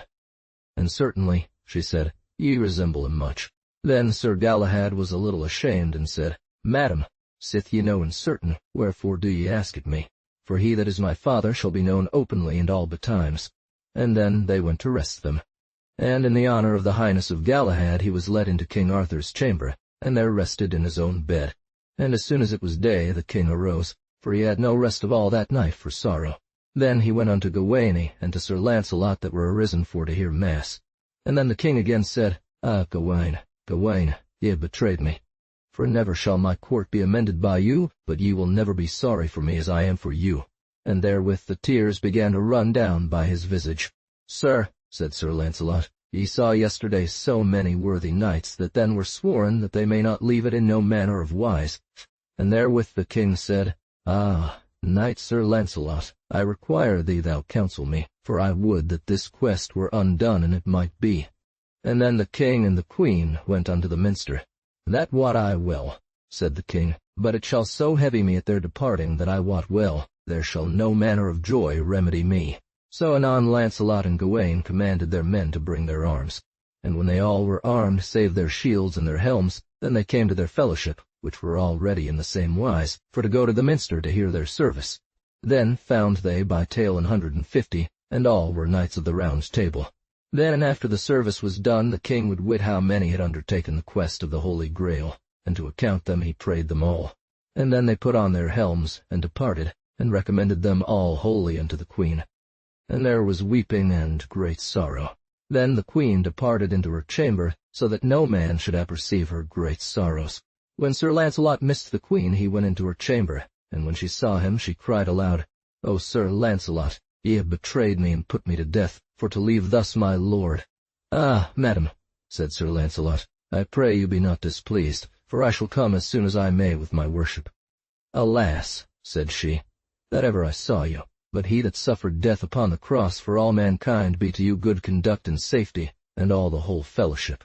Right so departed Sir Launcelot, and found his fellowship that abode his coming. So within a while they came to a city, and a castle that hight Vagan. And so they mounted upon their horses and rode through the streets of Camelot. And there was weeping of the rich and poor, and the king turned away, and might not speak for weeping. There they entered into the castle, and the lord of that castle was an old man that hight Vagan, and he was a good man of his living, and set open the gates, and made them all the good cheer that he might. And so on the morrow they were all accorded that they should depart every each from other. And then they departed on the morrow with weeping and mourning cheer, and every knight took the way that him best liked. And when they saw him, they went unto him, and made of him great solace, and so they went to supper. And at the 4th day after evensong he came to a white abbey, and there he was received with great reverence, and led to a chamber, and there he was unarmed. And then was he ware of 2 knights of the Round Table. One was King Bagdemagus, and that other was Sir Uwaine. Chapter 9. How Galahad gat him a shield. And how they sped that presumed to take down the said shield. Now rideth Sir Galahad yet without shield. And so he rode 4 days without any adventure. Sirs, said Sir Galahad, what adventure brought you hither? In the name of God, said Sir Galahad. Ah, sir, said King Bagdemagus, I shall it bear tomorrow for to essay this strange adventure. Sir, said they, it is told us that within this place is a shield that no man may bear about his neck, but if that he be mischieved or dead within 3 days, or else maimed forever. Sir, said Bagdemagus, and I may not achieve the adventure of this shield, ye shall take it upon you, for I am sure ye shall not fail. Sir, said Galahad, I agree right well thereto, for I have no shield. So on the morn they arose and heard mass. Then King Bagdemagus asked where the adventurous shield was. And on a monk led him behind an altar where the shield hung as white as any snow, but in the midst was a red cross. Well, said King Bagdemagus, I wot well that I am not the best knight of the world, but yet shall I essay to bear it. Sir, said the monk, this shield ought not to be hanged about no knight's neck, but he be the worthiest knight of the world, and therefore I counsel you knights to be well advised. And so he bare it out of the monastery. And then he said unto Sir Galahad, If it will please you, I pray you abide here still, till you know how I shall speed. I shall abide you here, said Galahad. Then King Bagdemagus took with him a squire, the which should bring tidings unto Sir Galahad how he sped. But the other struck him so hard that he brake the mails, and thrust him through the right shoulder, for the shield covered him not as at that time, and so he bare him from his horse. Then, when they had ridden a 2 mile, and came in a fair valley afore an hermitage, then they saw a goodly knight come from that part in white armor, horse and all. And he came as fast as his horse might run, with his spear in the rest, and King Bagdemagus dressed his spear against him, and brake it upon the white knight. And therewith he alighted, and took the white shield from him, saying, Knight, thou hast done thyself great folly, for this shield ought not to be borne but by him that shall have no peer that liveth. Sir, said the squire, what is your name? And then he came to King Bagdemagus' squire, and said, Bear this shield unto the good knight Sir Galahad, that thou left in the abbey, and greet him well from me. Take thou. No heed of my name, said the knight, for it is not for thee to know, nor for none earthly man. Now, fair sir, said the squire. And the squire went unto Bagdemagus, and asked whether he were sore wounded or not. Now, sith thou hast conjured me so, said the knight, this shield behoveth unto no man but unto Galahad. Yea, forsooth, said he, I shall escape hard from the death. Then he fetched his horse, and brought him with great pain unto an abbey. And as the book telleth, he lay there long, and escaped hard with the life. Then was he taken down softly and unarmed, and laid in a bed, and there was looked to his wounds. Now, blessed be God and fortune, said Galahad. Chapter X. How Galahad departed with the shield, and how King Evelake had received the shield of Joseph of Arimathie. Sir Galahad, said the squire, that knight that wounded Bagdemagus sendeth you greeting, and bade that ye should bear this shield, wherethrough great adventures should befall. And Sir Uwaine said he would bear him fellowship if it pleased him. And then he asked his arms, and mounted upon his horse, and hung the white shield about his neck, and commended them unto God. Sir, said Galahad, that may ye not, for I must go alone, save this squire shall bear me fellowship. And so departed Uwaine. Then within a while came Galahad there as the white knight abode him by the hermitage, and every each saluted other courteously. Sir, said Galahad, by this shield be many marvels fallen. Sir, said the knight, it befell after the passion of our Lord Jesu Christ 32 year, that Joseph of Arimathie, the gentle knight, the which took down our Lord off the holy cross, at that time he departed from Jerusalem with a great party of his kindred with him. And so he labored till that they came to a city that hight Sarras. So on a day these two met to do battle. And at that same hour that Joseph came to Sarras, there was a king that hight Evelake, that had great war against the Saracens, and in especial against one Saracen, the which was King Evelake's cousin, a rich king and a mighty, which marched nigh this land. and his name was called Ptolemy la Feint. And then through his good belief he had the better of King Ptolemy. Then Joseph, the son of Joseph of Arimathea, went to King Evelake and told him he should be discomfit and slain, but if he left his belief of the old law, and believed upon the new law. And then there he shewed him the right belief of the Holy Trinity, to the which he agreed unto with all his heart, and there this shield was made for King Evelake, in the name of him that died upon the cross. For when Evelake was in the battle, there was a cloth set afore the shield, and when he was in the greatest peril, he let put away the cloth, and then his enemies saw a figure of a man on the cross, wherethrough they all were discomfit. And as soon as that man had touched the cross with his hand, it was as whole as ever it was tofore. And so it befell that a man of King Evelake's was smitten his hand off, and bare that hand in his other hand. And Joseph called that man unto him, and bade him go with good devotion touch the cross. Then soon after there fell a great marvel, that the cross of the shield at one time vanished away, that no man wist where it became. And then King Evelake was baptized, and for the most part all the people of that city. So soon after Joseph would depart, and King Evelake would go with him whether he would or nold. And so by fortune they came into this land that at that time was called Great Britain. And there they found a great felon paynim that put Joseph into prison. And so by fortune tidings came unto a worthy man that hight Mondrames, and he assembled all his people for the great renown he had heard of Joseph. And so he came into the land of Great Britain, and disinherited this felon paynim, and consumed him, and therewith delivered Joseph out of prison. And after that all the people returned to the Christian faith. How Joseph made a cross on the white shield with his blood, and how Galahad was by a monk brought to a tomb not long after that Joseph was laid in his deadly bed. And when King Evelake saw that, he made much sorrow, and said, For thy love I have left my country, and sith ye shall depart out of this world, leave me some token of yours that I may think on you. Then Joseph bled sore at the nose, so that he might not by no mean be staunched. Joseph said, That will I do full gladly. Now bring me your shield that I took you when you went into battle against King Ptolemy. And there upon that shield he made a cross of his own blood. Now may ye see a remembrance that I love you. For ye shall never see this shield, but ye shall think on me, and it shall be always as fresh as it is now. Now, said King Evelake, where shall I put this shield, that this worthy knight may have it? And never shall man bear this shield about his neck, but he shall repent it, unto the time that Galahad, the good knight, bear it, and the last of my lineage shall have it about his neck, that shall do many marvelous deeds. Ye shall leave it there as nation. The hermit shall be put after his death, for thither shall that good knight come the 15th day after that he shall receive the order of knighthood, and so that day that they set is this time that he have his shield, and in the same abbey lieth nation, the hermit. And then the white knight vanished away, if I would not refuse you. Anon, as the squire had heard these words, he alled off his hackney, and kneeled down at Galahad's feet, and prayed him that he might go with him till he had made him knight. Then will you make me a knight?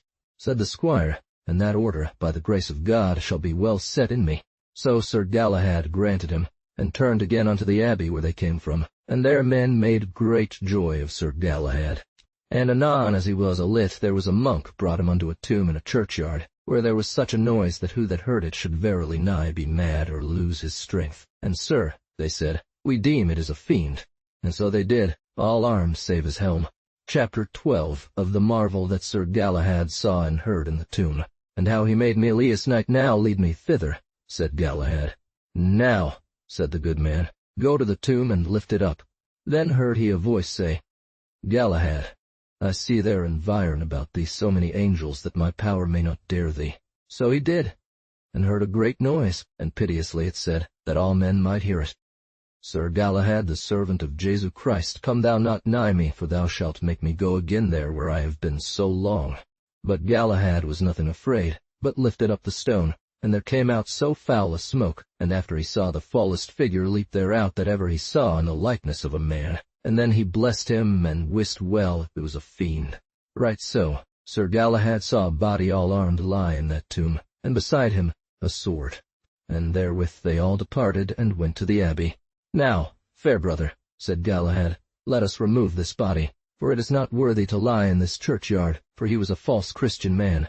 For there was such wretchedness that the Father loved not the Son, nor the Son loved not the Father. Wickedness. And anon as he was unarmed, a good man came and set him down by him, and said, Sir, I shall tell you what betokeneth all that ye saw in the tomb. for that covered body betokeneth the duress of the world, and the great sin that our Lord found in the world. Truly, said Galahad, I believe you right well. So Sir Galahad rested him there that night, and upon the morn he made the squire knight, and asked him his name, and of what kindred he was come. Sir, said he, men calleth me Melias de Lille, and I am the son of the king of Denmark. Now, fair sir, said Galahad, sith that ye be come of kings and queens, now look that knighthood be well set in you, for ye ought to be a mirror unto all chivalry. Sir, said Sir Melias, ye say sooth. But, sir, sithen ye have made me a knight, ye must of right grant me my first desire that is reasonable. Ye say sooth, said Galahad. I grant you, sir.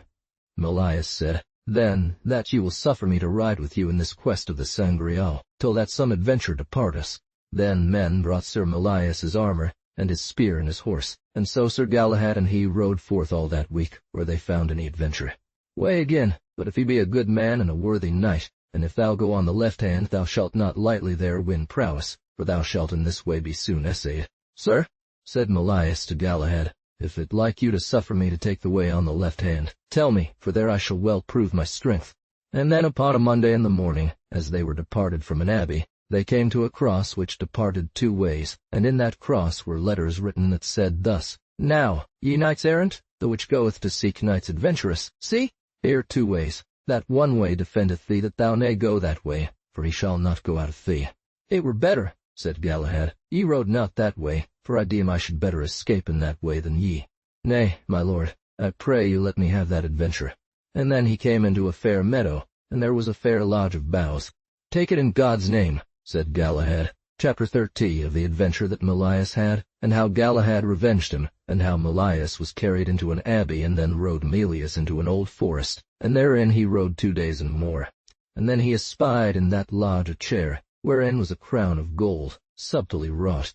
Also there were cloths covered upon the earth, and many delicious meats set thereon. Sir Melias beheld this adventure, and thought it marvellous, but he had no hunger, but of the crown of gold he took much keep. And therewith he stooped down and took it up, and rode his way with it. And anon he saw a knight came riding after him that said, Knight, set down that crown which is not yours, and therefore defend you. Then Sir Melias blessed him and said, Fair Lord of Heaven, help and save thy new-made knight. And then they let their horses run as fast as they might, so that the other knight smote Sir Melias through hauberk and through the left side, that he fell to the earth nigh dead. And then he took the crown and went his way, and Sir Melias lay still and had no power to stir. And then he said, Ah, Melias, who hath wounded you? In the meanwhile by fortune there came Sir Galahad, and found him there in peril of death. Therefore it had been better to have ridden the other way. It shall be done, said Galahad, but where is he that hath wounded you? With that Sir Galahad heard in the leaves cry on high, Knight, keep thee from me. And when Sir Melias heard him speak, Sir, he said, for God's love let me not die in this forest, but bear me unto the abbey here beside, that I may be confessed and have my rights. Ah, sir, said Melias, beware, for that is he that hath slain me. Sir Galahad answered, Sir Knight, come on your peril. With that came out another knight out of the leaves, and brake a spear upon Galahad or ever he might turn him. Then either dressed to other, and came together as fast as their horses might run, and Galahad smote him, so that his spear went through his shoulder, and smote him down off his horse, and in the falling Galahad's spear brake. Then Galahad drew out his sword, and smote off the left arm of him, so that it fell to the earth. And then he fled, and Sir Galahad pursued fast after him. And then he asked his saviour. And when he had received him, he said unto Sir Galahad, Sir, let death come when it pleaseth him.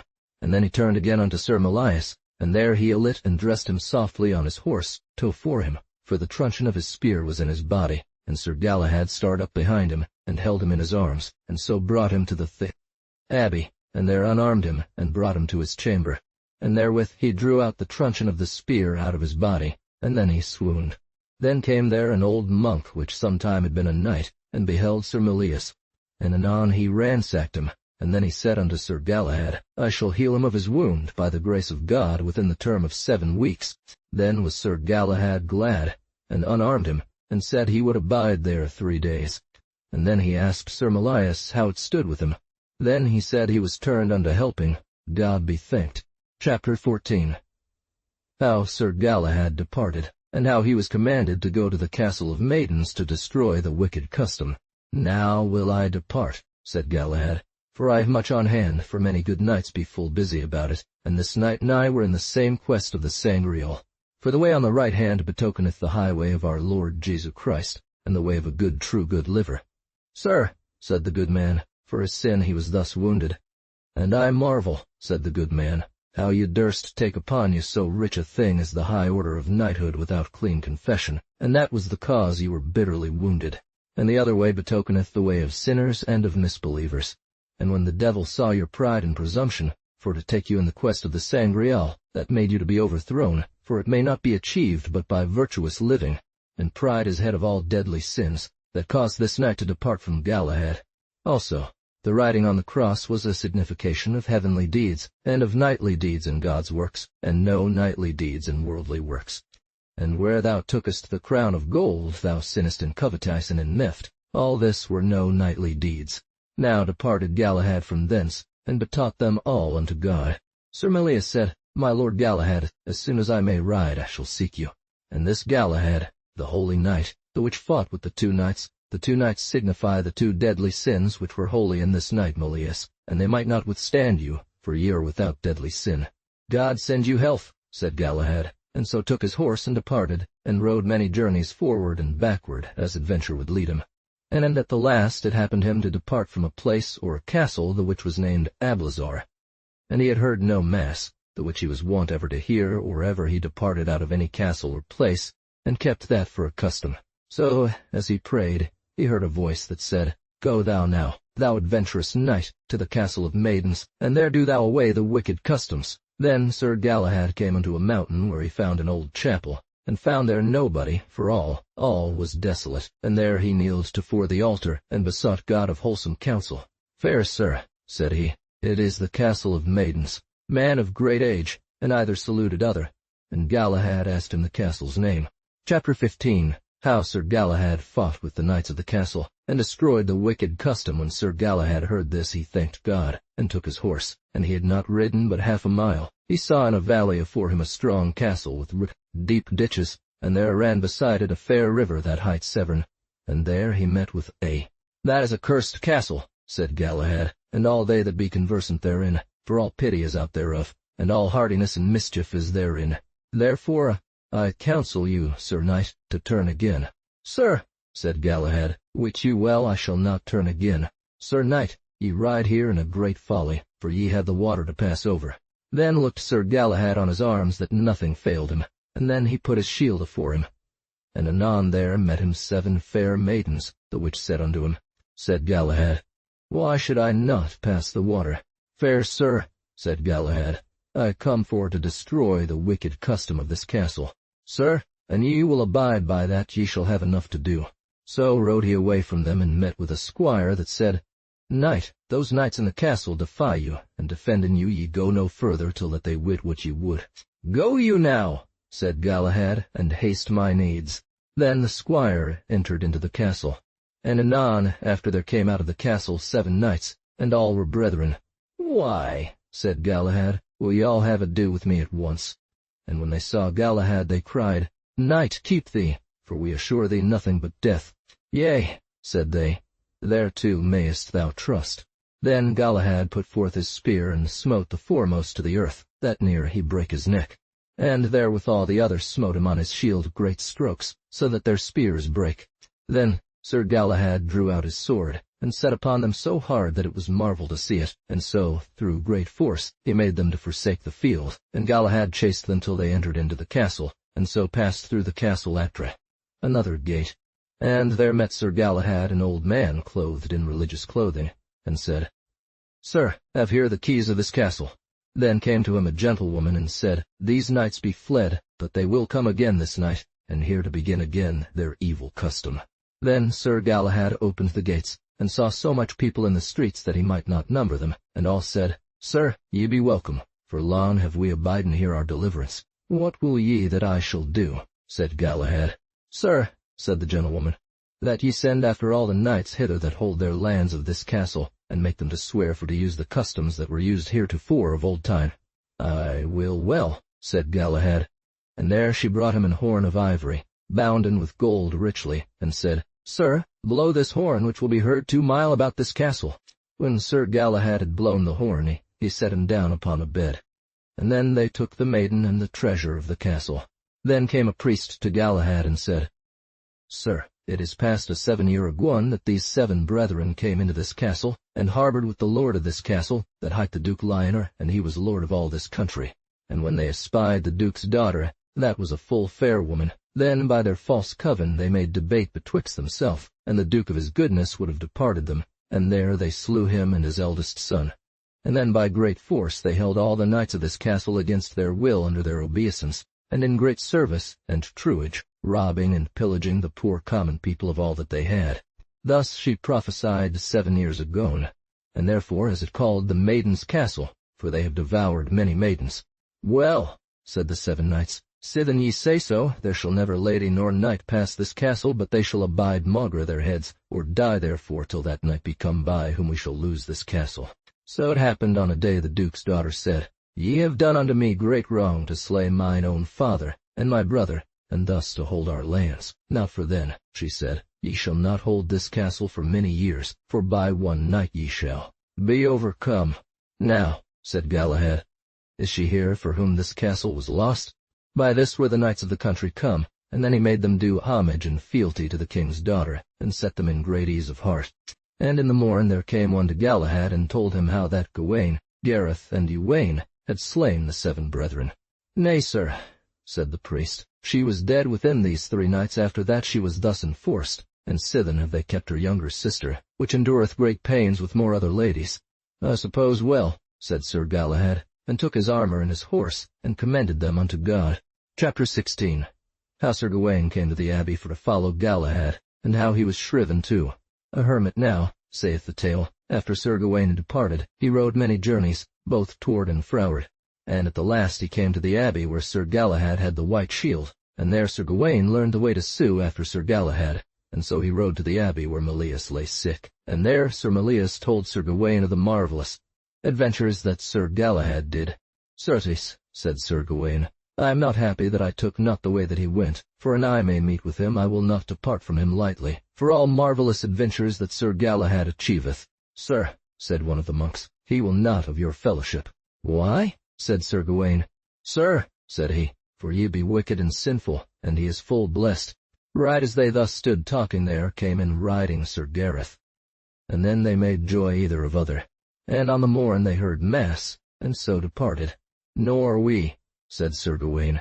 And by the way they met with Sir Uwaine les Avoutres, and there Sir Uwaine told Sir Gawain how he had met with none adventure sith he departed from the court, and either promised other of the 3 knights not to depart while they were in that quest, but if fortune caused it. So they departed and rode by fortune till that they came by the castle of maidens, and there the 7 brethren espied the 3 knights and said, Sithen we be flamed by one night from this castle, we shall destroy all the knights of King Arthur's, that we may overcome, for the love of Sir Galahad. Then the good man asked him what he was.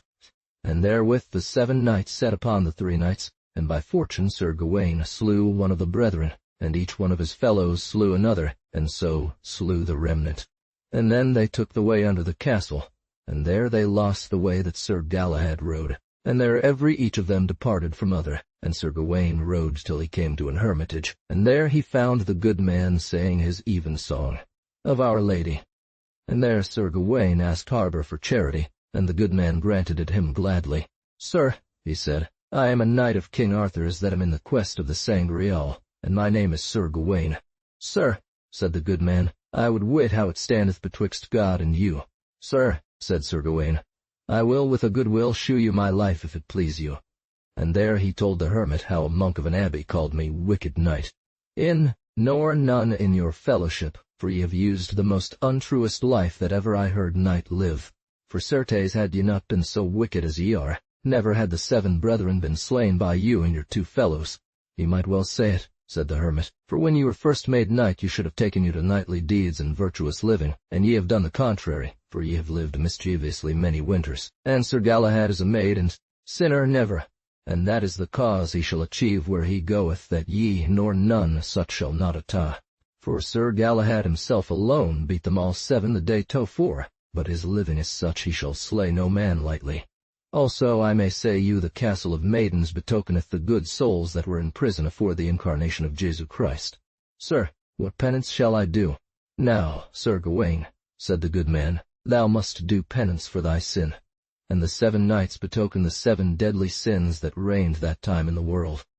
And I may liken the good Galahad unto the son of the High Father, that light within a maid, and bought all the souls out of thrall. So did Sir Galahad deliver all the maidens out of the woeful castle. Such as I will give, said the good man. Well, said the good man, and then he held his peace.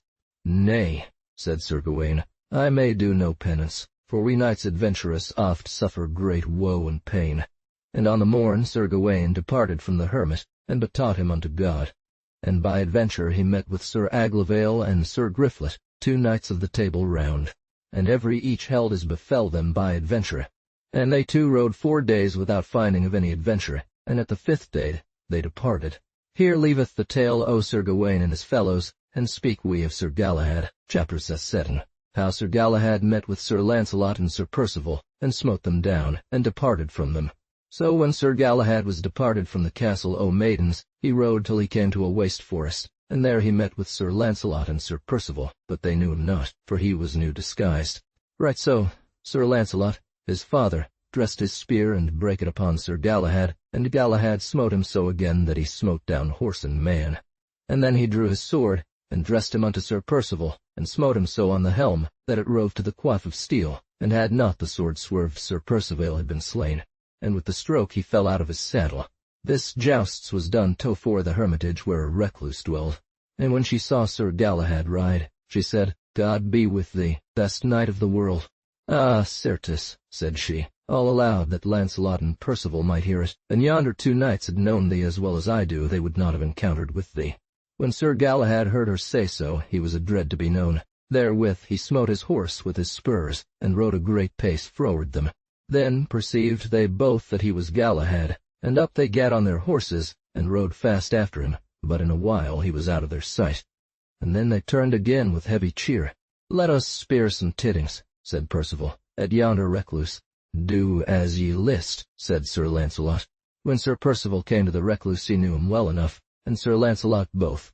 But Sir Launcelot rode overthwart, and endlong in a wild forest, and held no path but as wild adventure led him. And at the last he came to a stony cross which departed 2 ways in wasteland, and by the cross was a stone that was of marble, but it was so dark that Sir Launcelot might not wit what it was. And then he went to the chapel door, and found it waste and broken.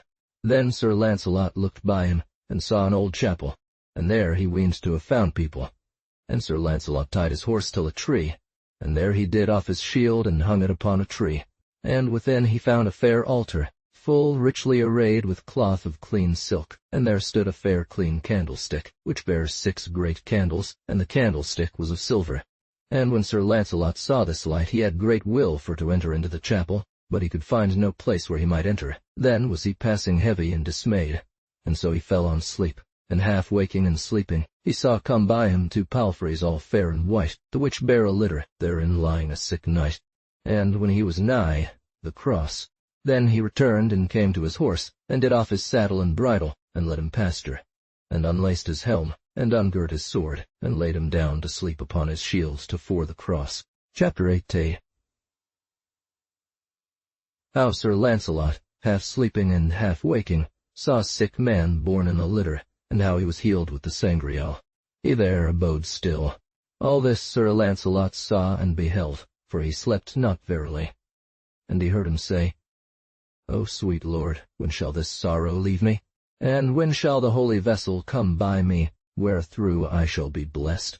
For I have endured thus long, for little trespass. A full great while complained the knight thus, and always Sir Launcelot heard it. With that Sir Launcelot saw the candlestick with the 6 tapers come before the cross, and he saw nobody that brought it. Also there came a table of silver, and the holy vessel of the sangreal, which Launcelot had seen aforetime in King Pechor's house. And therewith the sick knight set him up, and held up both his hands, and said, Fair sweet Lord, which is here within this holy vessel. And therewith on his hands and on his knees he went so nigh that he touched the holy vessel and kissed it, and anon he was whole. And then he said, Lord God, I thank thee, for I am healed of this sickness.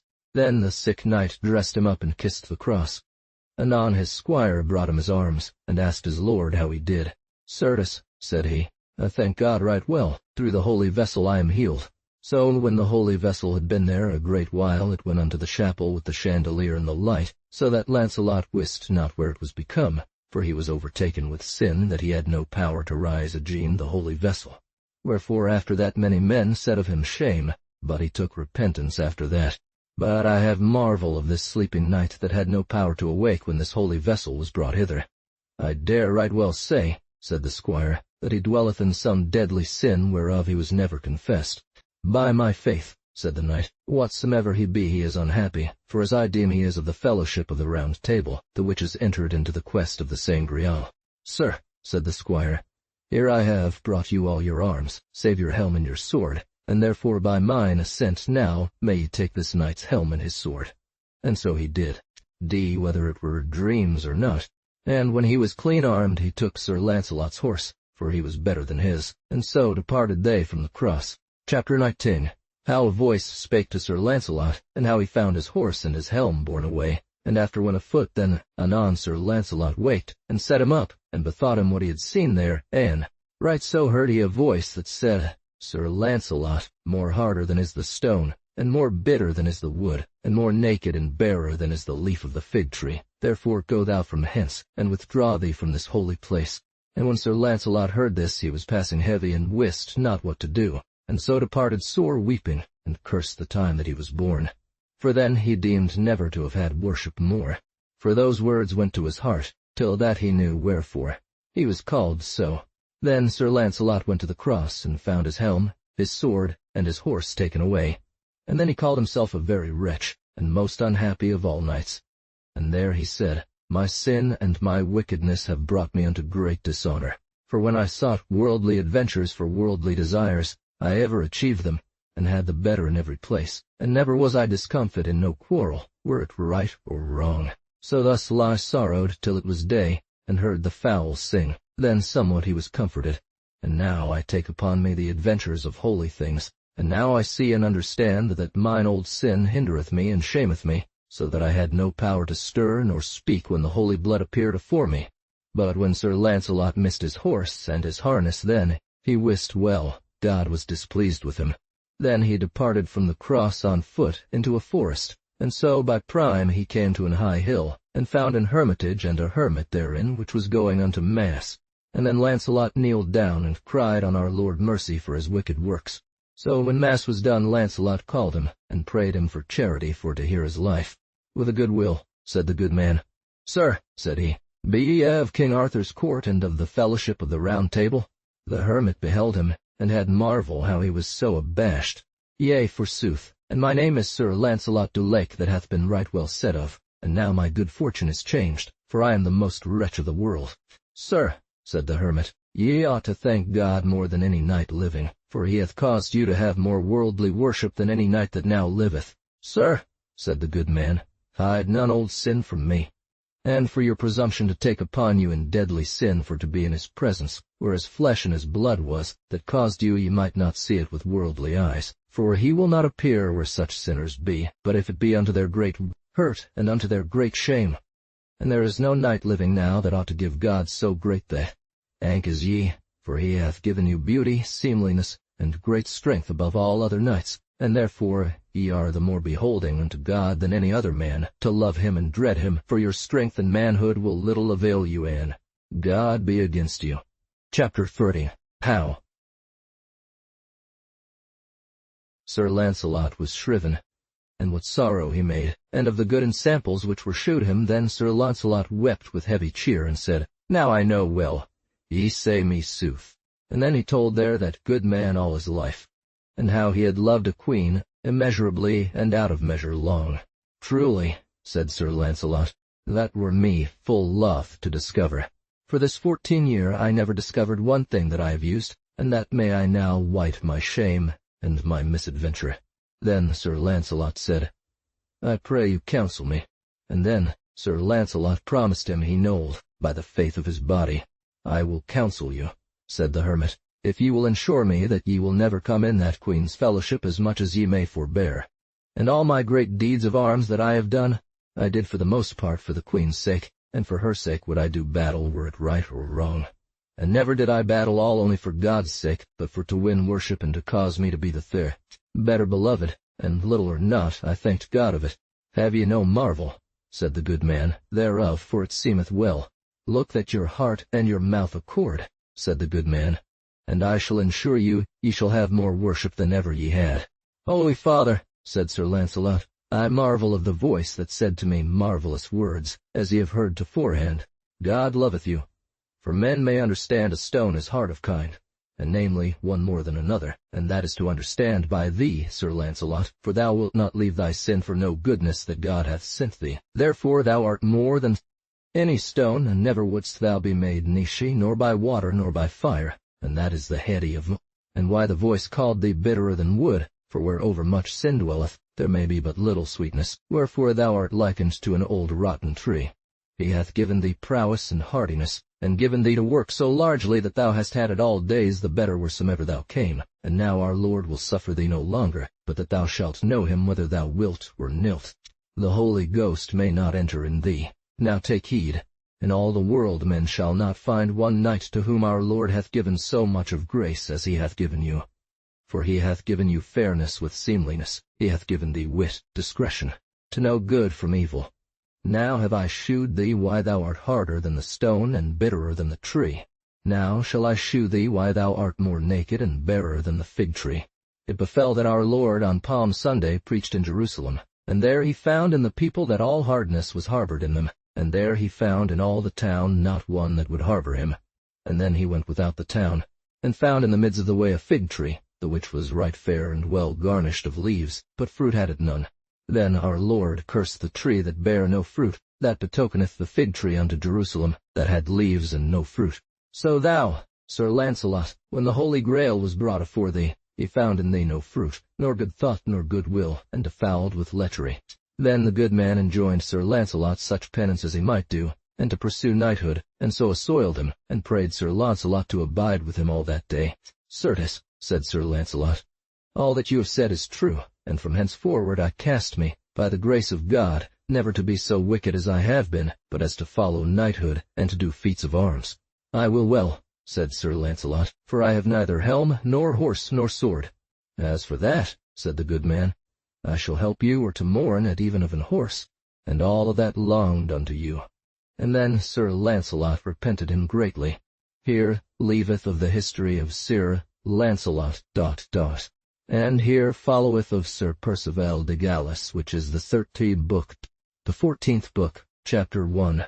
How Sir Percival came to a recluse and asked counsel, and how she told him that she was his aunt. And so he kneeled at her window, and the recluse opened it, and asked Sir Percival what he would. Now saith the tale, that when Sir Launcelot was written after Sir Galahad, the which had all these adventures above said, Sir Percival turned again unto the recluse, where he deemed to have tidings of that night that Launcelot followed. Madam, he said, I am a knight of King Arthur's court, and my name is Sir Percival de Galis.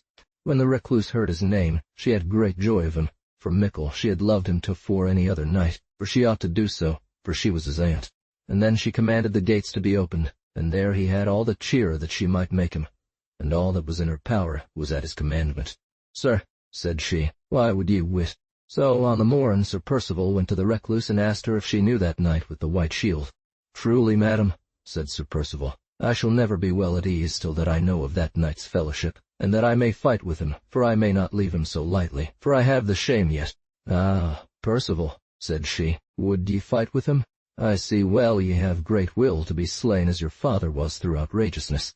Madam, said Sir Percival, it seemeth by your words that ye know me. Yea, said she, I well ought to know you, for I am your aunt, although I be in a priory place. Then Sir Percival wept for very pity when that he knew it was his aunt.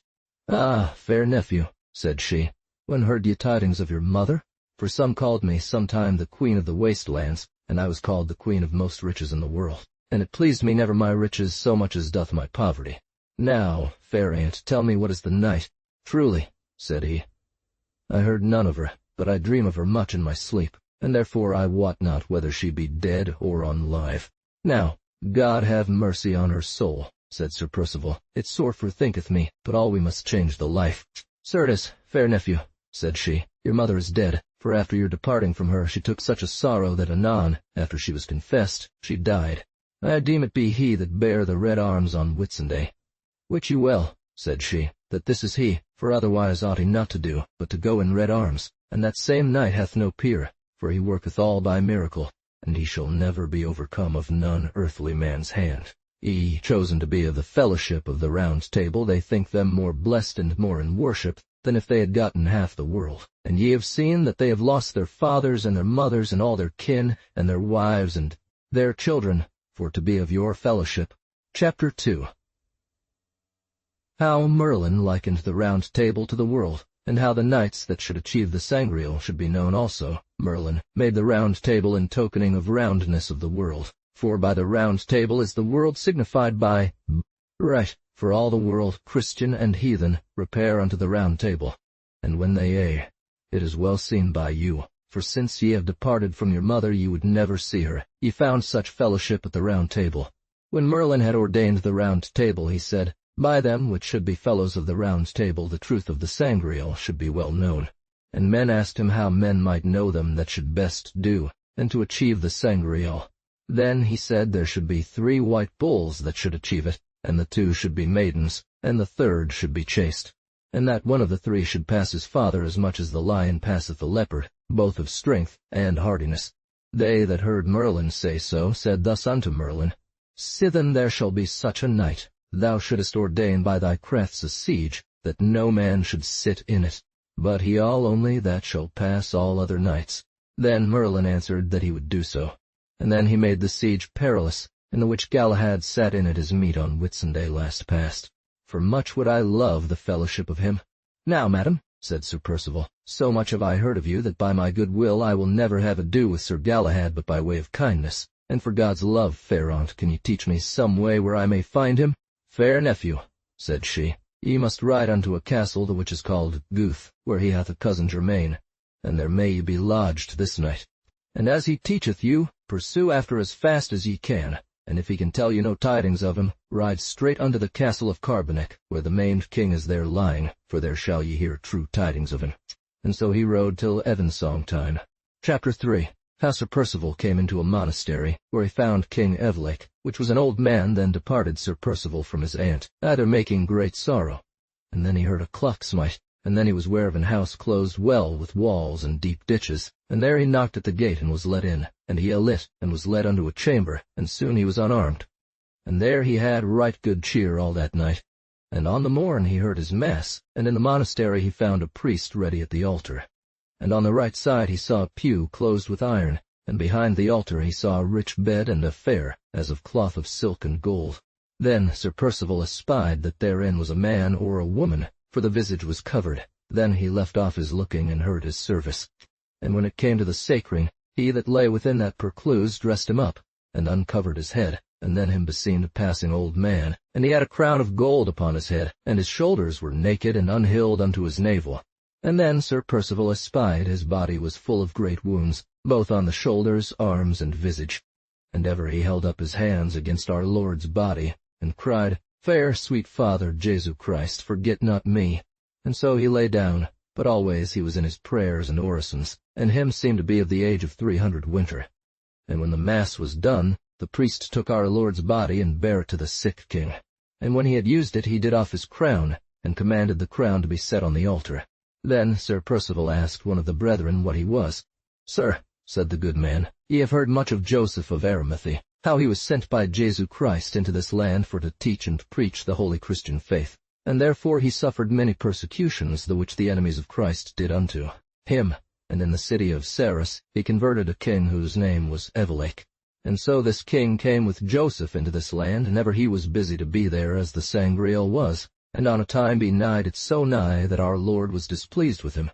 Then this king cried mercy, and said, Fair Lord, let me never die till the good knight of my blood of the 9th degree be come, that I may see him openly, that he shall achieve the Sangreal, that I may kiss him. Chapter 4. How Sir Percival saw many men of arms bearing a dead knight, and how he fought against them. When the king thus had made his prayers, he heard a voice that said, Heard be thy prayers, for thou shalt not die till he have kissed thee. And when that night shall come, the clearness of your eyes shall come again, and thou shalt see openly, and thy wounds shall be healed, and erst shall they never close. And this befell of King Evelake, and this same king hath lived this 300 winter this holy life, and men say the knight is in the court that shall heal him. Sir, said the good man, I pray you tell me what knight that ye be, and if ye be of King Arthur's court and of the Table Round. And when the good man understood his name, he made great joy of him. Yea, forsooth, said he, and my name is Sir Percival de Galis.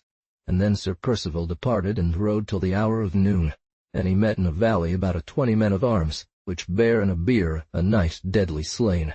And when they saw Sir Percival, they asked him of whence he was, and he answered, Of the court of King Arthur. Then they cried all at once, Slay him! Then Sir Percival smote the first to the earth, and his horse upon him.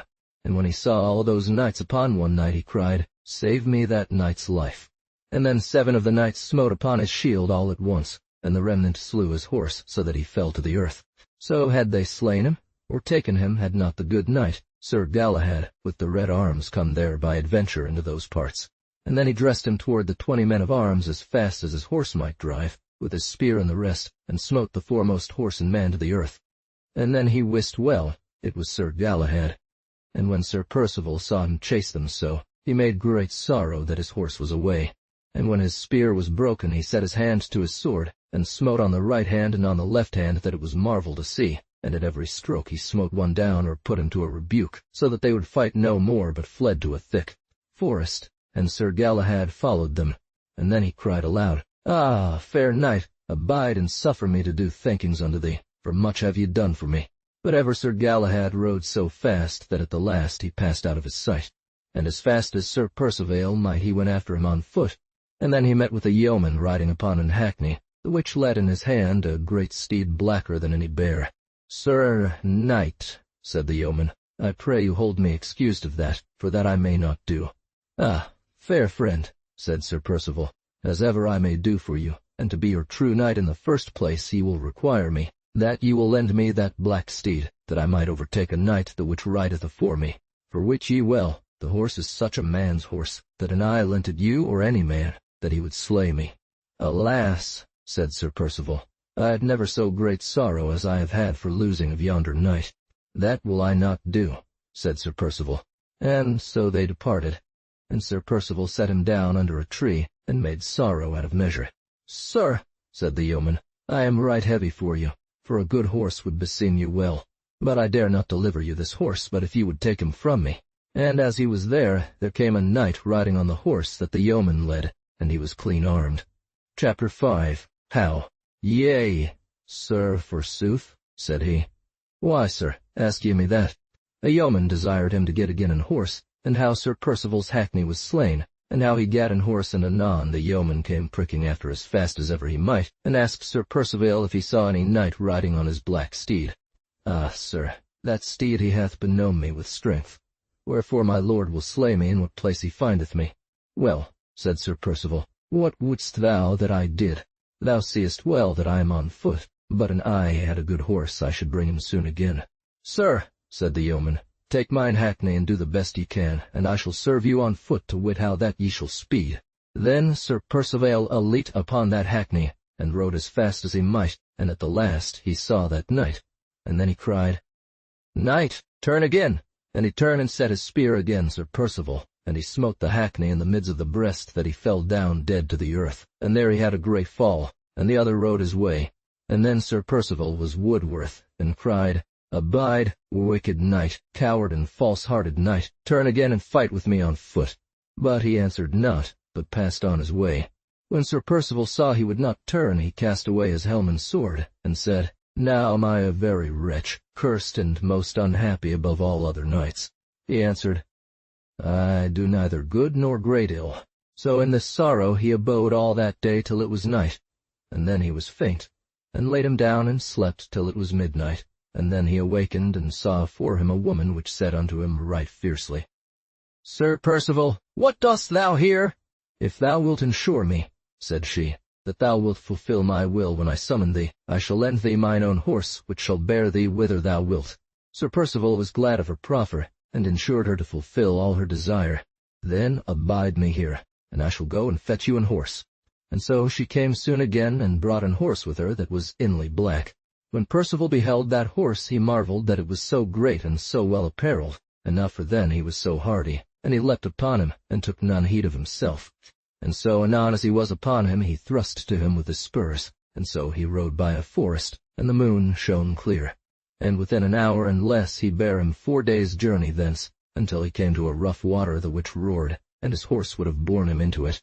Chapter 6 of the great danger that Sir Percival was in by his horse, and how he saw a serpent and a lion fight.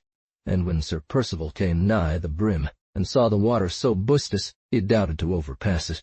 And then he made a sign of the cross on his forehead. Then Sir Percival perceived it was a fiend, the which would have brought him unto his perdition.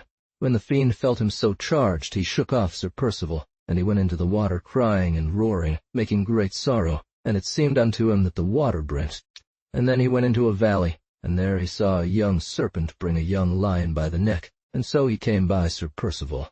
Then he commended himself unto God, and prayed our Lord to keep him from all such temptations, and so he prayed all that night till on the morn that it was day.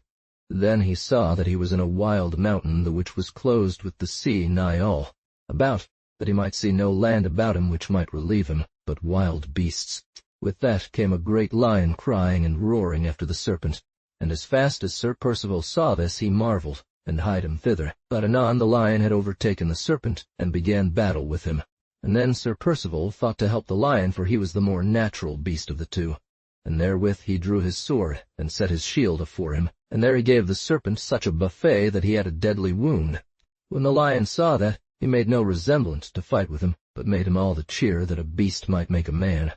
And then he stroked him on the neck and on the shoulders. Then Percival perceived that, and cast down his shield which was broken. And then he did off his helm for to gather wind, for he was greatly enchafed with the serpent, and the lion went alway about him fawning as a spaniel. Then was Sir Percival alone, and then he thanked God of the fellowship of that beast. And about noon the lion took his little whelp, and trussed him, and bare him there he came from. And as the tale telleth, he was one of the men of the world at that time which most believed in our Lord Jesu Christ, for in those days there were but few folks that believed in God perfectly. For in those days the Son spared not the Father no more than a stranger.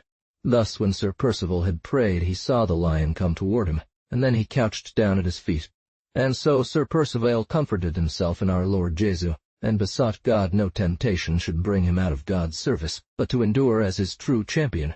Death thee word that thou array thee and make thee ready, for to morn thou must fight with the strongest champion of the world. And then he asked her what was her lord.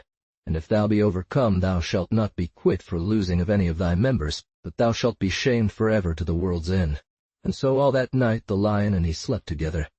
And when Sir Percival slept, he dreamed a marvellous dream, that there 2 ladies met with him, and that one sat upon a lion, and that other sat upon a serpent, and that one of them was young, and that one of them was young. The other was old. And the youngest him thought said, Sir Percival, my lord saluteth thee, and sin. And she said, the greatest lord of all the world. And so she departed suddenly, that he wist not where.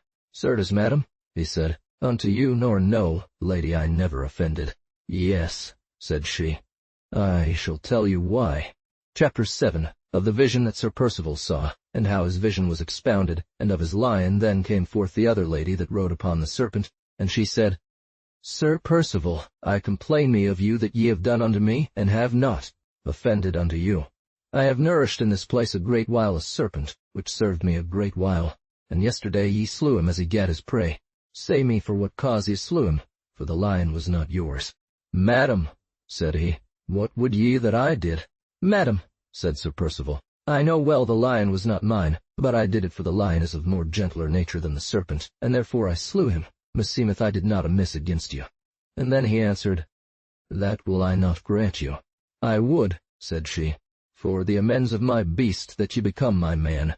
No, said she, truly ye were never but my servant, sin ye received the homage of our Lord Jesu Christ. Therefore I ensure you in what place I may find you without keeping, I shall take you as he that sometime was my man. And on the morn he arose and blessed him, and he was passing feeble. And so she departed from Sir Percival, and left him sleeping, the which was sore travailed of his advision. And at the board stood an old man clothed in a surplice, in likeness of a priest. Then was Sir Percival ware in the sea, and saw a ship come sailing toward him, and Sir Percival went unto the ship, and found it covered within and without with white samite. God keep you, said the good man. Sir, said Sir Percival, ye be welcome. Sir, said the old man, of whence be ye? What are ye? Said Sir Percival. Sir, said Sir Percival, I am of King Arthur's court, and a knight of the Table Round, the which am in the quest of the Sangreal. And here am I in great duress, and never like to escape out of this wilderness.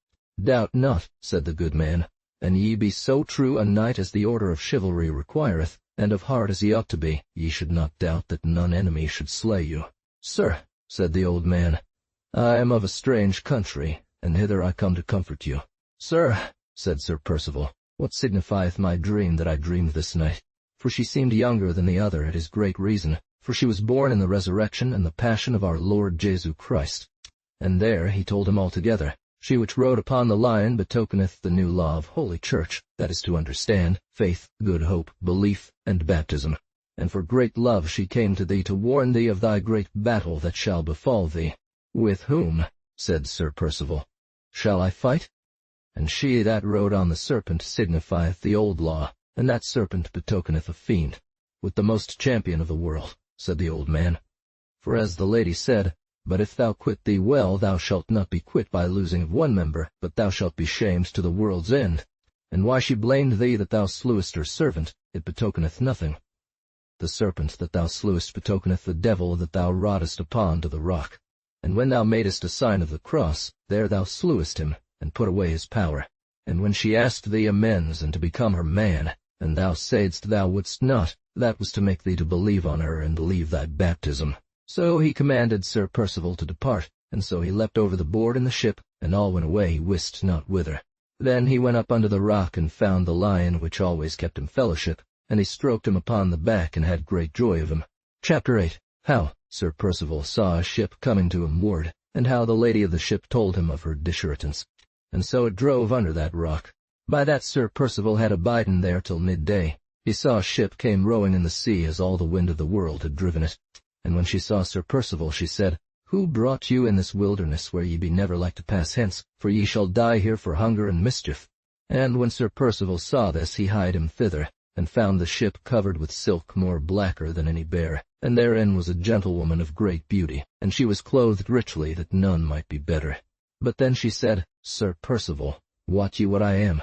Damosel, said Sir Percival, I serve the best man of the world, and in his service he will not suffer me to die, for who that knocketh shall enter, and who that asketh shall have, and who that seeketh him, he hideth him not. Yea, said he. Now who taught you my name? Said she. Now, said Sir Percival, I know you better than ye ween. And I came out of the waste forest where I found the Red Knight with the white shield, said the damosel. Ah, damosel, said he, with that knight would I meet passing fain. Sir knight, said she, and ye will ensure me by the faith that ye owe unto knighthood that ye shall do my will what time I summon you, and I shall bring you unto that knight. Yea, said he, I shall promise you to fulfill your desire. Well, said she, now shall I tell you. D. thereof. Then she asked him if he had ate any meat late.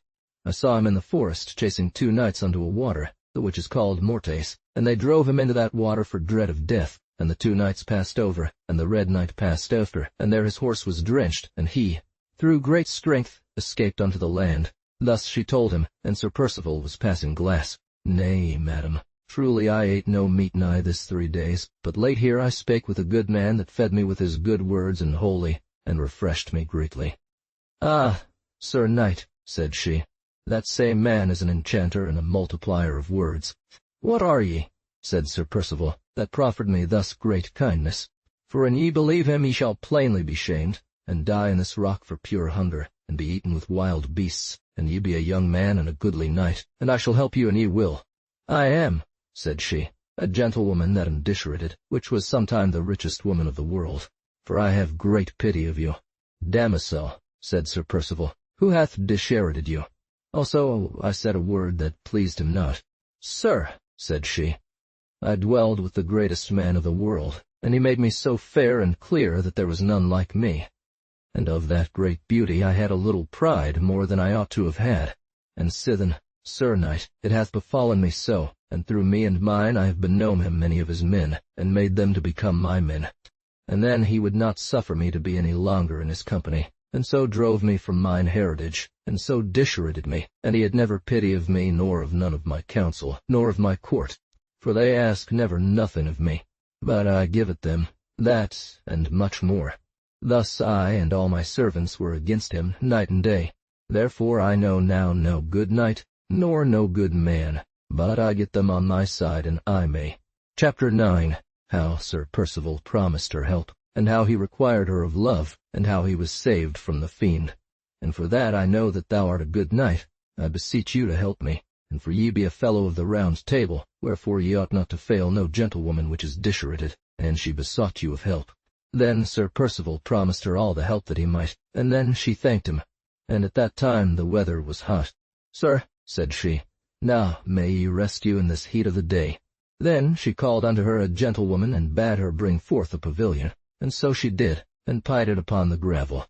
Then he thanked her, and she put off his helm and his shield, and there he slept a great while. And then he awoke, and asked her if she had any meat, and she said, "Yea, also ye shall have enough." And so there was set enough upon the table, and thereon so much that he had marvel, for there was all manner of meats that he could think on. And then Sir Percival proffered her love, and prayed her that she would be his. Also he drank there the strongest wine that ever he drank, him thought, and therewith he was a little chafed more than he ought to be. With that he beheld the gentlewoman, and him thought she was the fairest creature that ever he saw. Then she refused him, in a manner, when he required her, for the cause he should be the more ardent on her, and ever he ceased not to pray her of love. "Will ye ensure me this, as ye be a true knight?" "Yea," said he, "fair lady, by the faith of my body." And when she saw him well enchafed, then she said, "Sir Percival, wit you well I shall not fulfill your will, but if ye swear from henceforth ye shall be my true servant, and to do nothing but that I shall command you." "Well," said she, "now shall ye do with me whatso it please you. And now wit ye, well, ye are the knight in the world that I have most desire for." And then 2 squires were commanded to make a bed in midst of the pavilion, and anon she was unclothed and laid therein. And then he looked into a ship, and saw her enter therein, which said, "Sir Percival, ye have betrayed me." And so she went with the wind roaring and yelling, that it seemed all the water brent after her. And then Sir Percival laid him down by her naked, and by adventure and grace he saw his sword lie on the ground naked, in whose pommel was a red cross, and the sign of the crucifix therein, and bethought him on his knighthood and his promise maiden. Toffer hand unto the good man. Then he made a sign of the cross in his forehead, and therewith the pavil. Ion turned up so down, and then it changed unto a smoke, and a black cloud, and then he was adread and cried aloud. Chapter X. How Sir Percival for penance rove himself through the thigh, and how she was known for the devil fair sweet father, Jesu Christ. Now let me not be shamed, the which was nigh lost had not thy good grace been. And then he stopped his bleeding wound with a piece of his shirt. So then he clothed him and armed him, and called himself a wretch, saying, "How nigh was I lost, and to have lost that I should never have gotten again. That was my virginity, for that may never be recovered after it is once lost." Then Sir Percival made great sorrow, and drew his sword unto him, saying, "Sithen my flesh will be my master, I shall punish it." And therewith he rove himself through the thigh, that the blood start about him, and said, "O good Lord, take this in him! Recompensation of that I have done against thee, my lord." Thus, as he made his moan, he saw the same ship come from Orient that the good man was in the day afore, and the noble knight was ashamed with himself, and therewith he fell in a swoon. And when he awoke, he went unto him weakly, and there he saluted this good man. And then he asked Sir Percival, "How hast thou done sith I departed?" And there he told him altogether. "Sir," said he, "here was a gentlewoman, and led me into deadly sin. Knew ye not the mate?" Said the good man, "Sir," said he. "O good knight," said he, "thou art a fool, for that gentlewoman was the master fiend of hell, the which hath power above all devils, and that was the old lady that thou sawest in thine vision riding on the serpent. Now beware, Sir Percival, and take in this for an ensample." And then the good man vanished away. Then he told Sir Percival how our Lord Jesu Christ beat him out of heaven for his sin, the which was the most brightest angel of heaven, and therefore he lost his heritage, and that was the champion that thou foughtest withal, the which had overcome.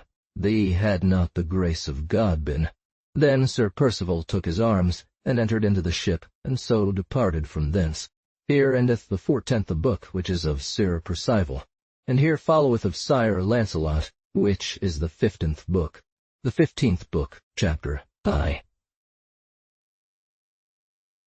How Sir Launcelot came to a chapel, where he found dead, in a white shirt, a man of religion, of 100 winter old. When the hermit had kept Sir Launcelot 3 days, the hermit gat him a horse, an helm, and a sword.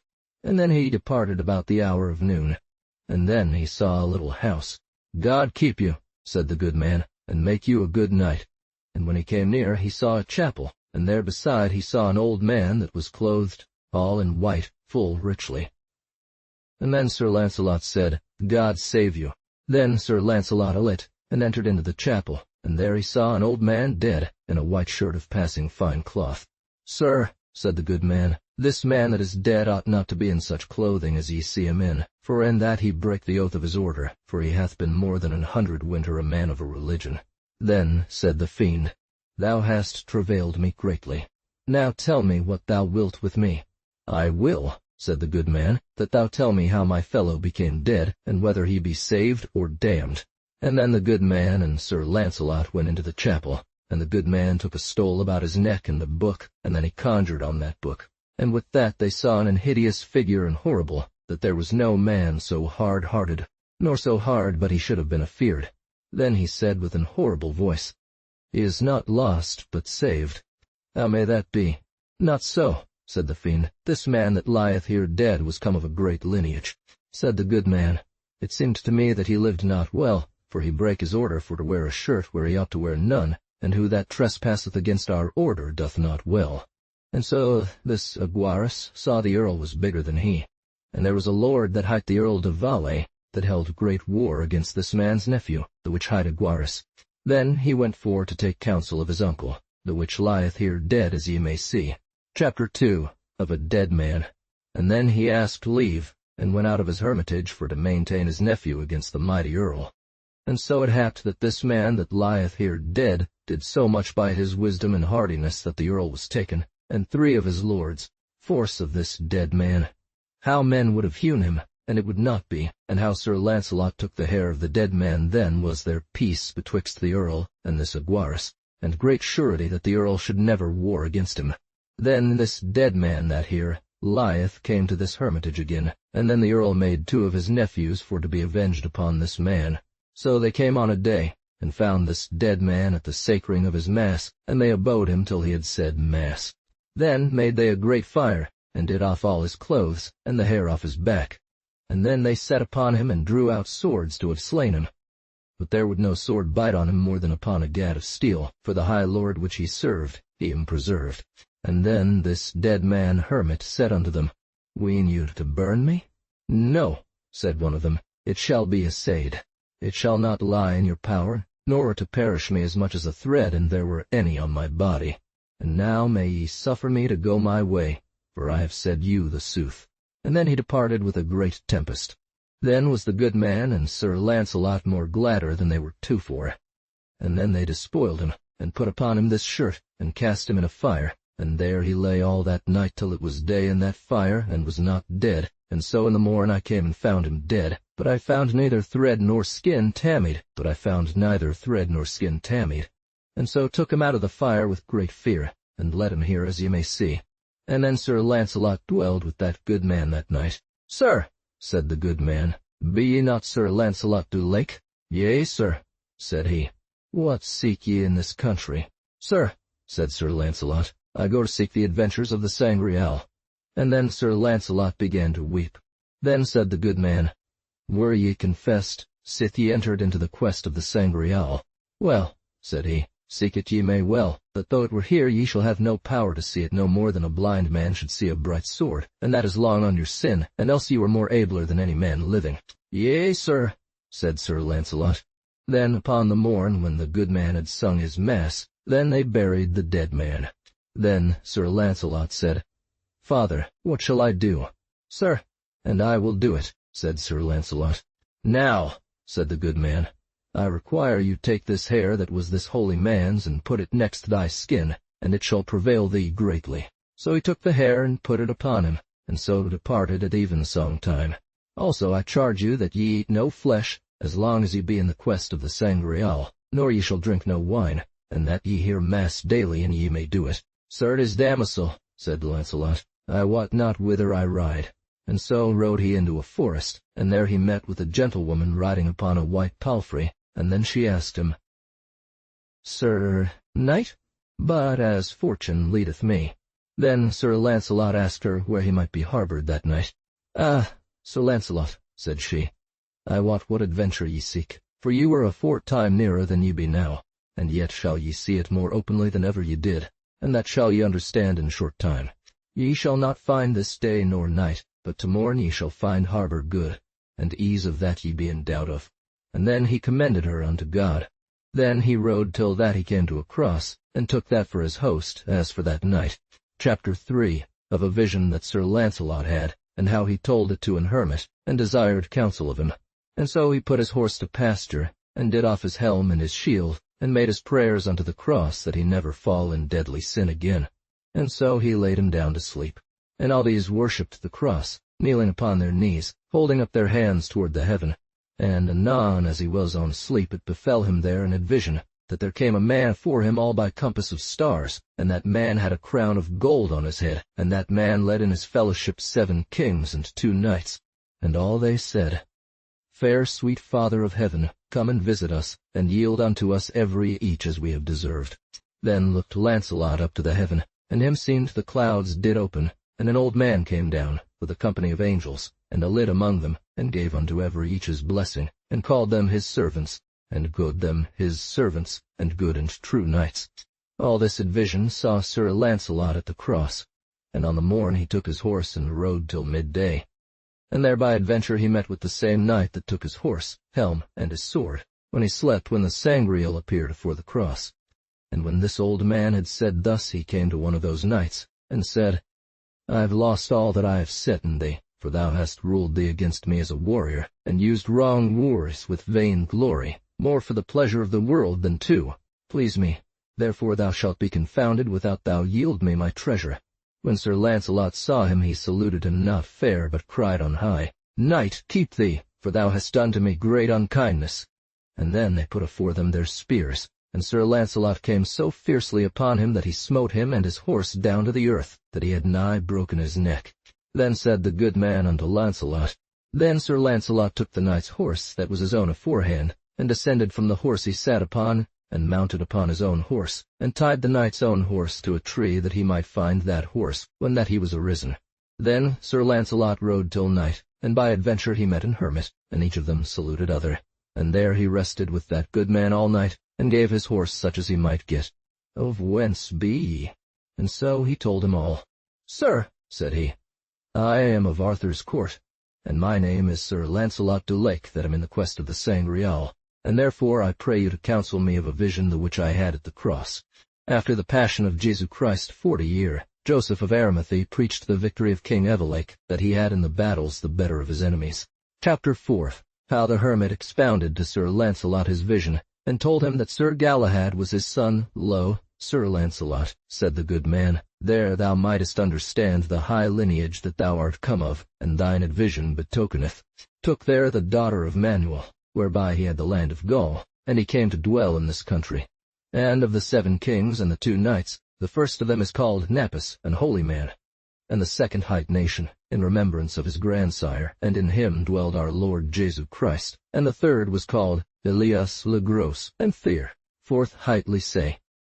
And the 5th hight Jonas. He departed out of his country and went into Wales. And by thee, Sir Launcelot, it signifieth that the angel said thou were none of the 7 fellowships. And of him came King Launcelot thy grandsire, the which there wedded the king's daughter of Ireland, and he was as worthy a man as thou art. And of him came King Ban, thy father, the which was the last of the 7 kings. Sir, said Launcelot, ye say that that good knight is my son. But little thank hast thou given to God for all the great virtues that God hath lent thee. And the last was the 9th knight, he was signified to a lion, for he should pass all manner of earthly knights, that is Sir Galahad, the which thou gat on King Pelles' daughter. And thou ought to thank God more than any other man living, for of sinner earthly thou hast no peer as in knighthood, nor never shall be. Harship and honor, and to all thy kindred. That oughtest thou to know, and no man better, said the good man, for thou knewest the daughter of King Pelles fleshly, and on her thou begattest Galahad, and that was he that at the feast of Pentecost sat in the siege perilous, and therefore make thou it known openly that he is one of thy begetting on King Pelles' daughter, for that will be your woo. And I counsel you in no place press not upon him to have ado with him. Well, said Launcelot, meseemeth that good knight should pray for me unto the High Father, that I fall not to sin again. And therefore beseek thou only God, and he will help thee in all thy needs. And then Sir Launcelot and he went to supper, and so laid him to rest, and the hair pricked so Sir Launcelot's skin, which grieved him full sore, but he took it meekly, and suffered the pain. Trust thou well, said the good man, thou farest mickle the better for his prayer, but the son shall not bear the wickedness of the father, nor the father shall not bear the wickedness of the son, but every each shall bear his own burden. And so on the morn he heard his mass, and took his arms, and so took his leave. How Sir Launcelot jousted with many knights, and how he was taken and then mounted upon his horse, and rode into a forest, and held no highway. And at the last, him thought they of the castle were put to the worse. And as he looked afore him, he saw a fair plain, and beside that a fair castle, and afore the castle were many pavilions of silk and of divers hue. And him seemed that he saw there 500 knights riding on horseback, and there were two parties. They that were of the castle were all on black horses, and their trappers black, and they that were without were all on white horses and trappers. And every each hurtled to other that it marvelled Sir Launcelot. Then thought Sir Launcelot for a help there the weaker party in increasing of his chivalry. And then he rushed here and there, and did marvellous deeds of arms. And so Sir Launcelot thrust in among the party of the castle, and smote down a knight, horse and man, to the earth. And then he drew out his sword, and struck many knights to the earth, so that all those that saw him marvelled that ever one knight might do so great deeds of arms. But always the white knights held them nigh about Sir Launcelot, for to tire him and wind him. And then all the fellowship of the castle were overcome for the default of him. But at the last, as a man may not ever endure, Sir Launcelot waxed so faint of fighting and travailing, and was so weary of his great deeds, but he might not lift up his arms for to give one stroke, so that he weened never to have borne arms. And then they all took and led him away into a forest, and there made him to alight and to rest him. Then they said all unto Sir Launcelot, Blessed be God that ye be now of our fellowship, for we shall hold you in our prison. And so they left him with few words. And then Sir Launcelot made great sorrow, for never or now was I never at tournament nor jousts, but I had the best, and now I am shamed. And then he said, Now I am sure that I am more sinfuller than ever I was. And then he laid him down to sleep. Thus he rode sorrowing, and half a day he was out of despair, till that he came into a deep valley. And when Sir Launcelot saw he might not ride up into the mountain, he there alit under an apple tree. And there he left his helm and his shield, and put his horse unto pasture. And then him thought there came an old man afore him, the which said, Ah, Launcelot of evil faith and poor belief, wherefore is thy will turned so lightly toward thy deadly sin? And when he had said thus, he vanished away, and Launcelot wist not where he was become. Then he took his horse, and armed him. And as he rode by the way, he saw a chapel where was a recluse, which had a window that she might see up to the altar. And all aloud she called Launcelot, for that he seemed a knight-errant. And then he came, and she asked him what he was, and of what place, and whereabout he went to seek. Chapter 6. How Sir Launcelot told his vision unto a woman, and how she expounded it unto him. And then he told her altogether word by word, and the truth how it befell him at the tournament. And after told her his vision that he had had that night in his sleep, and prayed her to tell him what it might mean, for he was not well content with it. Ah, Launcelot, said she, as long as ye were knight of earthly knighthood, ye were the most marvellous man of the world, and most adventurous. And not for then there was none enchantment, for they at the tournament were earthly knights. Now, said the lady, sithen ye be set among the knights of heavenly adventures, if adventure fell thee contrary at that tournament, have thou no marvel. For that tournament yesterday was but a tokening of our Lord. The tournament was a token to see who should have most knights, either Eleazar, the son of King Pelles, or Argustus, the son of King Harlan. But Eleazar was all clothed in white, and Augustus was covered in black, the which were come. All what this betokeneth, I shall tell you. The day of Pentecost, when King Arthur held his court, it befell that earthly kings and knights took a tournament together, that is to say, the quest of the Sangreal. The earthly knights were they the which were clothed all in black, and the covering betokeneth the sins whereof they be not confessed. And they with the covering of white betokeneth virginity, and they that chose chastity. And thus was the quest begun in them. For thou art so feeble of evil trust and good belief, this made it when thou were there where they took thee, and led thee into the forest. Then thou beheld the sinners and the good men, and when thou sawest the sinners overcome, thou inclinest to that party for bolbons and pride of the world, and all that must be left in that quest, for in this quest thou shalt have many fellows and thy betters. And for great pride thou madest great sorrow that thou hadst not overcome all the white knights with the covering of white, by whom was betokened virginity and chastity. And therefore God was wroth with you, for God loveth no such deeds in this quest. And anon there appeared the Sangreal unto the white knights, but thou was so feeble of good belief and faith that thou mightest not abide it for all the teaching of the good man. But anon thou turnest to the sinners, and that caused thy misadventure, that thou shouldst know good from evil, and vain glory of the world, the which is not worth a pear. Now have I warned thee of thy vain glory, and of thy pride, that thou hast many times erred against thy Maker. And this advision signifieth that thou are of evil faith, and of poor belief, the which will make thee to fall into the deep pit of hell if thou keep thee not. And so she commended Sir Launcelot to dinner. Beware of everlasting pain, for of all earthly knights I have most pity of thee, for I know well thou hast not thy peer of any earthly sinful man. And through the water he must needs pass, the which was hideous, and then in the name of God he took it with good heart. And after dinner he took his horse and commended her to God, and so rode into a deep valley, and there he saw a river and an high mountain. And then he took his helm and his shield, and thanked God of his adventure.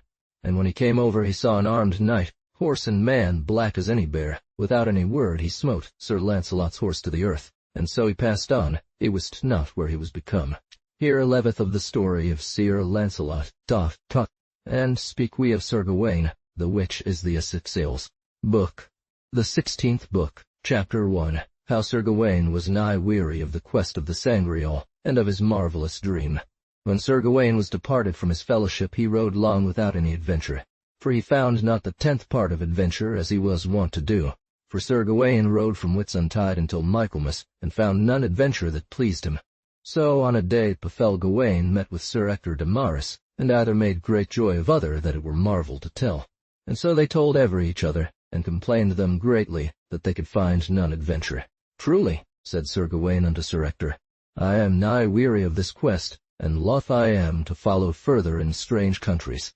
One thing marvelled me, said Sir Ector. I have met with 20 knights, fellows of mine, and all they complain as I do. I have marvel, said Sir Gawain, where that Sir Launcelot your brother is. Truly, said Sir Ector, I cannot hear of him, nor of Sir Galahad, Percival, nor Sir Bors. Let them be, said Sir Gawain, for they 4 have no peers. And if one thing were not in Sir Launcelot, he had no fellow of none earthly man. But he is as we be, but if he took more pain upon him. But an in these 4 be met together, they will be loth that any man meet with them. For an they fail of the Sangreal, it is in waste of all the remnant to recover it. Thus as Ector and Gawain rode more than 8 days, and these 3 bulls which were so fair were tied with 2 strong cords. And as they spake of one thing and other, for heaviness they fell on sleep, and there befell them both marvellous adventures. And on a Saturday they found an old chapel, the which was wasted that there seemed no man thither repaired, and there they alit, and set their spears at the door, and in they entered into the chapel, and there made their orisons a great while, and set them down in the sieges of the chapel. Sir Gawain him seemed he came into a meadow full of herbs and flowers, and there he saw a rack of bulls, 150, that were proud and black, save 3 of them were all white, and one had a black spot, and the other 2 were so fair and so white that they might be no whiter. And the remnant of the bulls said among them, Go we hence to seek better pasture. And so some went, and some came again, but they were so lean that they might not stand upright, and of the bulls that were so white that one came again and no more. Chapter 2. Of the vision of Sir Ector, and how he jousted with Sir Uwaine les Avoutres, his sworn brother. But when this white bull was come again among these other, there rose up a great cry for lack of wind that failed them. And so they departed one here and another there. This vision befell Gawain that night, but to Ector de Maris befell another vision the contrary. For it seemed him that his brother, Sir Launcelot, and he alit out of a chair and leapt upon 2 horses, and the one said to the other, Go we seek that we shall not find. Well, that ever he saw. And Sir Launcelot alit, and would have drunk of that well. And him thought that a man beat Sir Launcelot, and despoiled him, and clothed him in another array, the which was all full of knots, and set him upon an ass. And so he rode till he came to the fairest. And when he stooped to drink of the water sank from him. And when Sir Launcelot saw that, he turned and went thither as the head came from. And in the meanwhile he trowed that himself, and Sir Ector rode till that they came to a rich man's house where there was a wedding. And there he saw a king the which said, Sir knight, here's no place for you. And then he turned again unto the chair that he came from. Thus within a while both Gawain and Ector awaked, and either told other of their vision, the which marvelled them greatly. Truly, said Ector, I shall never be merry till I hear tidings of my brother Launcelot. Now as they sat thus talking, they saw an hand showing unto the elbow, and was covered with red samite, and upon that hung a bridle not right rich, and held within the fist a great candle which burned right clear, and so passed afore them, and entered into the chapel, and then vanished away, and they wist not where. And anon came down a voice which said, Knights of full evil faith, and of poor belief, these 2 things have failed you, and therefore ye may not come to the adventures of the Sangreal. Then first spake Gawain, and said, Ector, have ye heard these words? Yea, truly, said Sir Ector, I heard all. Now go we, said Sir Ector, unto some hermit that will tell us of our advision, for it seemeth me we labour all in vain. And so they departed, and rode into a valley, and there met with a squire which rode on an hackney, and they saluted him fair. Sir, said Gawain, can thou teach us to any hermit? Here is one in a little mountain, but it is so rough there may no horse go thither, and therefore ye must go upon foot. There shall ye find a poor house, and there is Nation the hermit, which is the holiest man in this country. And so they departed either from other. And then in a valley they met with a knight all armed, which proffered them to joust as far as he saw them. In the name of God, said Sir Gawain, sith I departed from Camelot there was none proffered me to joust, but once. And now, sir, said Ector, let me joust with him. Nay, said Gawain, ye shall not, but if I be beat, it shall not forethink me then if ye go after me. In the falling they brake both their spears, and then either embraced other to joust, and came together as fast as their horses might run, and brast their shields in the mails, and the one more than the other, and Gawain was wounded in the left side, but the other knight was smitten through the breast, and the spear came out on the other side, and so they fell both out of their saddles. And then said Gawain, but all for naught was it, for the knight had no power to rise against him. And Gawain arose and set his hand to his sword, and cast his shield afore him. Ye must yield you as an overcome man, or else I may slay you. Sir, said Gawain, I know no house of religion hereby. Sir, said the knight, set me on an horse to fore you, and I shall teach you. Ah, sir knight, said he, I'm but dead. For God's sake and of your gentleness lead me here unto an abbey that I may receive my Creator. Gawain set him up in the saddle, and he leapt up behind him for to sustain him, and so came to an abbey where they were well received. And anon he was unarmed, and received his Creator. Then Gawain asked him what he was that knew him not. Then he prayed Gawain to draw out the truncheon of the spear out of his body. Hath slain the other. I am, said he, of King Arthur's court, and was a fellow of the Round Table, and we were brethren sworn together. And now, Sir Gawain, thou hast slain me, and my name is Owain les Avoutres, that sometime was son unto King Uriens, and was in the quest of the Sangreal. And now forgive it thee God, for it shall ever be said that the one sworn brother. How Sir Gawain and Sir Ector came to an hermitage to be confessed, and how they told to the hermit their visions. Alas, said Gawain, that ever this misadventure is befallen me. No force, said Owain. Sith I shall die this death, of a much more worshipfuller man's hand might I not die. But when ye come to the court, recommend me unto my lord, King Arthur, and all those that be left on live, and for old brotherhood think on me. Then began Gawain to weep, and Ector also. And then Owain himself and Sir Gawain drew out the truncheon of the spear, and anon departed the soul from the body. Then Sir Gawain and Sir Ector buried him as men ought to bury a king's son, and made right upon his name, and by whom he was slain. Then departed Gawain and Ector as heavy as they might for their misadventure, and so rode till that they came to the rough mountain, and there they tied their horses and went on foot to the hermitage. And when they were come up, they saw a poorhouse, and beside the chapel a little courtelage, where Nation the hermit gathered worts, as he which had tasted none other meat of a great while. And when he saw the errant knights, he came toward them and saluted them, and they him again. "Fair lords," said he, "what adventure brought you hither?" "Sir," said Gawaine, "to speak with you for to be confessed." "Sir," said the hermit, "I am ready." Then they told him so much that he wist well what they were, and then he thought to counsel them if he might. Then began Gawaine first, and told him of his vision that he had had in the chapel, and Ector told him all as it is afore rehearsed. At all times so by the fraternity which was there, that she might not be overcome, for men said she was founded in patience and in humility. That the rack ate 150 bulls, but they ate not in the meadow, for their hearts should be set in humility and patience, and the bulls were proud and black save only 3. "Sir," said the hermit unto Sir Gawaine, "the fair meadow and the rack therein ought to be understood the round table, and by the meadow ought to be understood humility and patience. Those be the things which be always green quick, for men may know. Time overcome humility and patience, therefore was the round table founded. By the bulls is to understand the fellowship of the round table, which for their sin and their wickedness be black. Blackness is to say without good or virtuous works, misdeeds. And why those 3 were tied by the necks, they be 3 knights in virginity and chastity, and there is no pride smitten in them. And the 3 bulls which were white, save only one that was spotted, the 2 white betoken Sir Galahad and Sir Percival, for they be maidens clean and without spot, and the 3rd that had a spot signifieth Sir Bors de Ganis, which trespassed but once in his virginity, but sithen he kept himself so well in chastity that all is forgiven him and his. And the black bulls which said, Go we hence, they were those which at Pentecost at the high feast took upon them to go in the quest of the Sangreal without confession, they might not enter in the meadow of humility and patience. And therefore they returned into waste countries, that signifieth death, for there shall die many of them. Every each of them shall slay other for sin, and they that shall escape shall be so lean that it shall be marvel to see them. And of the 3 bulls without spot, the one shall come again, and the other 2 never. Chapter 4. How the hermit expounded their vision. Then spake Nation unto Ector, Sooth it is that Launcelot and ye come down off one chair. The chair betokeneth mastership and lordship which ye came down from. But ye 2 knights, said the hermit, ye go to seek that ye shall never find, that is the Sangreal. For it is the secret thing of our Lord Jesu Christ.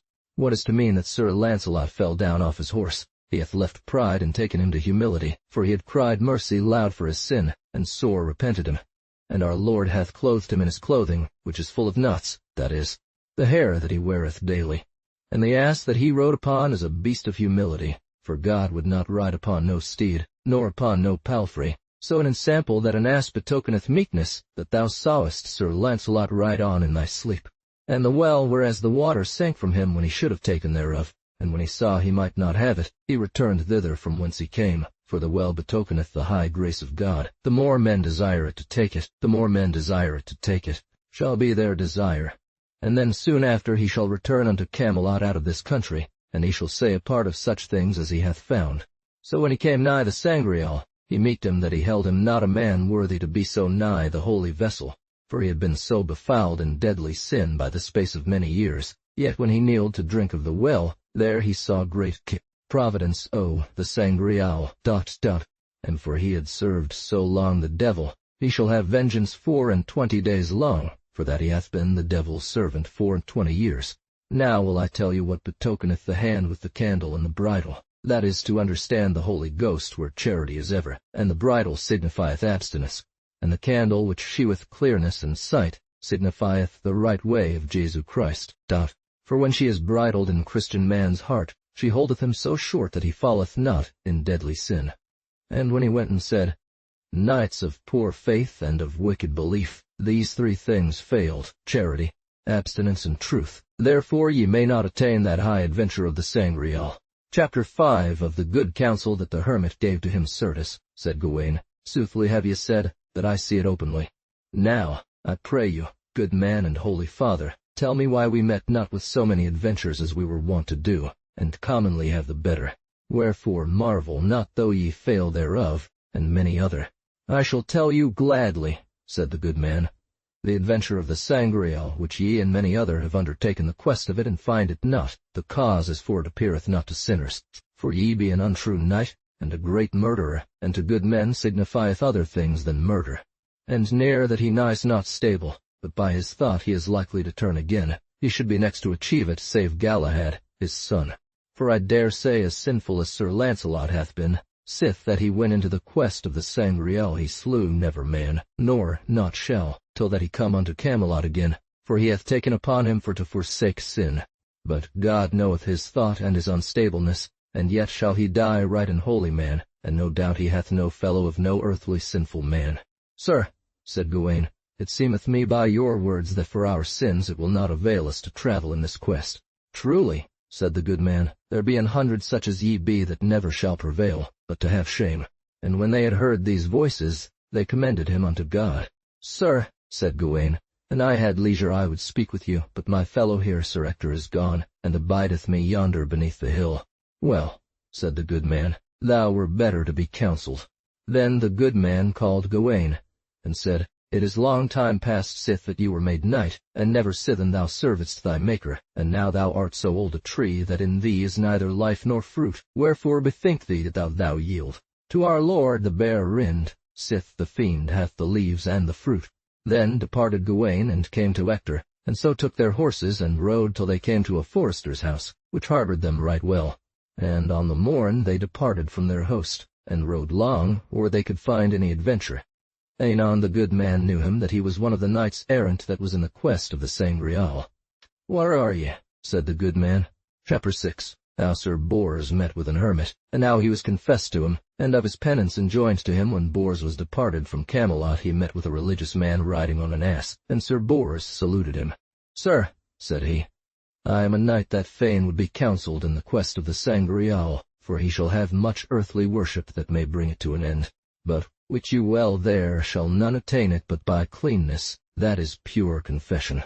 Certes, said the good man, that is sooth, for he shall be the best knight of the world, and the fairest of all the fellowship. So rode they together till that they came to an hermitage, and there he prayed Bors to dwell all that night with him.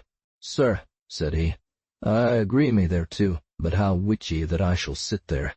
Now, said the good man, I pray thee that thou eat none other till that thou sit at the table where the Sangreal shall be.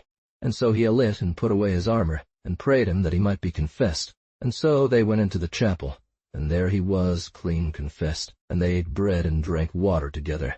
Yes, said the good man, that know I, but there shall be but few of your fellows with you. All is welcome, said Sir Bors, that God sendeth me. Also, said the good man, instead of a shirt, and in sign of chastisement, ye shall wear a garment. Therefore I pray you do off all your clothes and your shirt. And so he did. Then he armed him, and took his leave, and so departed. And then he took him a scarlet coat, so that should be instead of his shirt, till he had fulfilled the quest of the Sangreal. And the good man found in him so marvellous a life and so stable, that he marvelled and felt that he was never corrupt in it. Fleshly lusts, but in one time that he begat Elian LeBlanc. So smote he himself with his beak, the which was great and sharp. And so a little from thence he looked up into a tree, and there he saw a passing great bird upon an old tree, and it was passing dry, without leaves, and the bird sat above, and had birds, the which were dead for hunger. And the young birds took the life by the blood of the great bird, and so the great bird bled, till that he died among his birds. So by evensong, by adventure he came to a strong tower and an high, and there was he lodged gladly. When Bors saw this, he wist well it was a great tokening. For when he saw the great bird arose not, then he took his horse and yede his way. And when he was unarmed, they led him into an high tower, where was a lady, young, lusty, and fair. Chapter 7. How Sir Bors was lodged with a lady, and how he took upon him for to fight against a champion for her land. And when Sir Bors saw that, he bethought him on his penance, and bade a squire to bring him water. And she received him with great joy, and made him to sit down by her, and so was he set to sup with flesh and many dainties. And so he brought him, and he made sops therein, and ate them. Ah, said the lady, I trow ye like not my meat. Then she spake no more as at that time, for she was loath to displease him. Yes, truly, said Sir Bors, God thank you, madam, but I may eat none other meat this day. Then, after supper, they spake of one thing and other. With that came a squire and said, Madam, ye must purvey you to mourn for a champion, for else your sister will have this castle and also your lands, except ye can find a knight that will fight to mourn in your quarrel against Pridam le Noir. And when Sir Bors had heard her say thus, he said, I shall comfort you. Sir, said she, I shall tell you there was here a king. Then she made sorrow and said, Ah, Lord God, wherefore granted ye to hold my land, whereof I should now be disherited without reason and right, that hight Aeneas, which held all this land in his keeping. And when he saw that, he let chase her out of this land, and betook it me, and all this land and my demesnes. So it mishapped he loved a gentlewoman a great deal elder than I, so took he her all this land to her keeping, and all his men to govern, and she brought up many evil customs, whereby she put to death a great part of his kinsmen. But anon as that worthy king was dead, this other lady began to war upon me, and hath destroyed many of my men, and turned them against me, that I have well nigh no man left me, and I have naught else but this high tower that she left me. And yet she hath promised me to have this tower, without I can find a knight to fight with her champion. Now tell me, said Sir Bors, what is that Pridam le Noir? Sir, said she, he is the most doubted man of this land. Now may ye send her word that ye have found a knight that shall fight with that Pridam le Noir in God's quarrel and yours. Then that lady was not a little glad, and sent word that she was purveyed, and that night Bors had good cheer.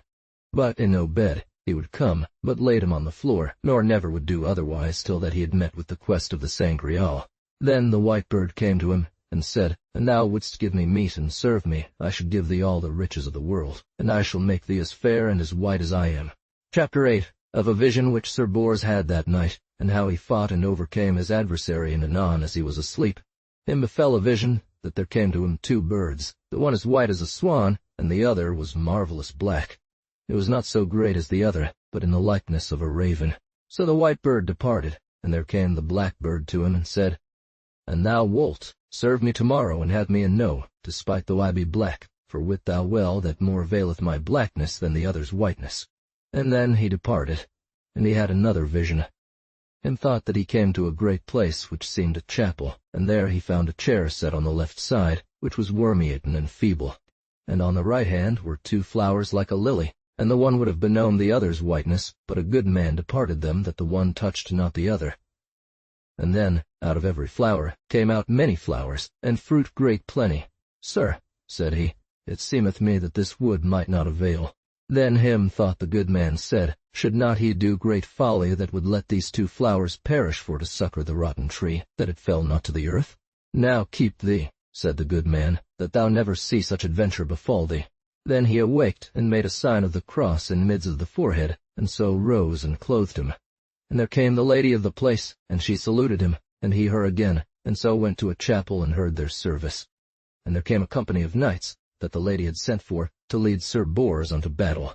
Then asked he his arms, and when he was armed, she prayed him to take a little morsel to dine.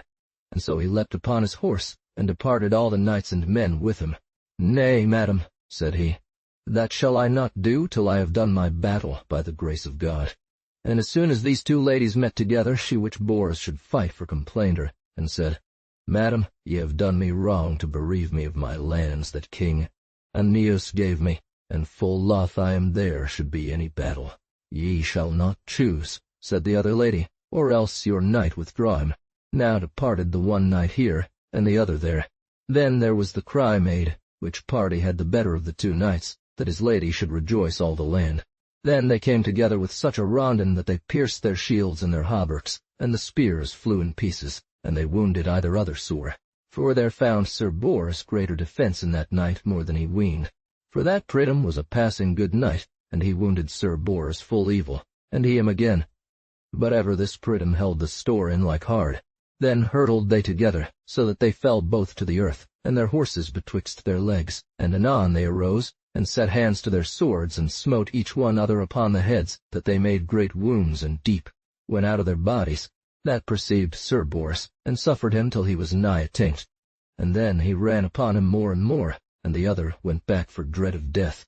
So in his withdrawing he fell upright, and Sir Bors drew his helm so strongly that he rent it from his head, and gave him great strokes with the flat of his sword upon the visage, and bade him yield him or he should slay him.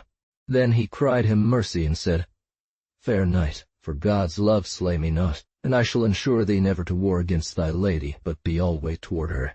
Then Bors let him be. Then the old lady fled with all her knights. Chapter 9. How the lady was returned to her lands by the battle of Sir Bors, and of his departing, and how he met Sir Lionel taken and beaten with thorns, and also of a maid which should have been dishonored, but if they did such service unto her as longed to their lands. So then came Bors to all those that held lands of his lady, and said he should destroy them. So they did their homage, and they that would not were chased out of their lands. Then befell that young lady to come to her estate again, by the mighty prowess of Sir Bors de Ganis. Then he rode all that day till night, and came to an harbor to a lady which knew him well enough, and made of him great joy. So when all the country was well set in peace, then Sir Bors took his leave and departed, and she thanked him greatly, and would have given him great riches, but he refused it.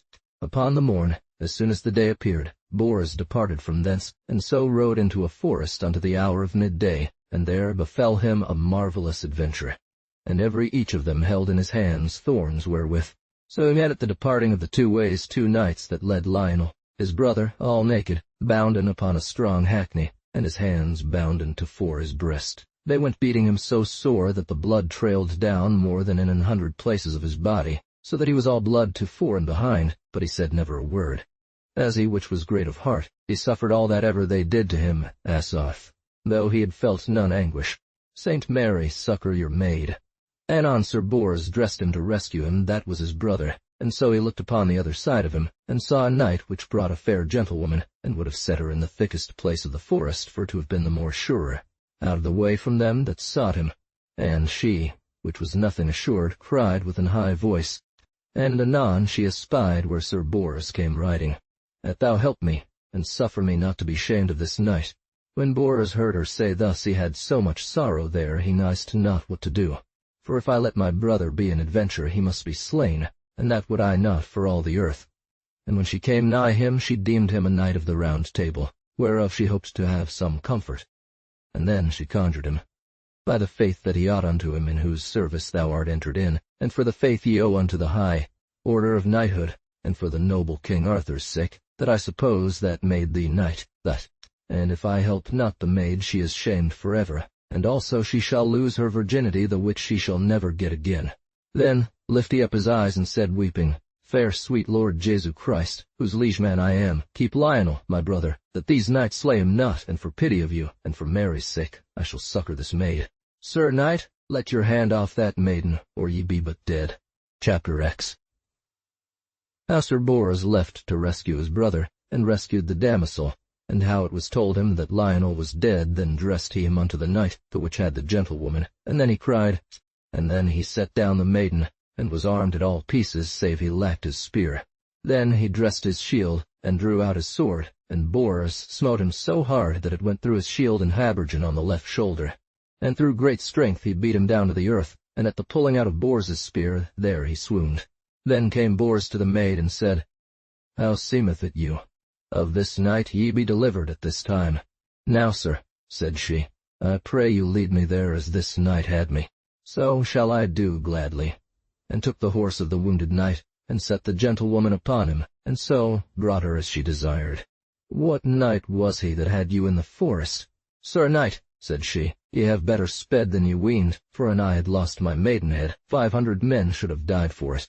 By my faith, said she, he is my cousin. Truly, said Bors, that may not be at this time, for I have a great adventure to do in this country. Thus, as she stood talking with him, there came 12 knights seeking after her, and anon she told them all how Bors had delivered her. Then they made great joy, and besought him to come to her father, a great lord, and he should be right welcome. So ought I never with what engine the fiend enchafed him, for yesterday he took me from my father privily, for I nor none of my father's men mistrusted him not. And if he had had my maidenhead, he should have died for the sin, and his body shamed, and dishonored forever. So he commended them unto God, and departed.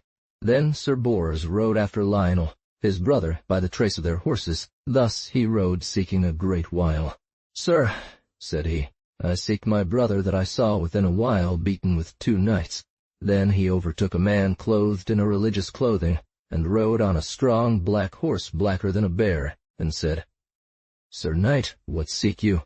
Ah, Bors, discomfort you not, nor fall into no one hope, for I shall tell you tidings such as they be, for truly he is dead. And when he had said thus, he took his body lightly in his arms, and put it upon the arson of his saddle. Then showed he him a new slain body lying in a bush, and it seemed him well that it was the body of Lionel. And then he made such a sorrow that he fell to the earth all in a swoon, and lay a great while there. And then he said to the man, Canst thou tell me unto some chapel, where that I may bury this body? And when he came to himself, he said, Fair brother, sith the company of you and me is departed, shall I never have joy in my heart, and now he which I have taken unto my master, he be my help. Sir, said Bors, be ye a priest? And then they lit both, and put him into a tomb of marble. Come on, said he, here's one fast by, and so long they rode till they saw a fair tower, and afore it there seemed an old feeble chapel. Chapter of How Sir Bors told his dream to a priest, which he had dreamed, and of the counsel that the priest gave to him. Now leave we him here, said the good man, and go we to our harbor till tomorrow. Yea, forsooth, said he. Then I pray you tell me a dream that befell to me the last night. Say on, said he. Then he began so much to tell him of the great bird in the forest, and after told him of his birds, one white, another black, and of the rotten tree, and of the white flowers. Sir, I shall tell you a part now, and the other daily tomorrow. That signifieth the great bird, the which shall make thee to warn her. The white fowl betokeneth a gentlewoman, fair and rich, which loved thee paramours, and hath loved thee long. And if thou warn her love, she shall go die anon, if thou have no pity on her. Now look thou whether it had been greater harm of thy brother's death, or else to have suffered her to have lost her maidenhood. And therefore men shall now say that thou art a manslayer, both of thy brother, Sir Lionel, and of thy cousin, Sir Launcelot du Lake, the which thou mightest have saved and rescued easily, but thou weenest to rescue a maid which pertaineth nothing to thee. Now for no fear that thou hast, nor for no dread that thou hast of God, thou shalt not warn her, but thou wouldst not do it for to be holden chaste, for to conquer the lose of the vain glory of the world, for that shall befall thee now, and thou warn her, that Launcelot, the good knight, thy cousin, shall die. Then asked he him, Hast thou heard the tokens of thy dream, the which I have told to you? Yea, forsooth, said Sir Bors, all your exposition and declaring of my dream I have well understood and heard. Well, there is nothing in the world. Sir, said Bors, that were me loth, for wit ye. Then said the man in this black clothing, Then is it in thy default if Sir Launcelot, thy cousin, die. Choose ye now the one or the other, said the good man. But I had liever do it than to see my lord Sir Launcelot du Lake to die in my default. And then he led Sir Bors into an high tower, and there he found knights and ladies. Those ladies said he was welcome, and so they unarmed him. And when he was in his doublet, men brought him a mantle furred with ermine, and put it about him. And then they made him such cheer that he had forgotten all his sorrow and anguish, and only set his heart in these delights and dainties, and took no thought more for his brother, Sir Lionel, neither of Sir Launcelot du Lake his cousin. And anon came out of a chamber to him the fairest lady that ever he saw, and more richer by scene than ever he saw Queen Guinevere or any other estate. And when he understood that language, he was abashed. Lo, said they, Sir Bors, here's the lady unto whom we owe all our service, and I trow she be the richest lady and the fairest of all the world, and the which loveth you best above all other knights, for she will have no knight but you. Not for then she saluted him, and he her. And then they sat down together and spake of many things, insomuch that she besought him to be her love, for she had loved him above all earthly men, and she should make him richer than ever was man of his age, doughty. When Bors understood her words, he was right evil at ease, which in no manner would not break chastity, so wist not he how to answer her. Chapter 12. How a devil in woman's likeness would have tempted Sir Bors, and how by God's grace he escaped. Alas, said she, Bors, shall ye not do my will? Madam, said Bors, there is no lady in the world whose will I will fulfill as of this thing, for my brother lieth dead which was slain right late. Truly, said he, I shall not do it in no manner wise. Then she made him such sorrow, as though she would have died. Ah, Bors, said she, I have loved you long for the great beauty I have seen in you, and the great hardiness that I have heard of you, that needs ye must lie by me this night, and therefore I pray you grant it me. Well, Bors, said she, unto this have ye brought me, nigh to mine end. And therewith she took him by the hand, and bade him behold her. and ye shall see how I shall die for your love. Ah, said then he, that shall I never see. Ere you is thus to die for so little a thing, all ladies and gentlewomen will say of you dishonor. Then she departed and went up into an high battlement, and led with her 12 gentlewomen. And when they were above, one of the gentlewomen cried, and said, Ah, Sir Bors, gentle knight, have mercy on us all, and suffer my lady to have her will, and, if ye do not, we must suffer death with our lady, for to fall down off this high tower, and if ye suff. Then looked he upward, they seemed all ladies of great estate, and richly and well beseen. Then had he of them great pity, not for that he was uncounselled in himself, that lever he had, they all had lost their souls than he his, and with that they fell adown all at once unto the earth. With that he blessed his body and his visage, and when he saw that, he was all abashed, and had thereof great marvel. And anon he heard a great noise and a great cry, as though all the fiends of hell had been about him. And therewith he saw neither tower nor lady, nor gentlewoman, nor no chapel, where he brought his brother to. Then held he up both his hands to the heaven, and said, Fair Father God, I am grievously escaped. And then he took his arms and his horse, and rode on his way. Then they supposed that he was one of the quest of the Sangreal, so they led him into a chamber, and unarmed him. Then he heard a clock smite on his right hand, and thither he came to an abbey on his right hand, closed with high walls, and there was let in. Sirs, said Sir Bors, if there be any holy man in this house, I pray you let me speak with him. Then one of them led him unto the abbot, which was in a chapel. And then Sir Bors saluted him, and he him again. Sir, said Bors, I am a knight-errant, and told him all the adventure which he had seen. Sir knight, said the abbot, I wot not what ye be, for I weened never that a knight of your age might have been so strong in the grace of our Lord Jesu Christ. Not for then ye shall go unto your rest, for I will not counsel you this day, it is too late, and tomorrow I shall counsel you as I can. And then he told him he was a fellow of the quest of the Sangreal, and how he had charge of the holy man to eat bread and water. Chapter 30 of the Holy Communication of an Abbot to Sir Bors, and how the abbot counselled him, and that night was Sir Bors served richly. And on the morn early he heard mass, and the abbot came to him, and bade him good morrow, and Bors to him. Again.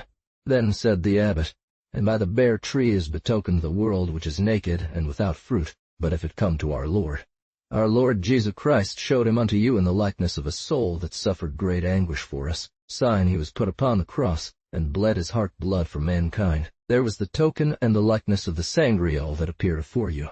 For the blood that the great fowl bled revived the chickens from death to life.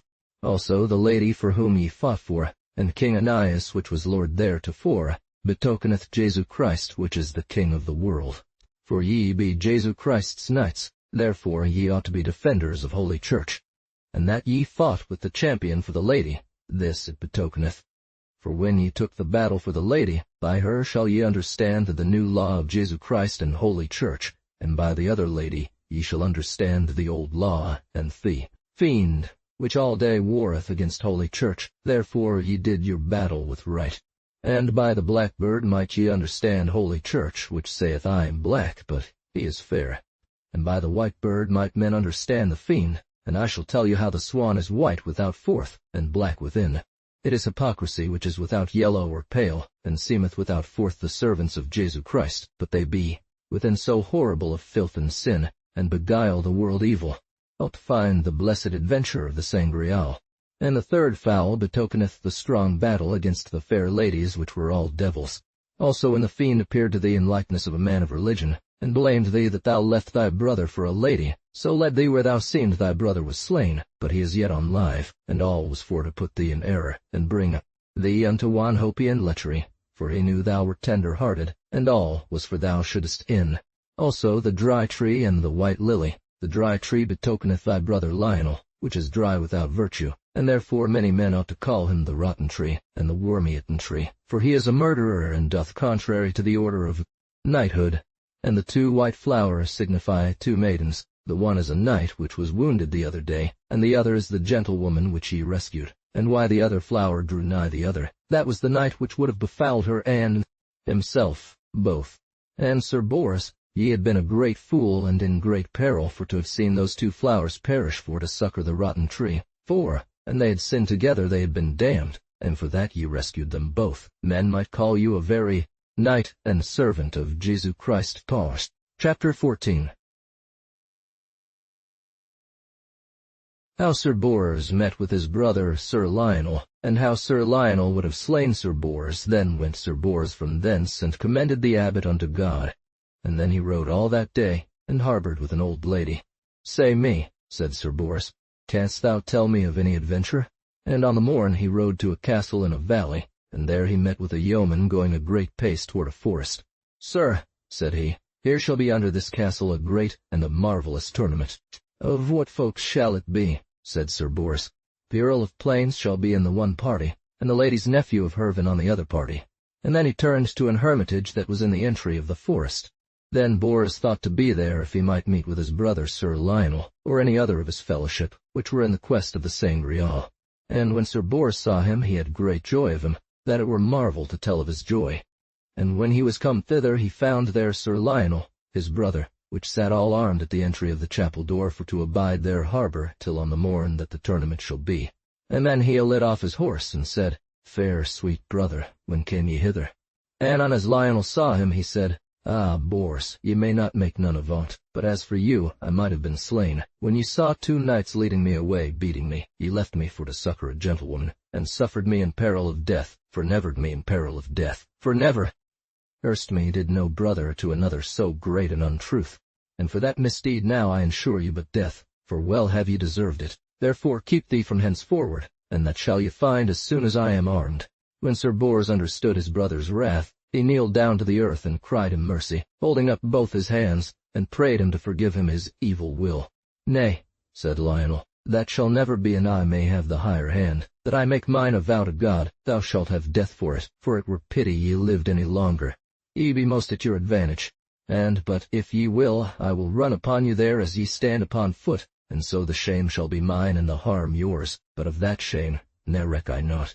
Right so he went in and took his harness, and mounted upon his horse, and came tofore him and said, Bors, keep thee from me, for I shall do to thee as I would to a felon or a traitor, for ye be the untruest knight that ever came out of so worthy an house as was King Bors's de Ganis, which was our father. Therefore start upon thy horse, and so shall you. Ye great love which ought to be between us twain. When Sir Bors saw that he must fight with his brother, or else to die, he nist what to do. Then his heart counselled him not thereto, inasmuch as Lionel was born, or he, wherefore he ought to bear him reverence. Yet kneeled he down afore Lionel's meek horse's feet, and said, Fair sweet brother, have mercy upon me, and slay me not, and have in remembrance to ye. What Sir Bors said to Lionel he recked not, for the fiend had brought him in such a will that he should slay him. So when Lionel saw this, he lit off his horse to have smitten off his head, and so he took him by the helm, and would have rent it from his head. Then when Lionel saw he would none other, and that he would not have risen to give him battle, he rushed over him so that he smote Bors with his horse, feet upward to the earth, and hurt him so sore that he swooned of distress, the which he felt in himself to have died without confession. Then came the hermit running unto him, which was a good man and of great age, and well had heard all the words that were between them, and so fell down upon Sir Bors. Chapter 15. How Sir Colgrevance fought against Sir Lionel for to save Sir Bors, and how the hermit was slain. So God help me, said Lionel, Sir Priest, but if ye flee from him I shall slay you, and he shall never the sooner be quit. Then he said to Lionel, Ah, gentle knight, have mercy upon me and on thy brother, for if thou slay him thou shalt be dead of sin, and that were sorrowful, for he is one of the worthiest knights of the world, and of the best conditions. Certes, said the good man, I have liever ye slay me than him, for my death shall not be great harm, not half so much as of his. Well, said Lionel, I am agreed, and set his hand to his sword, and smote him so hard that his head yet he backward. Not for that he restrained him of his evil will, but took his brother by the helm, and unlaced it to have stricken off his head, and had slain him without fail. But, so it happed, Colgrevance, a fellow of the Round Table, came at that time thither as our Lord's will was, and when he saw the good man slain, he marvelled much what it might be. And then he beheld Lionel would have slain his brother, and knew Sir Bors which he loved right well, and that should no good man suffer. Then start he down and took Lionel by the shoulders, and drew him strongly aback from Bors, and said, Lionel, will ye slay your brother, the worthiest knight of the world one? Why, said Lionel, will ye let me? Therefore, if ye intermit you in this, I shall slay you, and him after. Why, said Colgrevance, "is this sooth that ye will slay him?" "Slay him will I," said he, "whoso say the contrary, for he hath done so much against me that he hath well deserved it." And so ran upon him, and would have smitten him through the head, and Sir Colgrevance ran betwixt them, and said, "An ye be so hardy to do so more, we two shall meddle together." When Lionel understood his words, he took his shield afore him, and asked him what that he was. And he told him, Colgrevance, one of his fellows. Then Lionel defied him, and gave him a great stroke through the helm. Then he drew his sword, for he was a passing good knight, and defended him right manfully. So long dured the battle that Bors rose up all anguishly, and beheld Colgrevance, the good knight, fought with his brother for his quarrel. Then was he full sorry and heavy, and thought if Colgrevance slay him that was his brother, he should never have joy. And if his brother slew Colgrevance, the shame should ever be mine. Then would he have risen to have departed them, but he had not so much might to stand on foot. So he abode him so long till Colgrevance had the worse, for Lionel was of great chivalry and right hardy, for he had pierced the hauberk and the helm, that he abode but death, for he had lost much of his blood, that it was marvel that he might stand upright. Then beheld he Sir Bors, which sat dressing him upward, and said, "Ah, Bors, why come ye not to cast me out of peril of death, wherein I have put me to succor you, which were right now nigh the death?" "Certes," said Lionel, "that shall not avail you, for none of you shall bear others' warrant, but that ye shall die both of my hand." When Bors heard that he did so much, he rose and put on his helm. Then perceived he first the hermit priest which was slain, then made he a marvellous sorrow upon him. Chapter 16. How Sir Lionel slew Sir Colgrevance, and how after he would have slain Sir Bors, then often Colgrevance cried upon Sir Bors, "Why will ye let me die here for your sake? If it please you that I die for you the death, it will please me the better for to save a worthy man." With that word Sir Lionel smote off the helm from his head. At these words Lionel smote him so sore that he bare him to the earth. Then Colgrevance saw that he might not escape. Then he said, "Fair sweet Jesu, that I have misdone, have mercy upon my soul, for such sorrow that my heart suffereth for goodness, and for alms deed that I would have done here, be to me a ligament of penance unto my soul's health." So he had slain Colgrevance, he ran upon his brother as a fiendly man, and gave him such a stroke that he made him stoop. And he that was full of humility prayed him for God's love to leave this battle, for an it befell, fair brother, that I slew you or ye me, we should be dead of that sin. Never God me help, but if I have on you mercy, and I may have the better hand. Then drew Bors his sword, all weeping, and said, "Fair brother, God knoweth mine intent. Ah, fair brother, ye have done full evil this day to slay such an holy priest, the which never trespassed. Also ye have slain a gentle knight, and one of our fellows. And well wot ye that I am not afeard of you greatly, but I dread the wrath of God, and this is an unkindly war. Therefore God show miracle upon us both." And then he heard a voice that said, "Flee Bors, and touch him not, or else thou shalt slay him." Chapter 7. How there came a voice which charged Sir Bors to touch him not, and of a cloud that came between them. Now God have mercy upon me, though I defend my life against my brother. With that Bors lift up his hand, and would have smitten his brother. Right so lit a cloud betwixt them in likeness of a fire and a marvellous flame, that both their two shields burnt. Then were they sore afraid, that they fell both to the earth, and lay there a great while in a swoon. And when they came to themselves, Bors saw that his brother had no harm. Then he held up both his hands, for he dread God had taken vengeance upon him. With that he heard a voice say, "Bors, go hence, and bear thy brother no longer fellowship, but take thy way anon right to the sea, for Sir Percivale abideth thee there." Then he said to his brother, "Fair, sweet brother, forgive me for God's love all that I have trespassed unto you." Then he answered, "God forgiveth thee, and I do gladly." So Sir Bors departed from him, and rode the next way to the sea. And at the last by fortune he came to an abbey which was nigh the sea. That night Bors rested him there. And in his sleep there came a voice to him, and bade him go to the sea. And on the strand he found a ship covered all with white samite, and he alit, and betook him to Jesu Christ. Then he start up and made a sign of the cross in the midst of his forehead, and took his harness, and made ready his horse, and mounted upon him. And at a broken wall he rode out, and rode so long till that he came to the sea. And as soon as he entered into the ship departed into the sea, and went so fast that him seemed the ship went flying, but it was soon dark, so that he might know no man, and so he slept till it was day. Then he awaked, and saw in midst of the ship a knight lie all armed save his helm. "Ah, fair sir," said Bors, "know ye me not?" Then knew he that it was Sir Percival of Wales, and then he made of him right great joy. But Sir Percival was abashed of him, and he asked him what he was. Then Sir Bors smiled and did off his helm.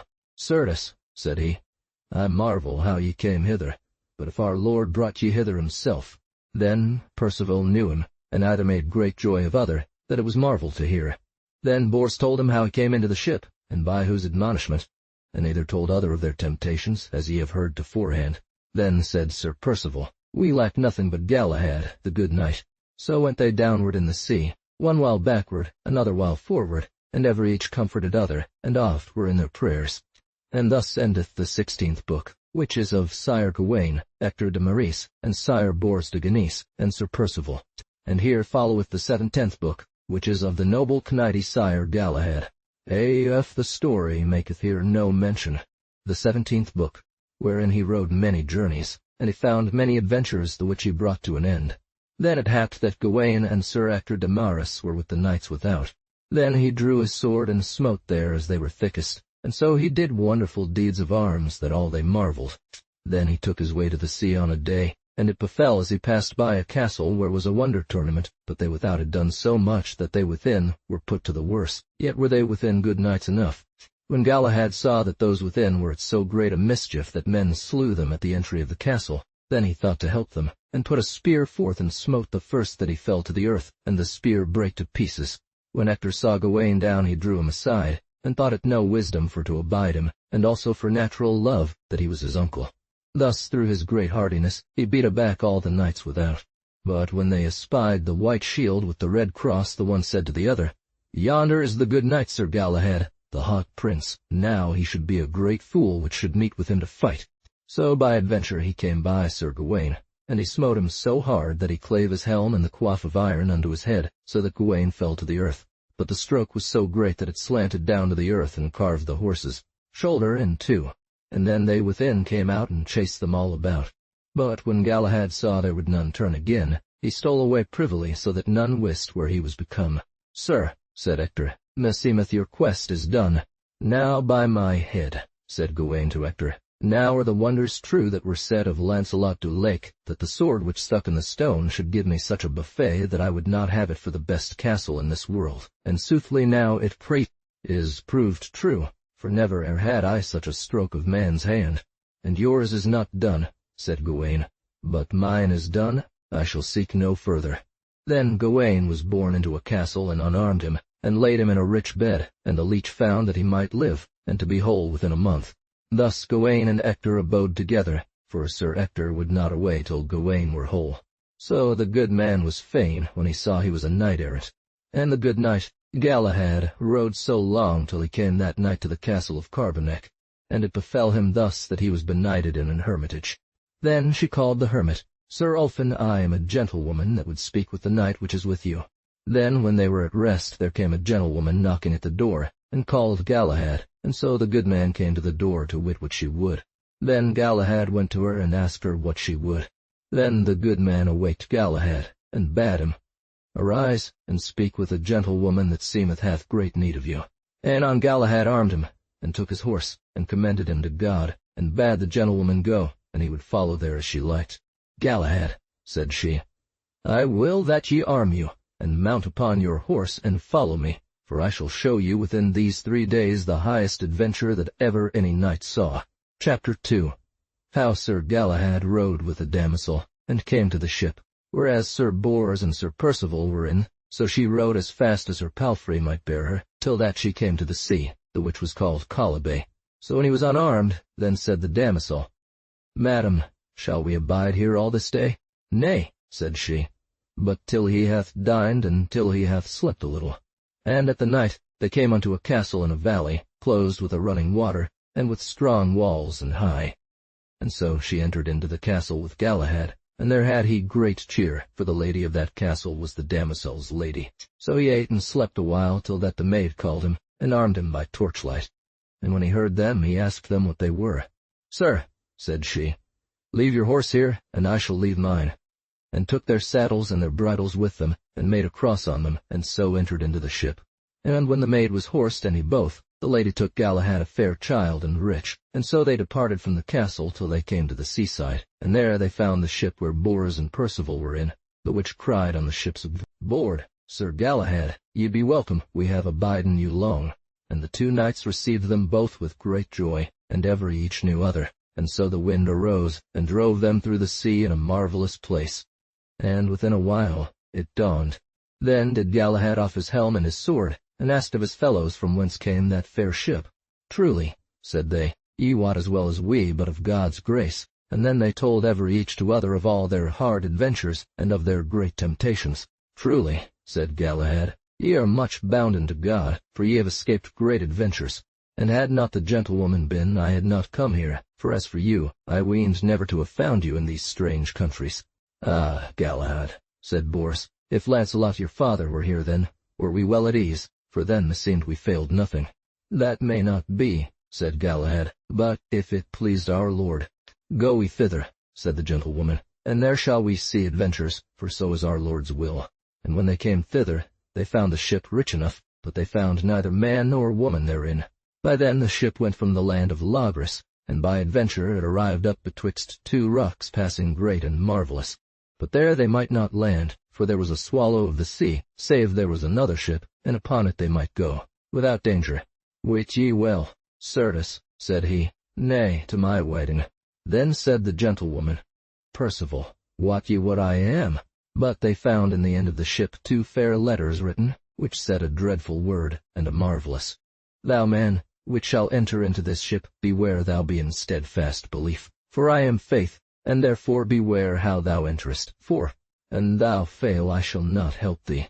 Well, said she, that I am thy sister, which am daughter of King Pellinore, and therefore wit ye, ye are the man in the world that I most love, and if ye be not in perfect belief of Jesu Christ, enter not in no manner of wise, for then should ye perish the ship, for he is so perfect he will suffer no sinner in him. When Percival understood that she was his very sister, he was inwardly glad, and said, Fair sister, I shall enter therein, for if I be a miscreature or an untrue knight there shall I perish. Chapter 3. How Sir Galahad entered into the ship, and of a fair bed therein with other marvellous things, and of a sword in the meanwhile Galahad blessed him, and entered therein. And then next the gentlewoman, and then Sir Bors and Sir Percival. And when they were in, it was so marvellous fair and rich that they marvelled. And in midst of the ship was a fair bed, and Galahad went thereto, and found there a crown of silk. And at the feet was a sword, rich and fair, and it was drawn out of the sheath 1/2 foot and more, and the sword was of divers fashions, and the pommel was of stone. And there was in him all manner of colours that any man might find, and every each of the colours had divers virtues, and the scales of the haft were of 2 ribs of divers beasts. One beast was a serpent which was conversant in Caledon, and is called the serpent of the fiend. And the bone of him is of such a virtue that there is no hand that handleth him shall never be weary nor hurt, or him.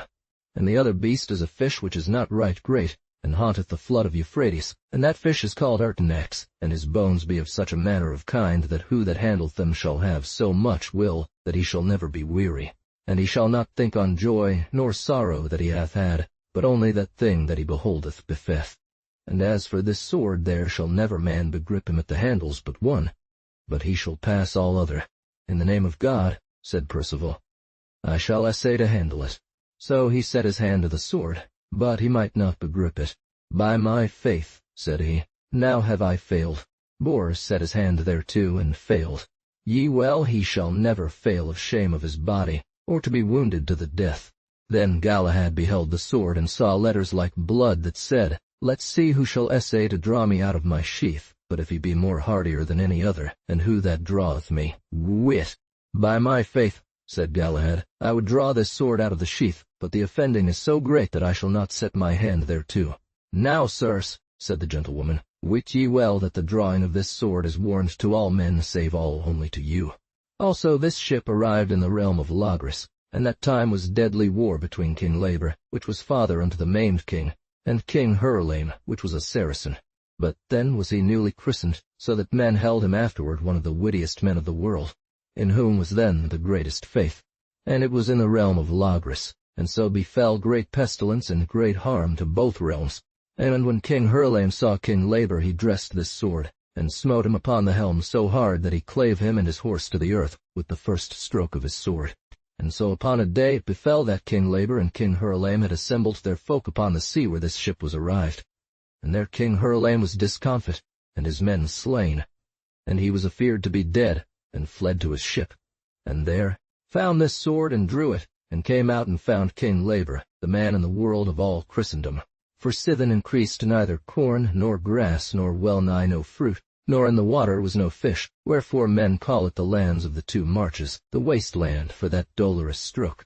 And as soon as he had done it, he fell down dead afore the bed. Thus was the sword proved, that none drew it. And when King Hurlame saw this sword so carving, he turned again to fetch the scabbard, and so came into this ship and entered, and put up the sword in the sheath. But he were dead or maimed. Chapter 4 of the marvels of the sword and of the scabbard.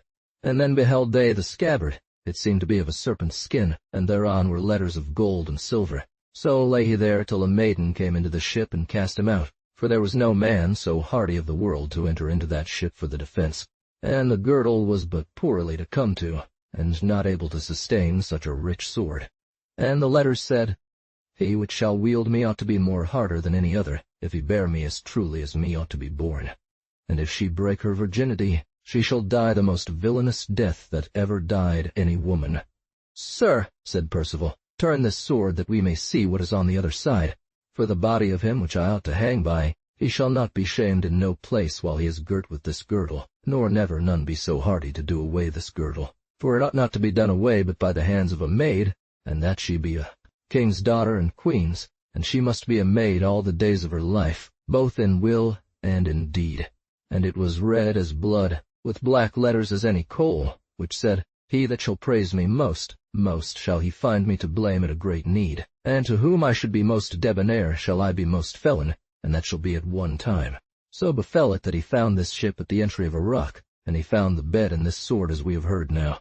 Fair brother, said she to Percival, it befell after a 40 year after the passion of Jesu Christ that Nation, the brother-in-law of King Mordrains, was born into a town more than 14 days' journey from his country, by the commandment of our Lord, into an isle, into the parts of the west, that men clepied the Isle of Turnus.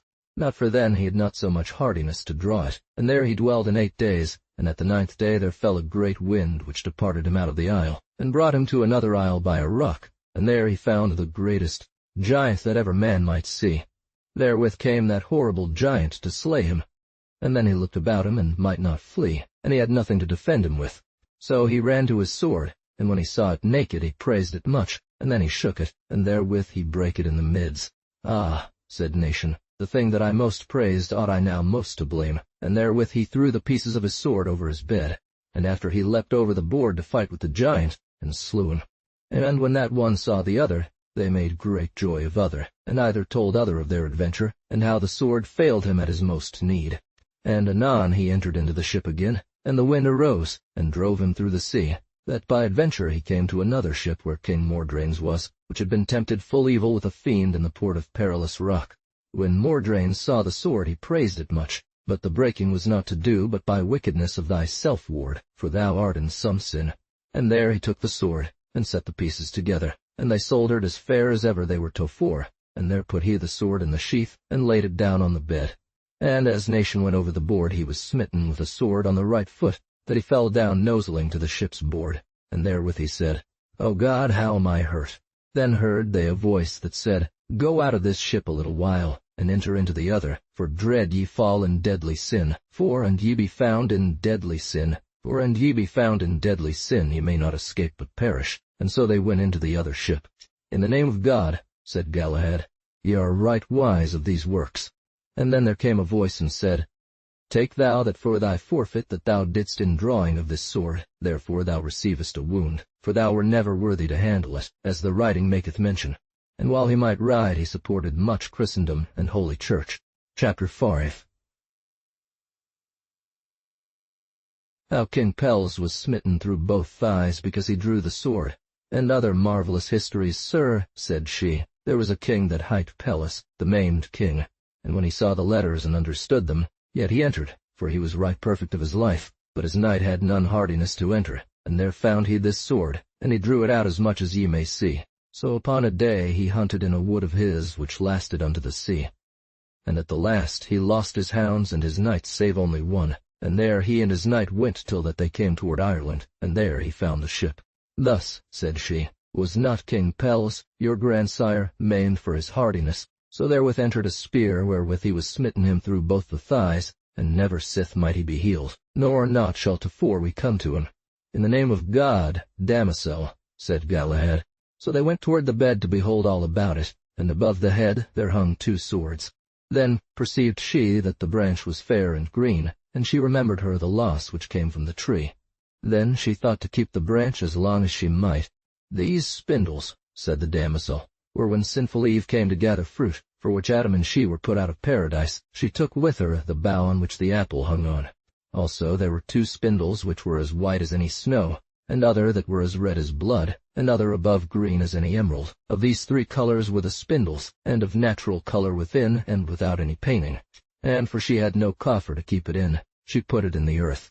But after God came to Adam, and bade him know his wife, fleshly as nature required.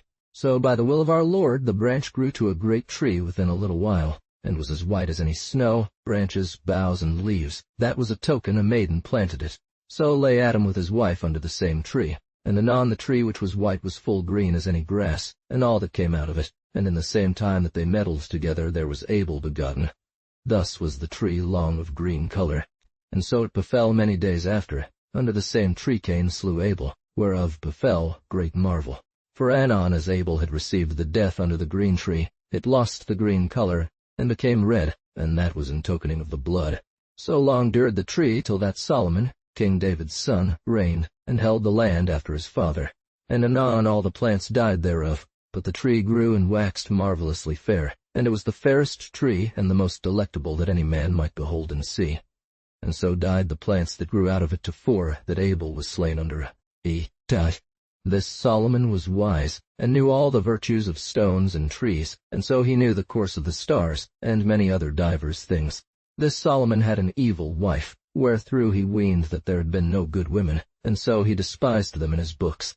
Then when Solomon heard these words he held himself but a fool, and the truth he perceived by old books. So answered a voice him once, Solomon, if heaviness come to a man by a woman, ne reck thou never. For yet shall there come a woman, whereof there shall come greater joy to man 100 times more than this heaviness giveth sorrow, and that woman shall be born of thy lineage. Also the Holy Ghost showed him the coming of the glorious Virgin Mary. Then asked he of the voice, if it should be in the yard of his lineage. Nay, said the voice, that there shall come a man which shall be a maid, and the last of your blood, and he shall be as good a knight as Duke Josua, thy brother-in-law. Chapter 6. How Solomon took David's sword. By the counsel of his wife, and of other matters marvelous now have I certified thee of that thou stoodest in doubt. Then was Solomon glad that there should come any such of his lineage, but ever he marveled and studied who that should be, and what his name might be. Well, said she, I shall let make a ship of the best wood and most durable that men may find. So Solomon sent for all the carpenters of the land, and the best.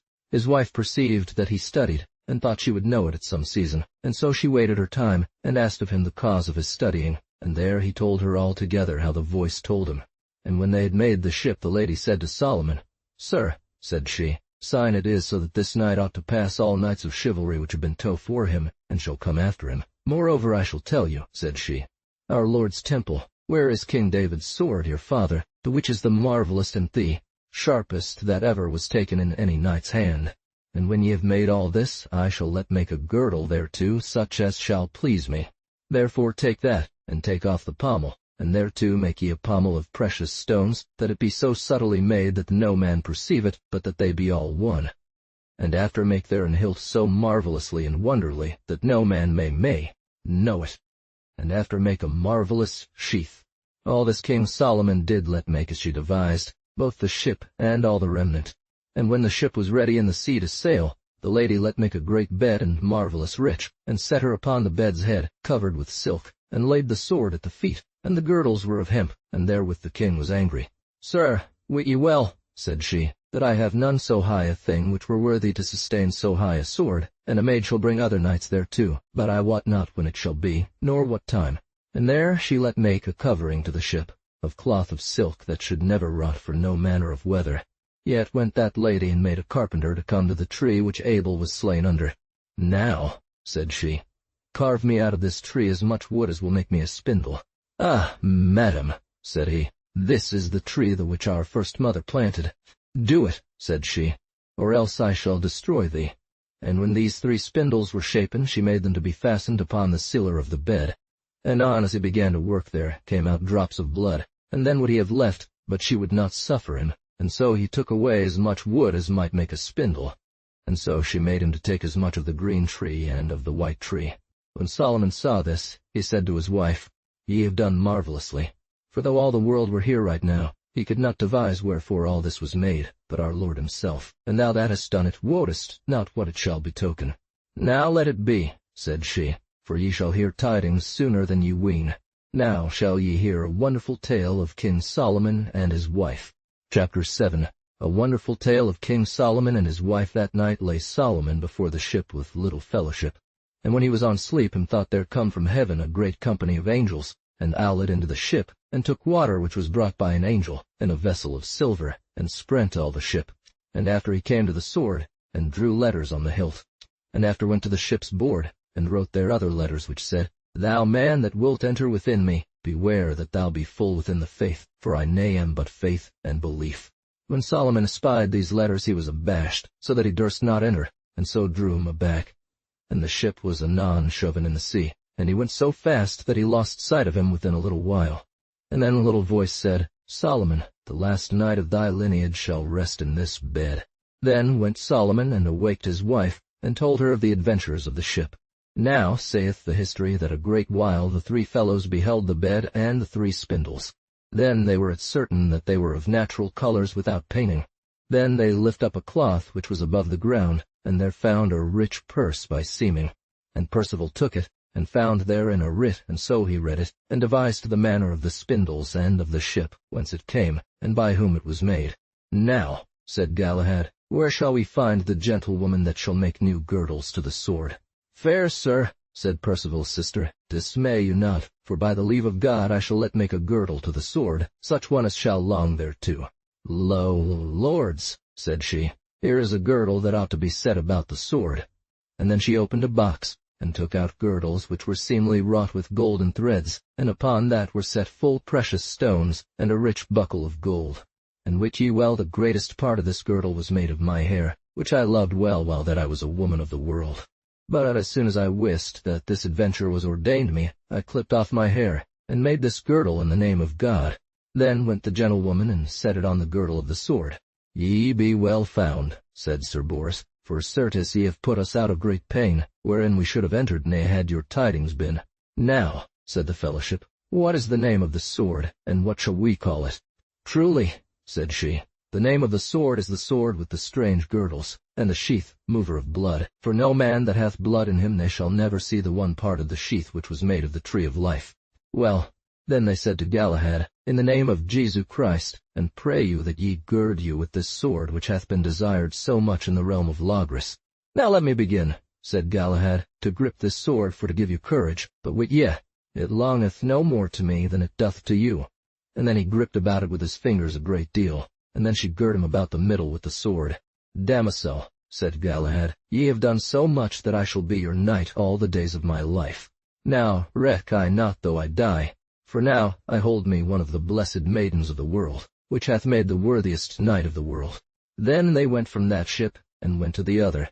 Damosel, said Galahad, he that cast us out of the rock shall deliver us from them. And when they had passed the port, the gentlewoman said, Lords, here be men arriven that, and they wist that ye were of King Arthur's court, ye should be assailed anon. And anon the wind drove them into the sea a great pace, but they had no victuals. But it befell that they came on the morn to a castle that men call Carlisle, that was in the marches of Scotland. Chapter 8. How Galahad and his fellows came to a castle, and how they were fought withal, and how they slew their adversaries, and other matters. Is that sooth? Said he. So it befell as they spoke thus, there came a squire by them, and asked what they were, and they said they were of King Arthur's house. Now by my head, said he, ye be ill arrayed. And then turned he again unto the cliff fortress. And within a while they heard an horn blow. Then a gentlewoman came to them, and asked them of whence they were, and they told her. Fair lords, said she, for God's love turn again if ye may, for ye be come unto your death. Nay, they said, we will not turn again, for he shall help us in whose service we be entered in. Then, as they stood talking, there came knights well armed, and bade them yield them, or else die. That yielding, said they, shall be noise to you. And therewith they let their horses run, and Sir Percival smote the foremost to the earth, and took his horse, and mounted thereupon, and the same did Galahad. Also Bors served another so, for they had no horses in that country, for they left their horses when they took their ship in other countries. Then, when they beheld the great multitude of people that they had slain, they held themselves great sinners. And so when they were horsed, then began they to set upon them. And they of the castle fled into the strong fortress, and the 3 knights after them into the castle, and so lit on foot, and with their swords slew them down, and gat into the hall. Certes, said Bors, I ween and God had loved them that we should not have had power to have slain them thus. But they have done so much against our Lord, that he would not suffer them to reign no longer. Say ye not so, said Galahad, for if they misdid against God, the vengeance is not ours, but to him which hath power thereof. So came there out of a chamber a good man which was a priest, and bare God's body in a cup.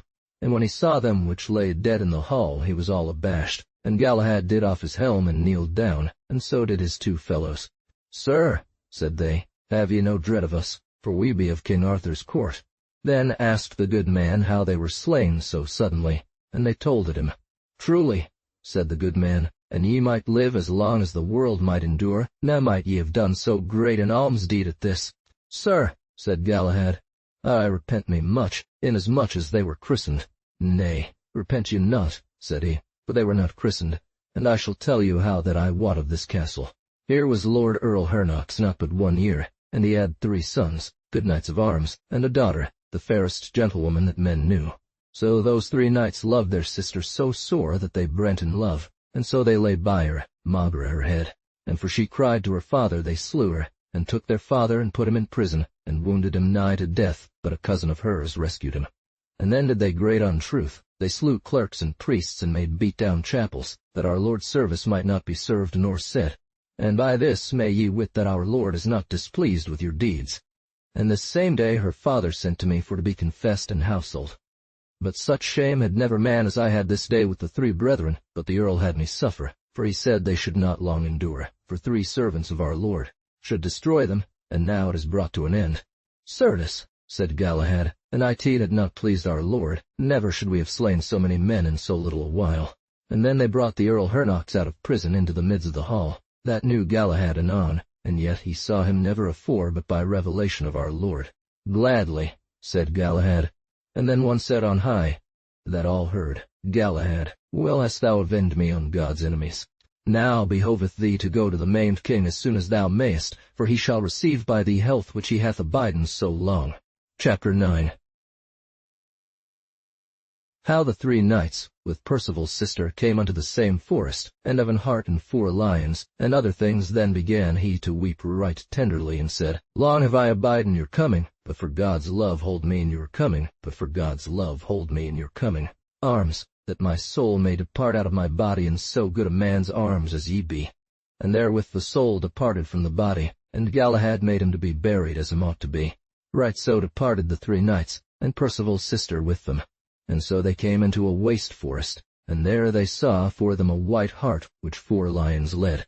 Then they took them to assent for to follow after for to know whither they repaired. And so they rode after a great pace, till that they came to a valley, and thereby was an hermitage where a good man dwelled, and the hart and the lions entered also. So when they saw all this, they turned to the chapel, and saw the good man in a religious weed and in the armor of our Lord, for he would sing mass of the Holy Ghost. And so they entered in and heard mass. And when they heard these words, they fell down to the earth, and were astonied, and therewith was a great clearness. Then took they their siege where the hart sat, and went out through a glass window, and there was nothing perished nor broken. And they heard a voice say, In such a manner entered the Son of God in the womb of a maid Mary, whose virginity ne was, perished ne hurt. And at the secrets of the mass they 3 saw the hart become a man, the which marveled them, and set him upon the altar in a rich siege, and saw the 4 lions were changed, the one to the form of a man, the other to the form of a lion, and the 3rd to an eagle, and the fourth was changed unto an ox. And when they were come to theirself again, they went to the good man, and prayed him that he would say them truth. What thing have ye seen? said he. And they told him all that they had seen. Oh, said he, ye be welcome. Now wot I well ye be the good knights the which shall bring the Sangreal to an end, for ye be they unto whom our Lord shall shew great secrets. And well ought our Lord be signified to an hart, for the hart when he is old he waxeth young again in his white skin. Right so cometh again our Lord from death to life, for he lost earthly flesh that was the deadly flesh, which he had taken in the womb of the Blessed Virgin Mary. And for that cause appeared our Lord as a white hart without spot. Suppose from henceforth ye shall see no more. And the four that were with him is to understand the four evangelists which set in writing a part of Jesu Christ's deeds that he did sometime when he was among you an earthly man, for wit ye well never erst ne might no knight know the truth. Oft times o'er this our Lord showed him unto good men, and unto good knights, in likeness of an hart, but I. And then they joyed much, and dwelled there all that day. So there came a knight armed after them, and said, Lords, hark what I shall say to you. And upon the morrow, when they had heard mass, they departed, and commended the good man to God, and so they came to a castle, and passed by. This gentlewoman that ye lead with you is a maid? Chapter X. How they were desired of a strange custom, to which they would not obey, and how they fought and slew many knights. Sir, said she, a maid I am. Then he took her by the bridle, and said, By the holy cross, ye shall not escape me, tofore ye have yolden the custom of this castle. Let her go, said Percival. Ye be not wise, for a maid in what place she cometh is free. So in the meanwhile there came out 10 or 12 knights armed, out of the castle, and with them came gentlewomen which held a dish of silver. And then they said, This gentlewoman must yield us the custom of this castle. Sir, said a knight, what maid passeth hereby shall give this dish full of blood of her right arm? So God me help, said Percival. I had lever be slain. Blame have ye, said Galahad, that brought up such customs, and so God me save, I ensure you of this gentlewoman ye shall fail while that I live. And I also, said Sir Bors. By my troth, said the knight, then shall ye die, for ye may not endure against us, though ye were the best knights of the world. Then there came out of the castle 60 knights armed. Then let them run each to other.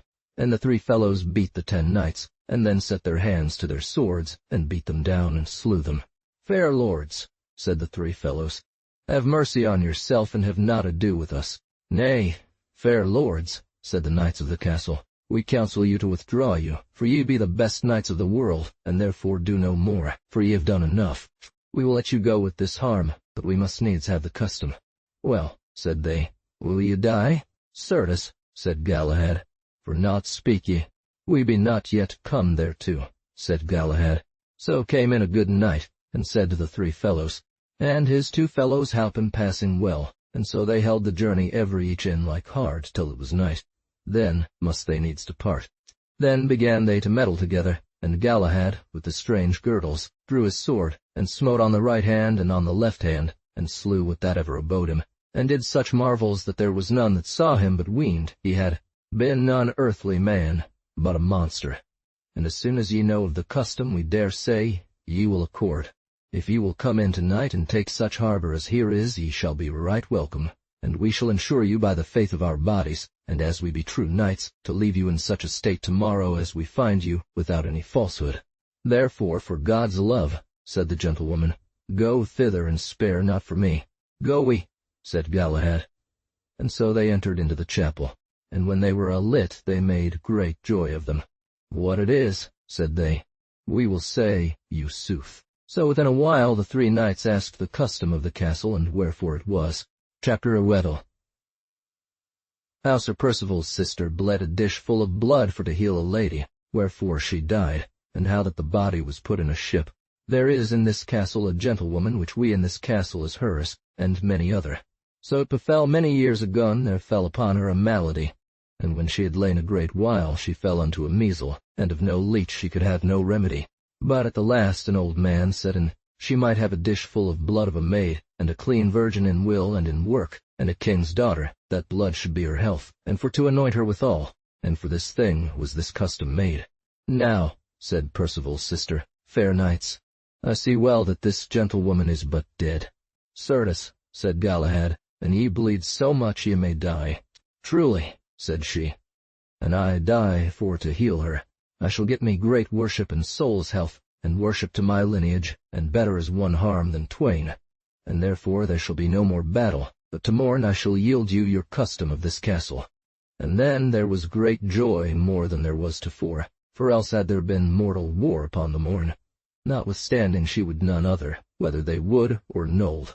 That night were the three fellows eased with the best, and on the morn they heard mass, and Sir Percival's sister bade bring forth the sick lady. So she was, the which was evil at ease. Then said she, "Who shall let me blood?" So one came forth and let her blood, and she bled so much that the dish was full.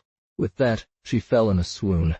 Then she lifted up her hand and blessed her, and then she said to the lady, "Madam, I am come to the death for to make you whole. For God's love pray for me."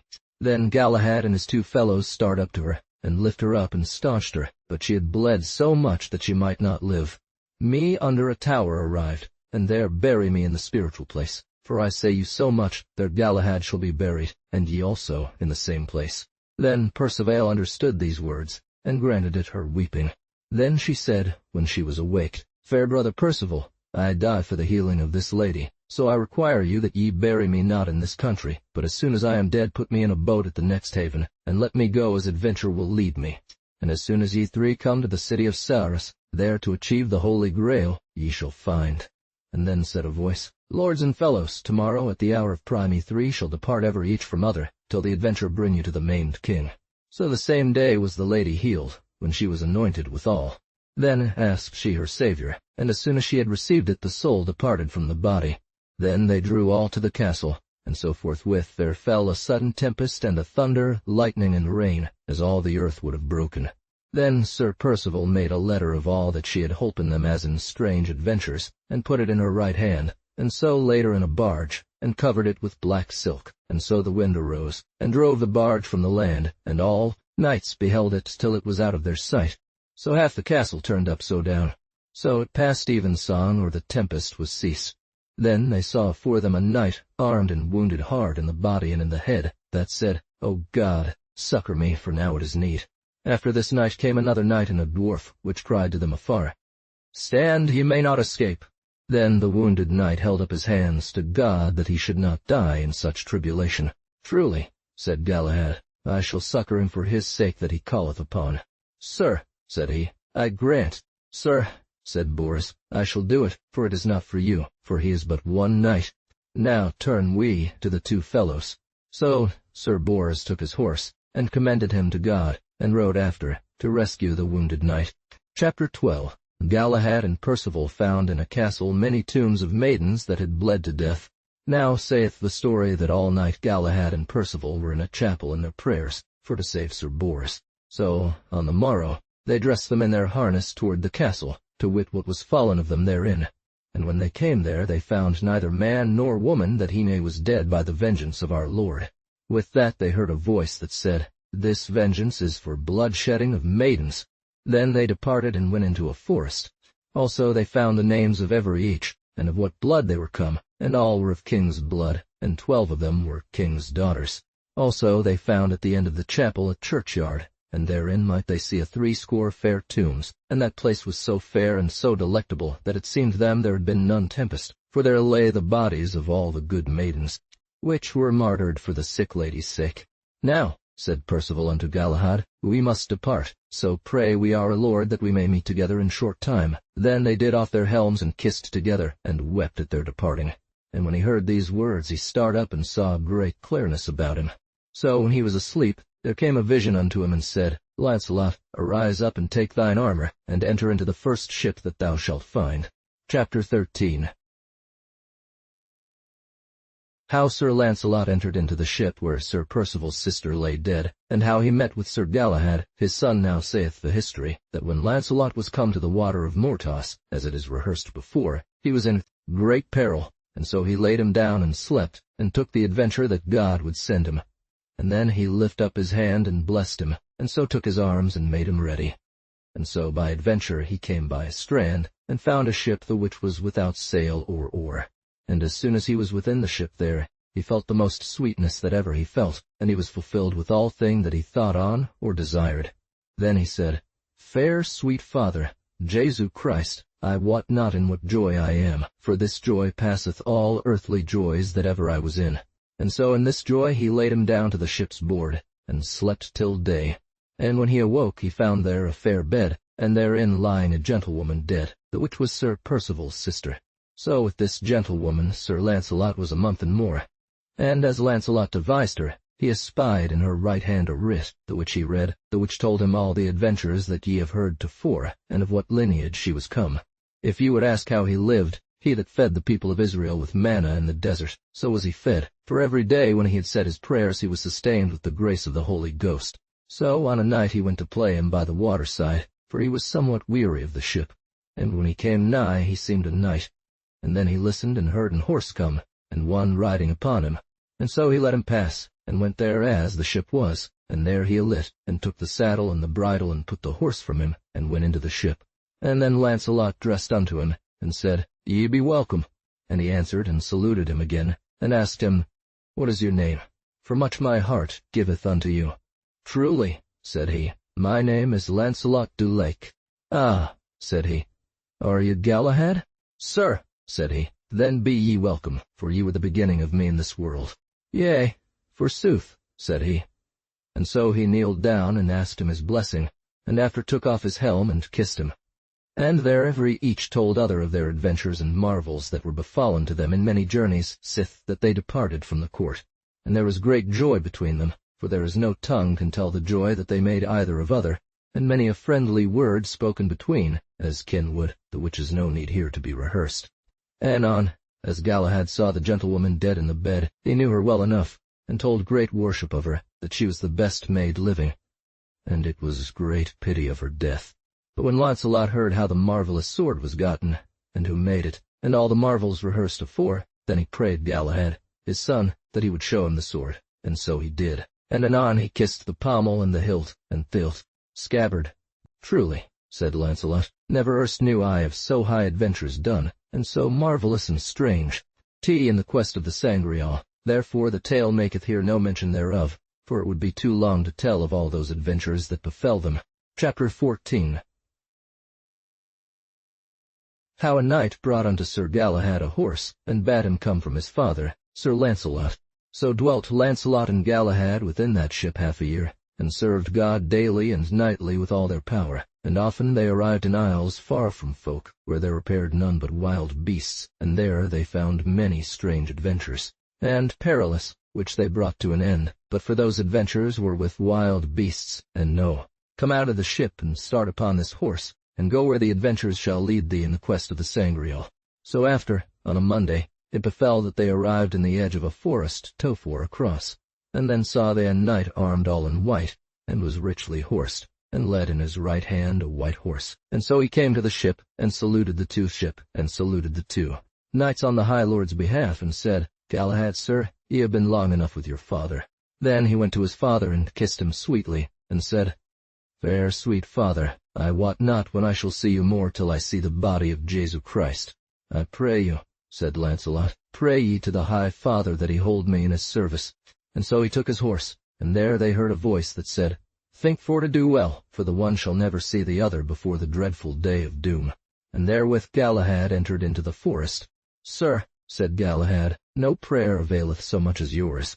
Now, son Galahad, said Launcelot, sign we shall depart, and never see other. I pray to the high Father to conserve me and you both.